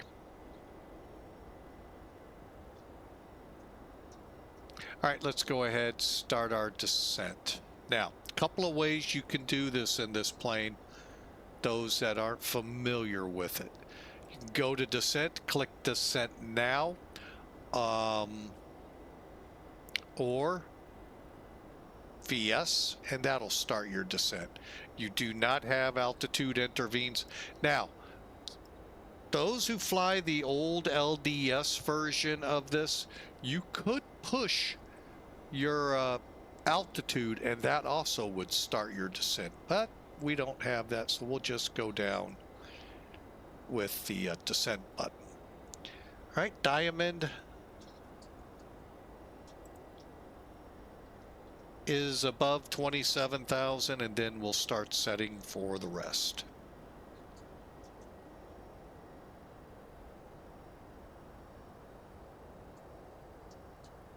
Believe it or not, we're beginning our descent into San Francisco. How about that? I beat the auto ATC. Ha ha. But it doesn't say an altitude to come down to.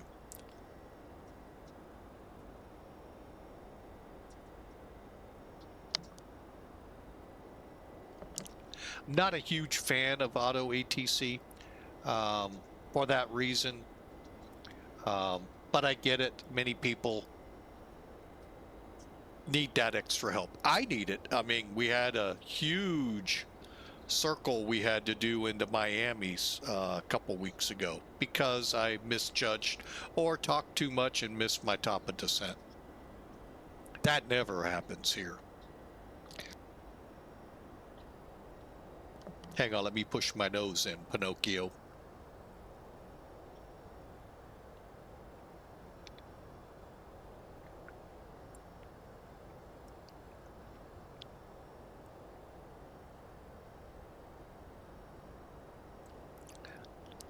All right, let's see how we're doing in reference. Why don't I see... Oh, we're going to go ahead steepen.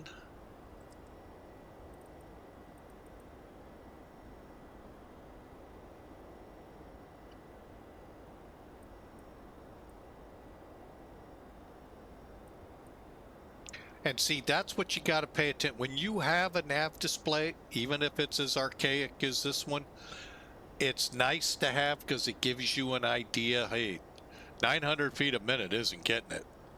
And I kind of knew that.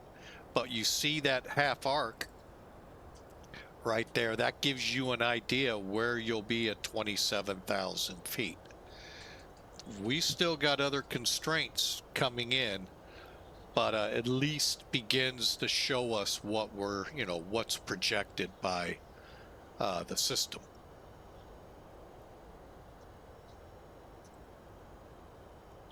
So again, welcome aboard Flying with Mike. We took off out of St. Louis. We are a few minutes out of landing in San Francisco. We are on descent. We are in the Flight Factor 767. And if you'd like to purchase it, I'll give you one caveat before you do that. 767. Right now, and has been since I've seen maybe as early as February, they can't figure out this, what's going on.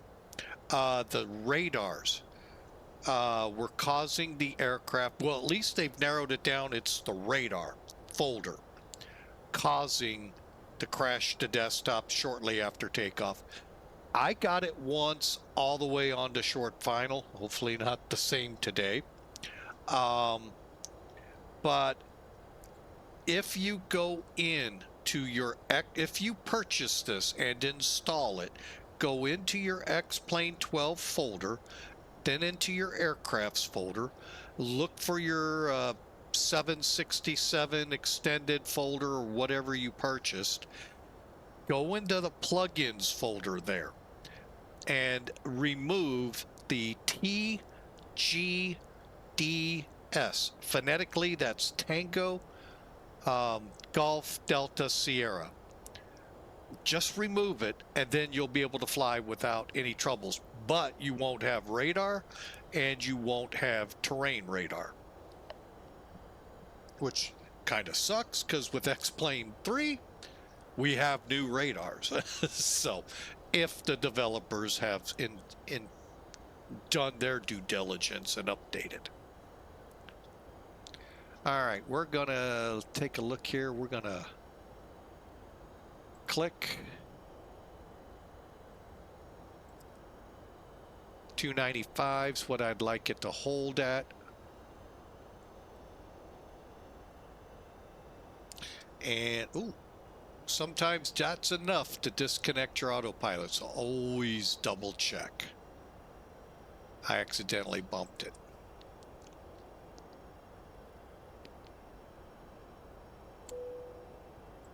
Somebody just flew over us.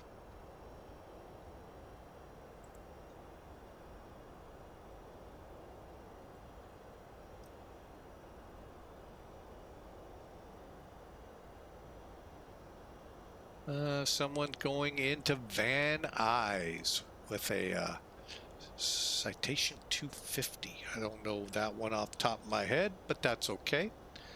We'll just keep ourselves descending here.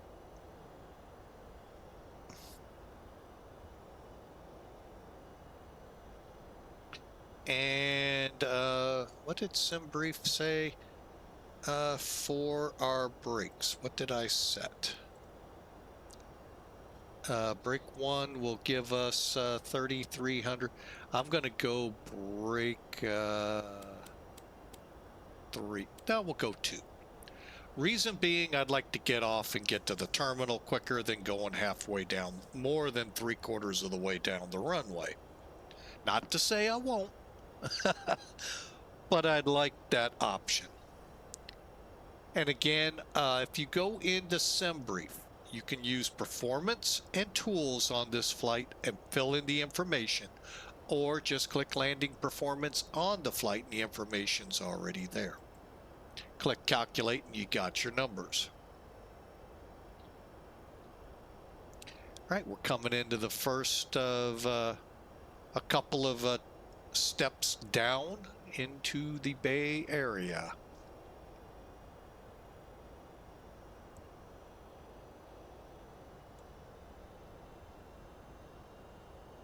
Okay, at Diamond.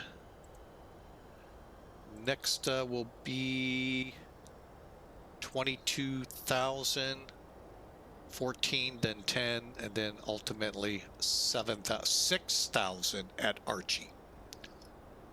That's where a lot of people get screwed up. It tells you 7 here, but the approach plate says mandatory 6,000. Which is it? So, and the bad thing is 4 miles behind you, you got to be above 8,000 feet. Huh? That's my answer. Huh? All right, real world, we're looking at visual flight procedures 2828 left. In use, departing on the 1s. So, all right, so that's what we're looking at. By the way, that information for the ATIS is 18 minutes old, so it's actually pretty good.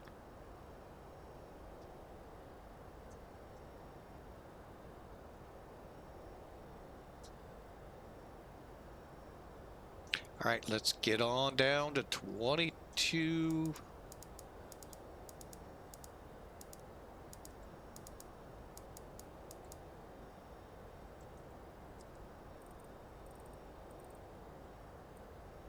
See where that puts us. Okay, a little after lane. Let's see. Okay, always that'll work. That'll work because we're working our way down to 19,000 to 14,000 by flows. I'm going to knock off a notch here.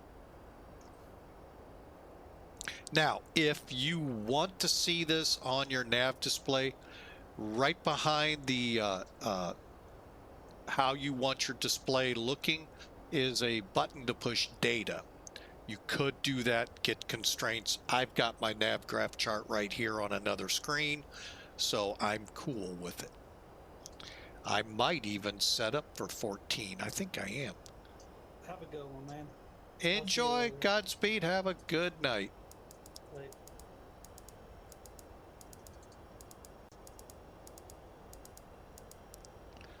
And now we gotta tighten it up.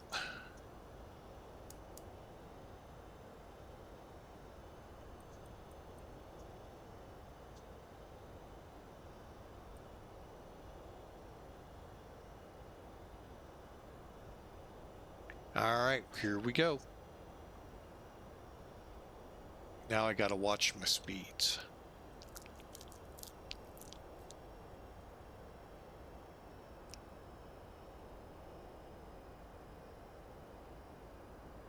Okay, we're in the the below and above altitude, so we're doing good. 280 is where we need to be now.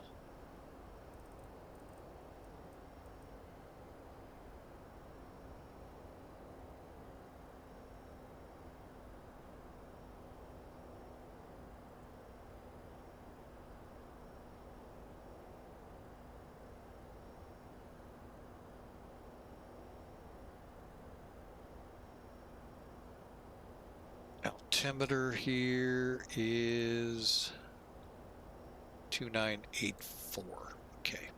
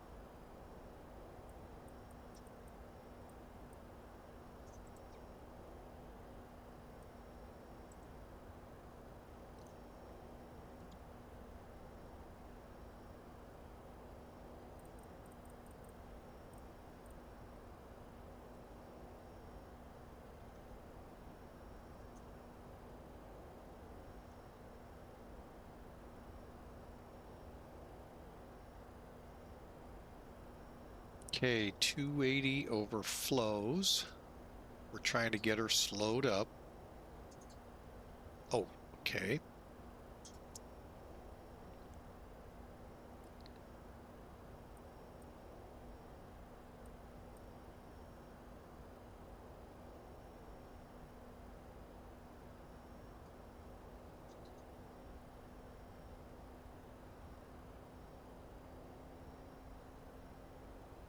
Right after flows, we slow to 250.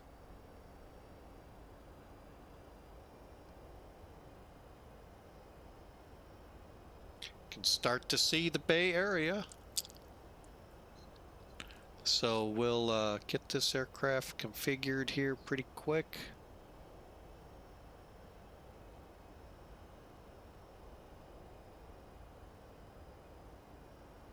Okay, we'll cross flows at an appropriate altitude, and I'm going to go ahead and set 250.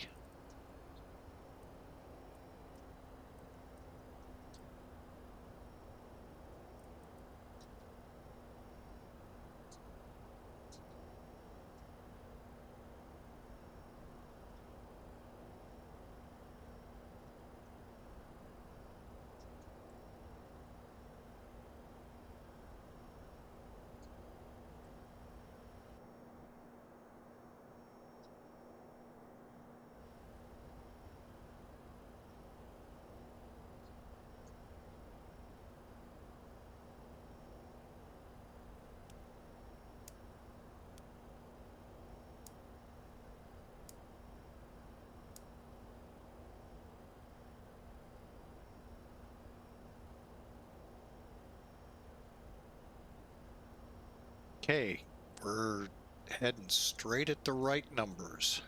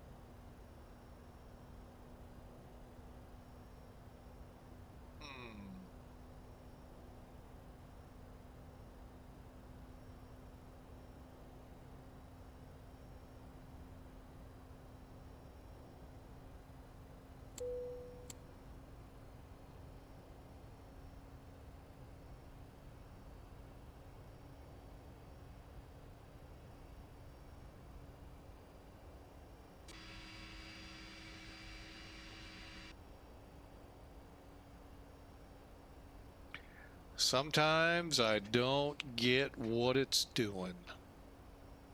All right, next up is 8,000.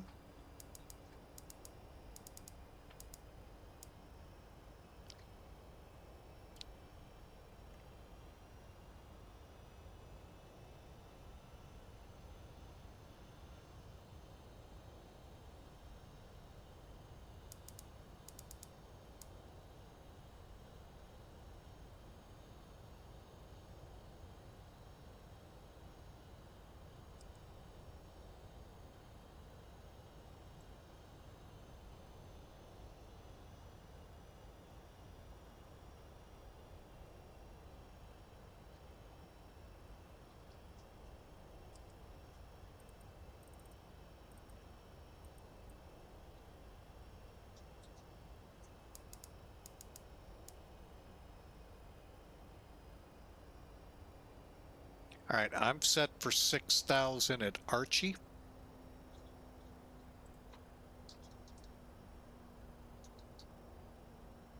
Oh, my bad, misread.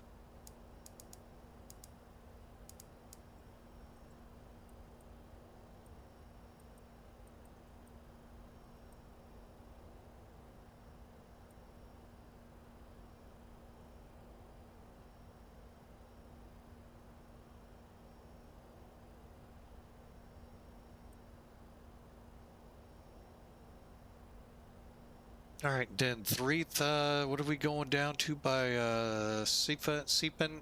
3,000. Okay, perfect.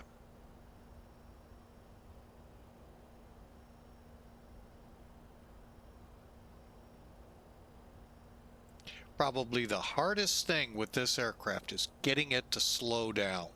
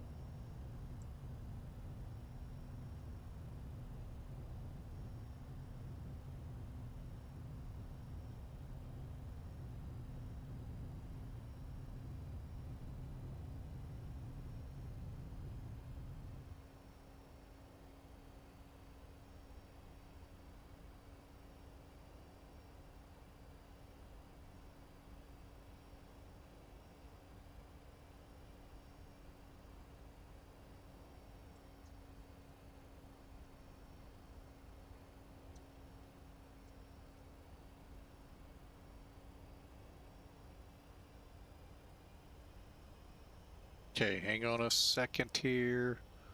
120 what? 500.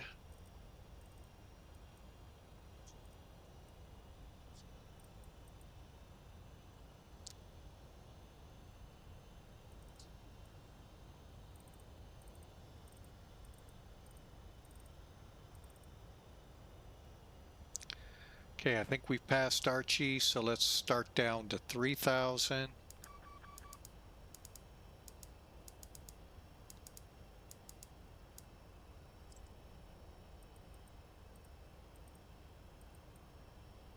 By Seapen.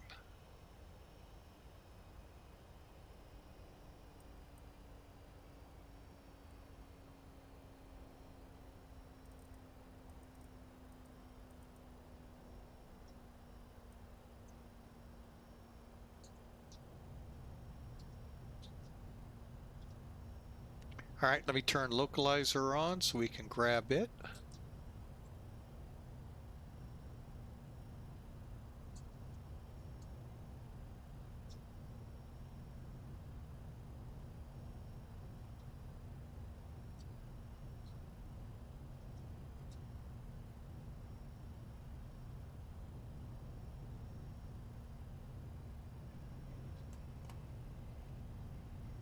Okay, we're going to go flaps 1.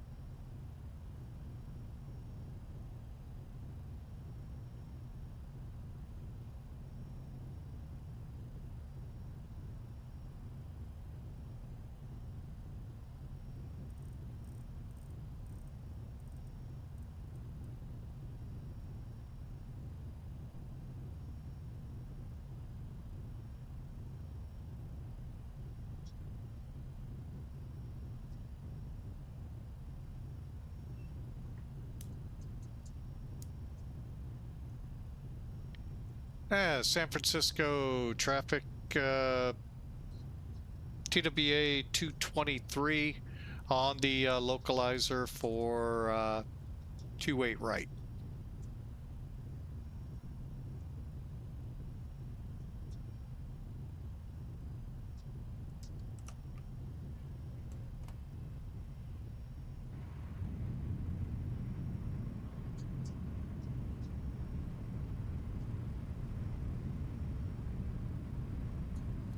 I may have to sidestep because British Airways is not yakking.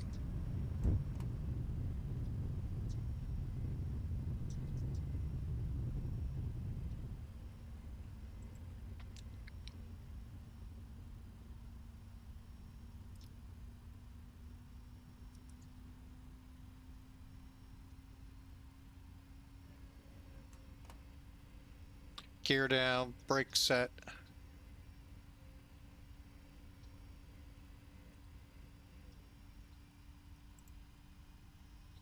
And San Francisco traffic, TWA 223 heavy, seeping, inbound 28 right.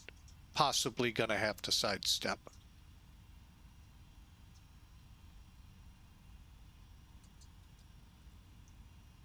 Not a word out of that aircraft.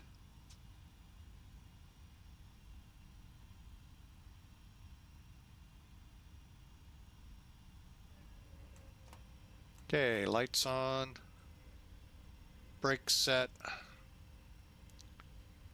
gear down 3 green, flaps full.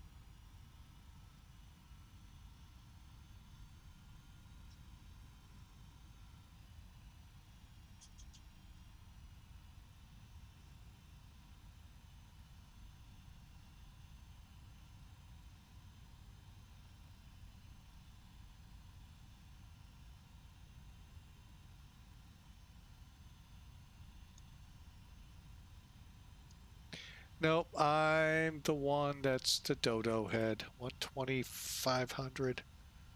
And San Francisco traffic, TWA 223, approximately 7-mile final, 28 right.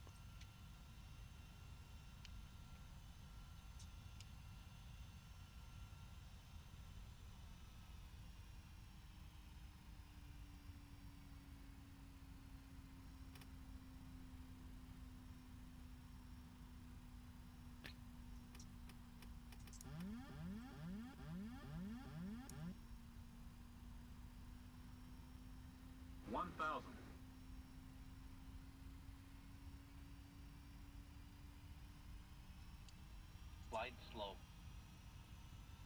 Glide slow. Glide slow. Glide Slide slow.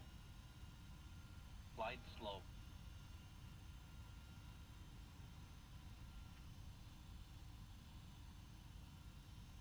So he may have been talking, I was on the wrong frequency. San Fran traffic, speedboat to 8 kilo, vacating runway 28 right, San Fran.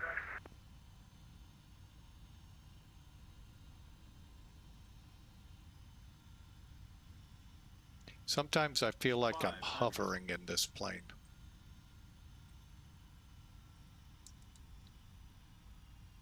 San Francisco traffic, speedboat to 8 kilo, crossing runway 28 left, San Francisco.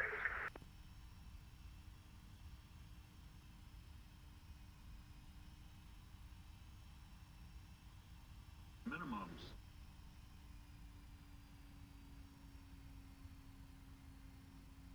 Landing. 100. 50. 40. 30. 20. 10.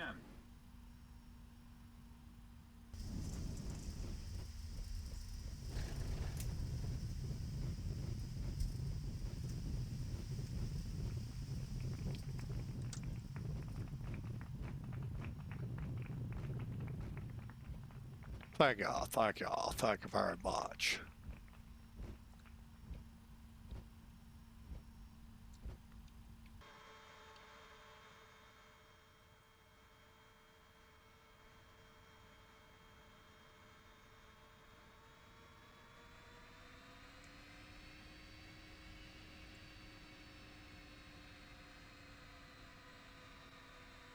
San Fran traffic, speedboat to 8 kilo, taxiing to Alpha 5 via the outer taxiway, San Fran.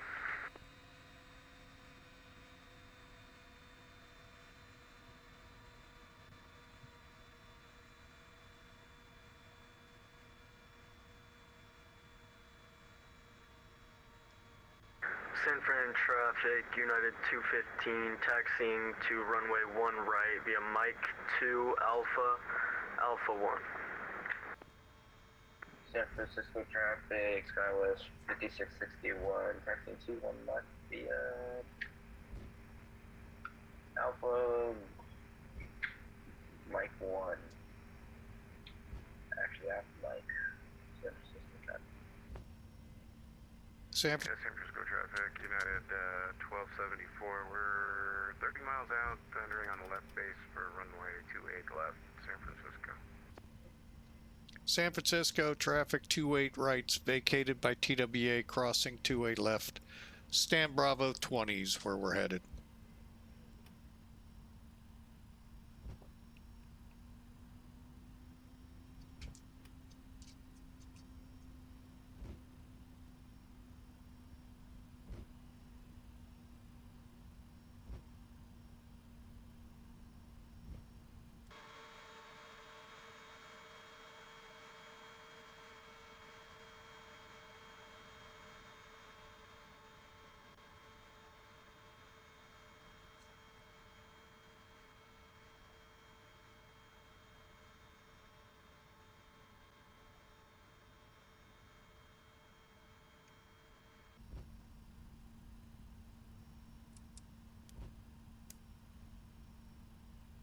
San Francisco traffic, SkyWest 5661, departing 1 left.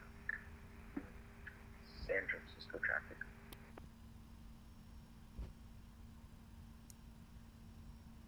Okay, and APU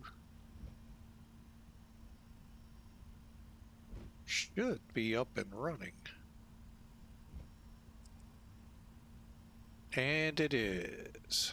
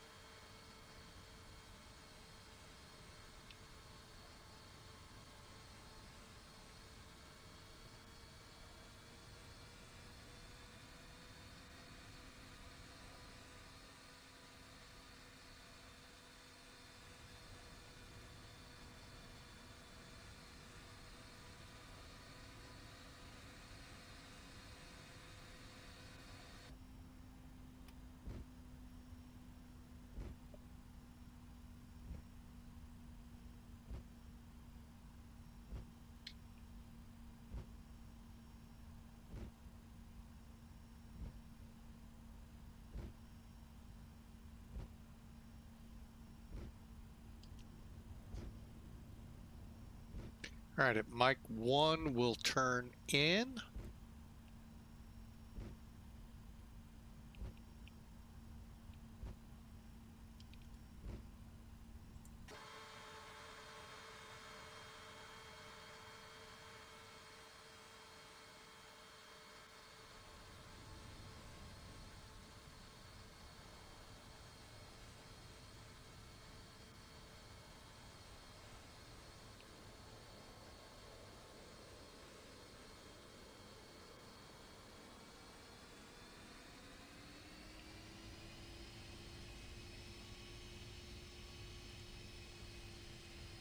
All right, we'll play nice.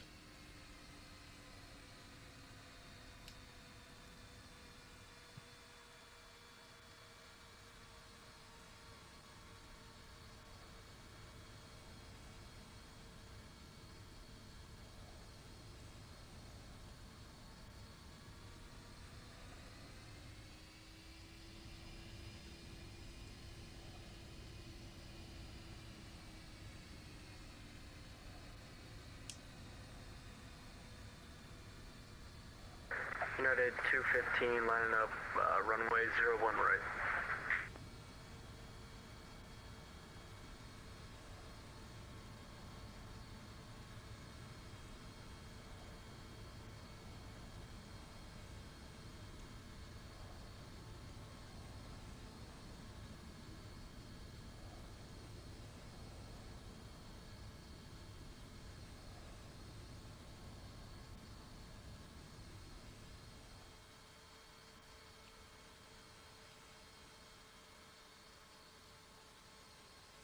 We'll just take this one.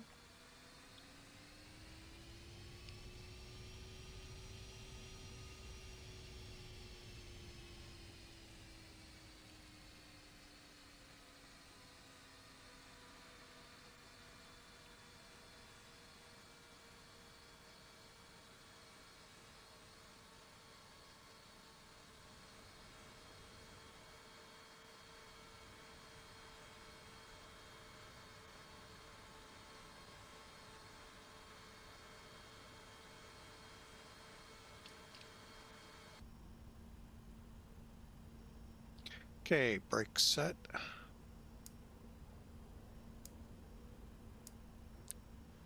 All right, APU gen is on. APU bleed also on.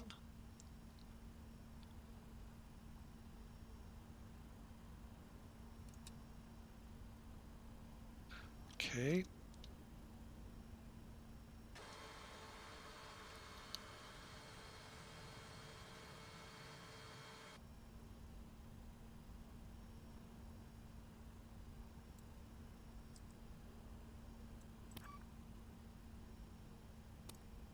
United 215 San Fran traffic departing 01 right.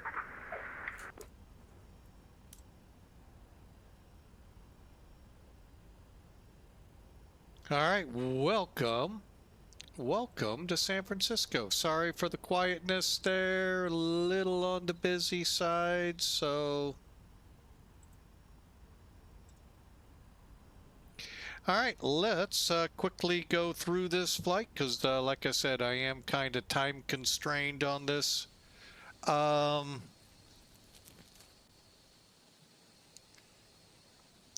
going to go ahead and first put in the chocks.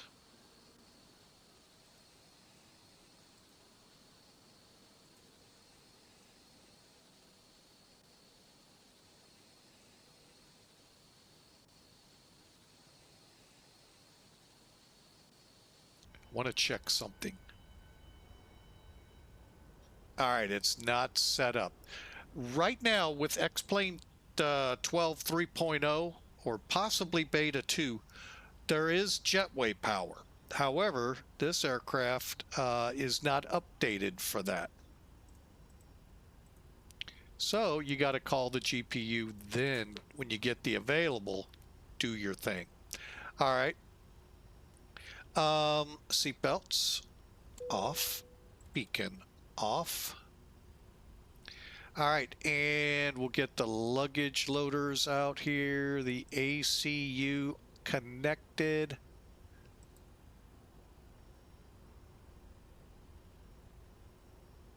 And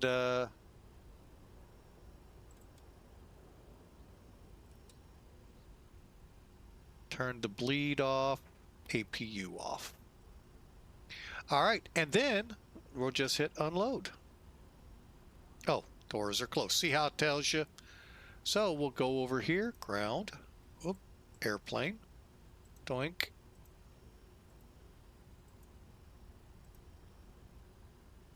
Now we'll go back to ground and click unload. Unloading the plane. Please wait. All right. So you can see it will tell you if you don't have everything in place. But we are in San Francisco, and it was a really good flight, I have to admit. Great chat. I loved it. Loved the whole flight. Glad to have everybody here. And yeah, it is a clear day here in the Bay Area. Wow. All right, speaking of which, let's see. We're filing a 226 feet per minute landing into TWA, Pan Am. So we'll file that. That's really good. Clear. I said X. Okay.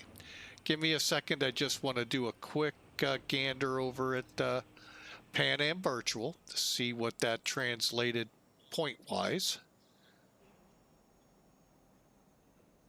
Oh, we got 80 points. Why is... I'm so used to the other VA that I fly with on here. VAs, I should say, too. I get low numbers. I got to make sure everything looked good.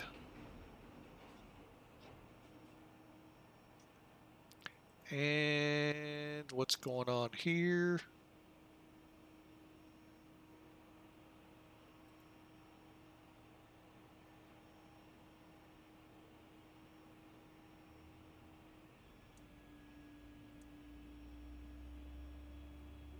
All right, that was kind of silly.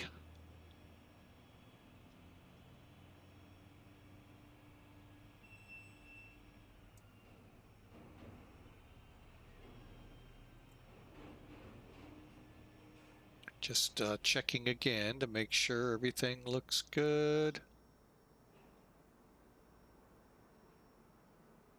Okay, so we got a good report in here. I guess 80 points is pretty good. I wish we got more and there were more categories, but I don't really know the system that well, so we'll just say that was good.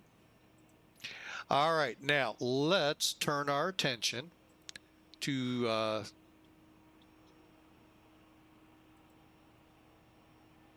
Elevatech, which is first.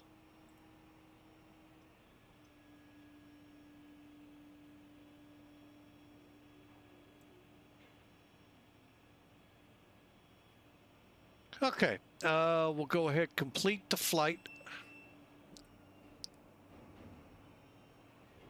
Take a look at it. The 3 hours, 48-minute fly time. That's what I wanted it to look like. And all I got was the tail. Excuse me. So they got us at 226, 121 knots. That's actually pretty good. 127 was what we were supposed to fly it. I'm sitting here going, this is a heavy aircraft. I'm going to keep speed up. So that's, we'll see with Sim Toolkit how far down the runway we went. 1.4 Gs. I'm going to take it every time. Let's see where Elevatech put us on the runway. About 2,100 feet or so down. Easy way to tell. 28 right. Okay, so 500, 1,000, 1,500, 2,000. So that gives you, they're 500 feet apart. These are big so that you can visually see them. That's the optimal landing point, but the landing zone goes up to here. So you got plenty of room. Plus, I think this is something like 10, 11,000 feet long, 226, 121 knots. So really a good landing. Now, if you start seeing these hashes on the other end, you're going to run out of runway soon.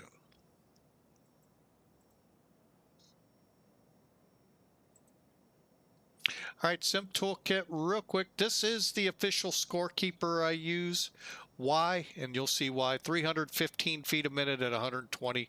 They got us at 1.7 Gs.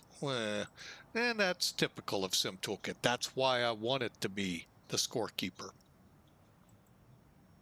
They're usually a little harder on us. Sometimes really hard. But... all right, so making sure that was silly. Sorry about that, folks. Really silly move there on my part. 4-hour flight, 1,500 miles, 16,000 kilograms of fuel, and we'll call it 1.8 Gs. Not bad. 120 knots. Not bad. Here's what I like. The full landing report says a lot. And I figured they'd say 28 left. They did. All right, so the numbers up here are going to be a little off. However, we were right by 700 feet. Well, yeah, because it was supposed to be here. But we were 2,100 feet down the runway. And to be totally honest, we were almost dead smack center on that runway. So, folks, that's a great landing. I hate to say it. So, I hope you enjoyed. Don't know what's going to be next up. Not today. It'll be maybe during the week, Tuesday, Wednesday, or Thursday. Thursday's more of a possibility. I have to check with Tuesday. But it all really depends how I feel when I come in from work. It can really, Saturday would have not been was actually, I really needed to be online. It was just not a great day at work.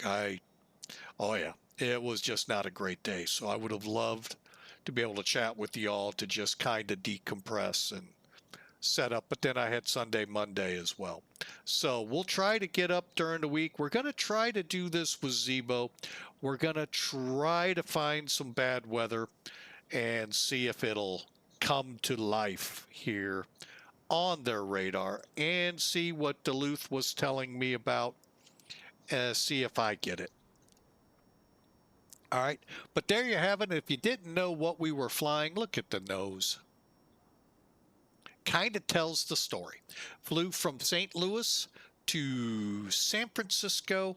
Really good landing on 28 right. A really good flight. Great flight with Scotsman here and Kaharia. Great raid from Duluth with Kaharia. We had Shampoo Flyer come in, gift out 5 subs, putting us in a hype train. Wish we could have gone more, but you know, it's always great when you see the hype train go out of the station. And even though it came back in at level 2, hey, great to see. Hawker came in 125 with a sub, resub, I should say, as did Captain Bombazo.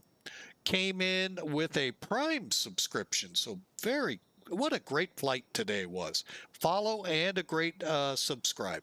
So really, overall, you know, even without all the subbing and trains and all of that, we had a blast. And you know what?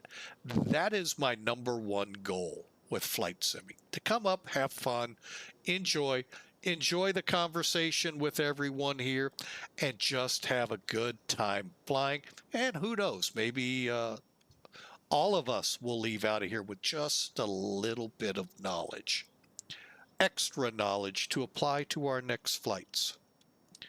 Also, keep this in mind throughout the week.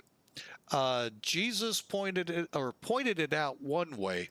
Paul kind of summed up what Jesus said about the greatest commandment of all. That is to love God with all your heart, soul, mind, and strength. The second commandment is where Paul is referring to, for the whole law is fulfilled in one word. Okay, in this case, about 5, 6, or 7 words. You shall love your neighbor as yourself. Key word in both scriptures, love. Love your God, love your neighbor. Keep that in the back of your mind as you go through this week. I know I'm going to have to tomorrow to go back to work after Saturday. Anyway, forgive, repent. You know, those are what we're called to do as Christians. And folks, I'm a Christian, not ashamed to admit to it.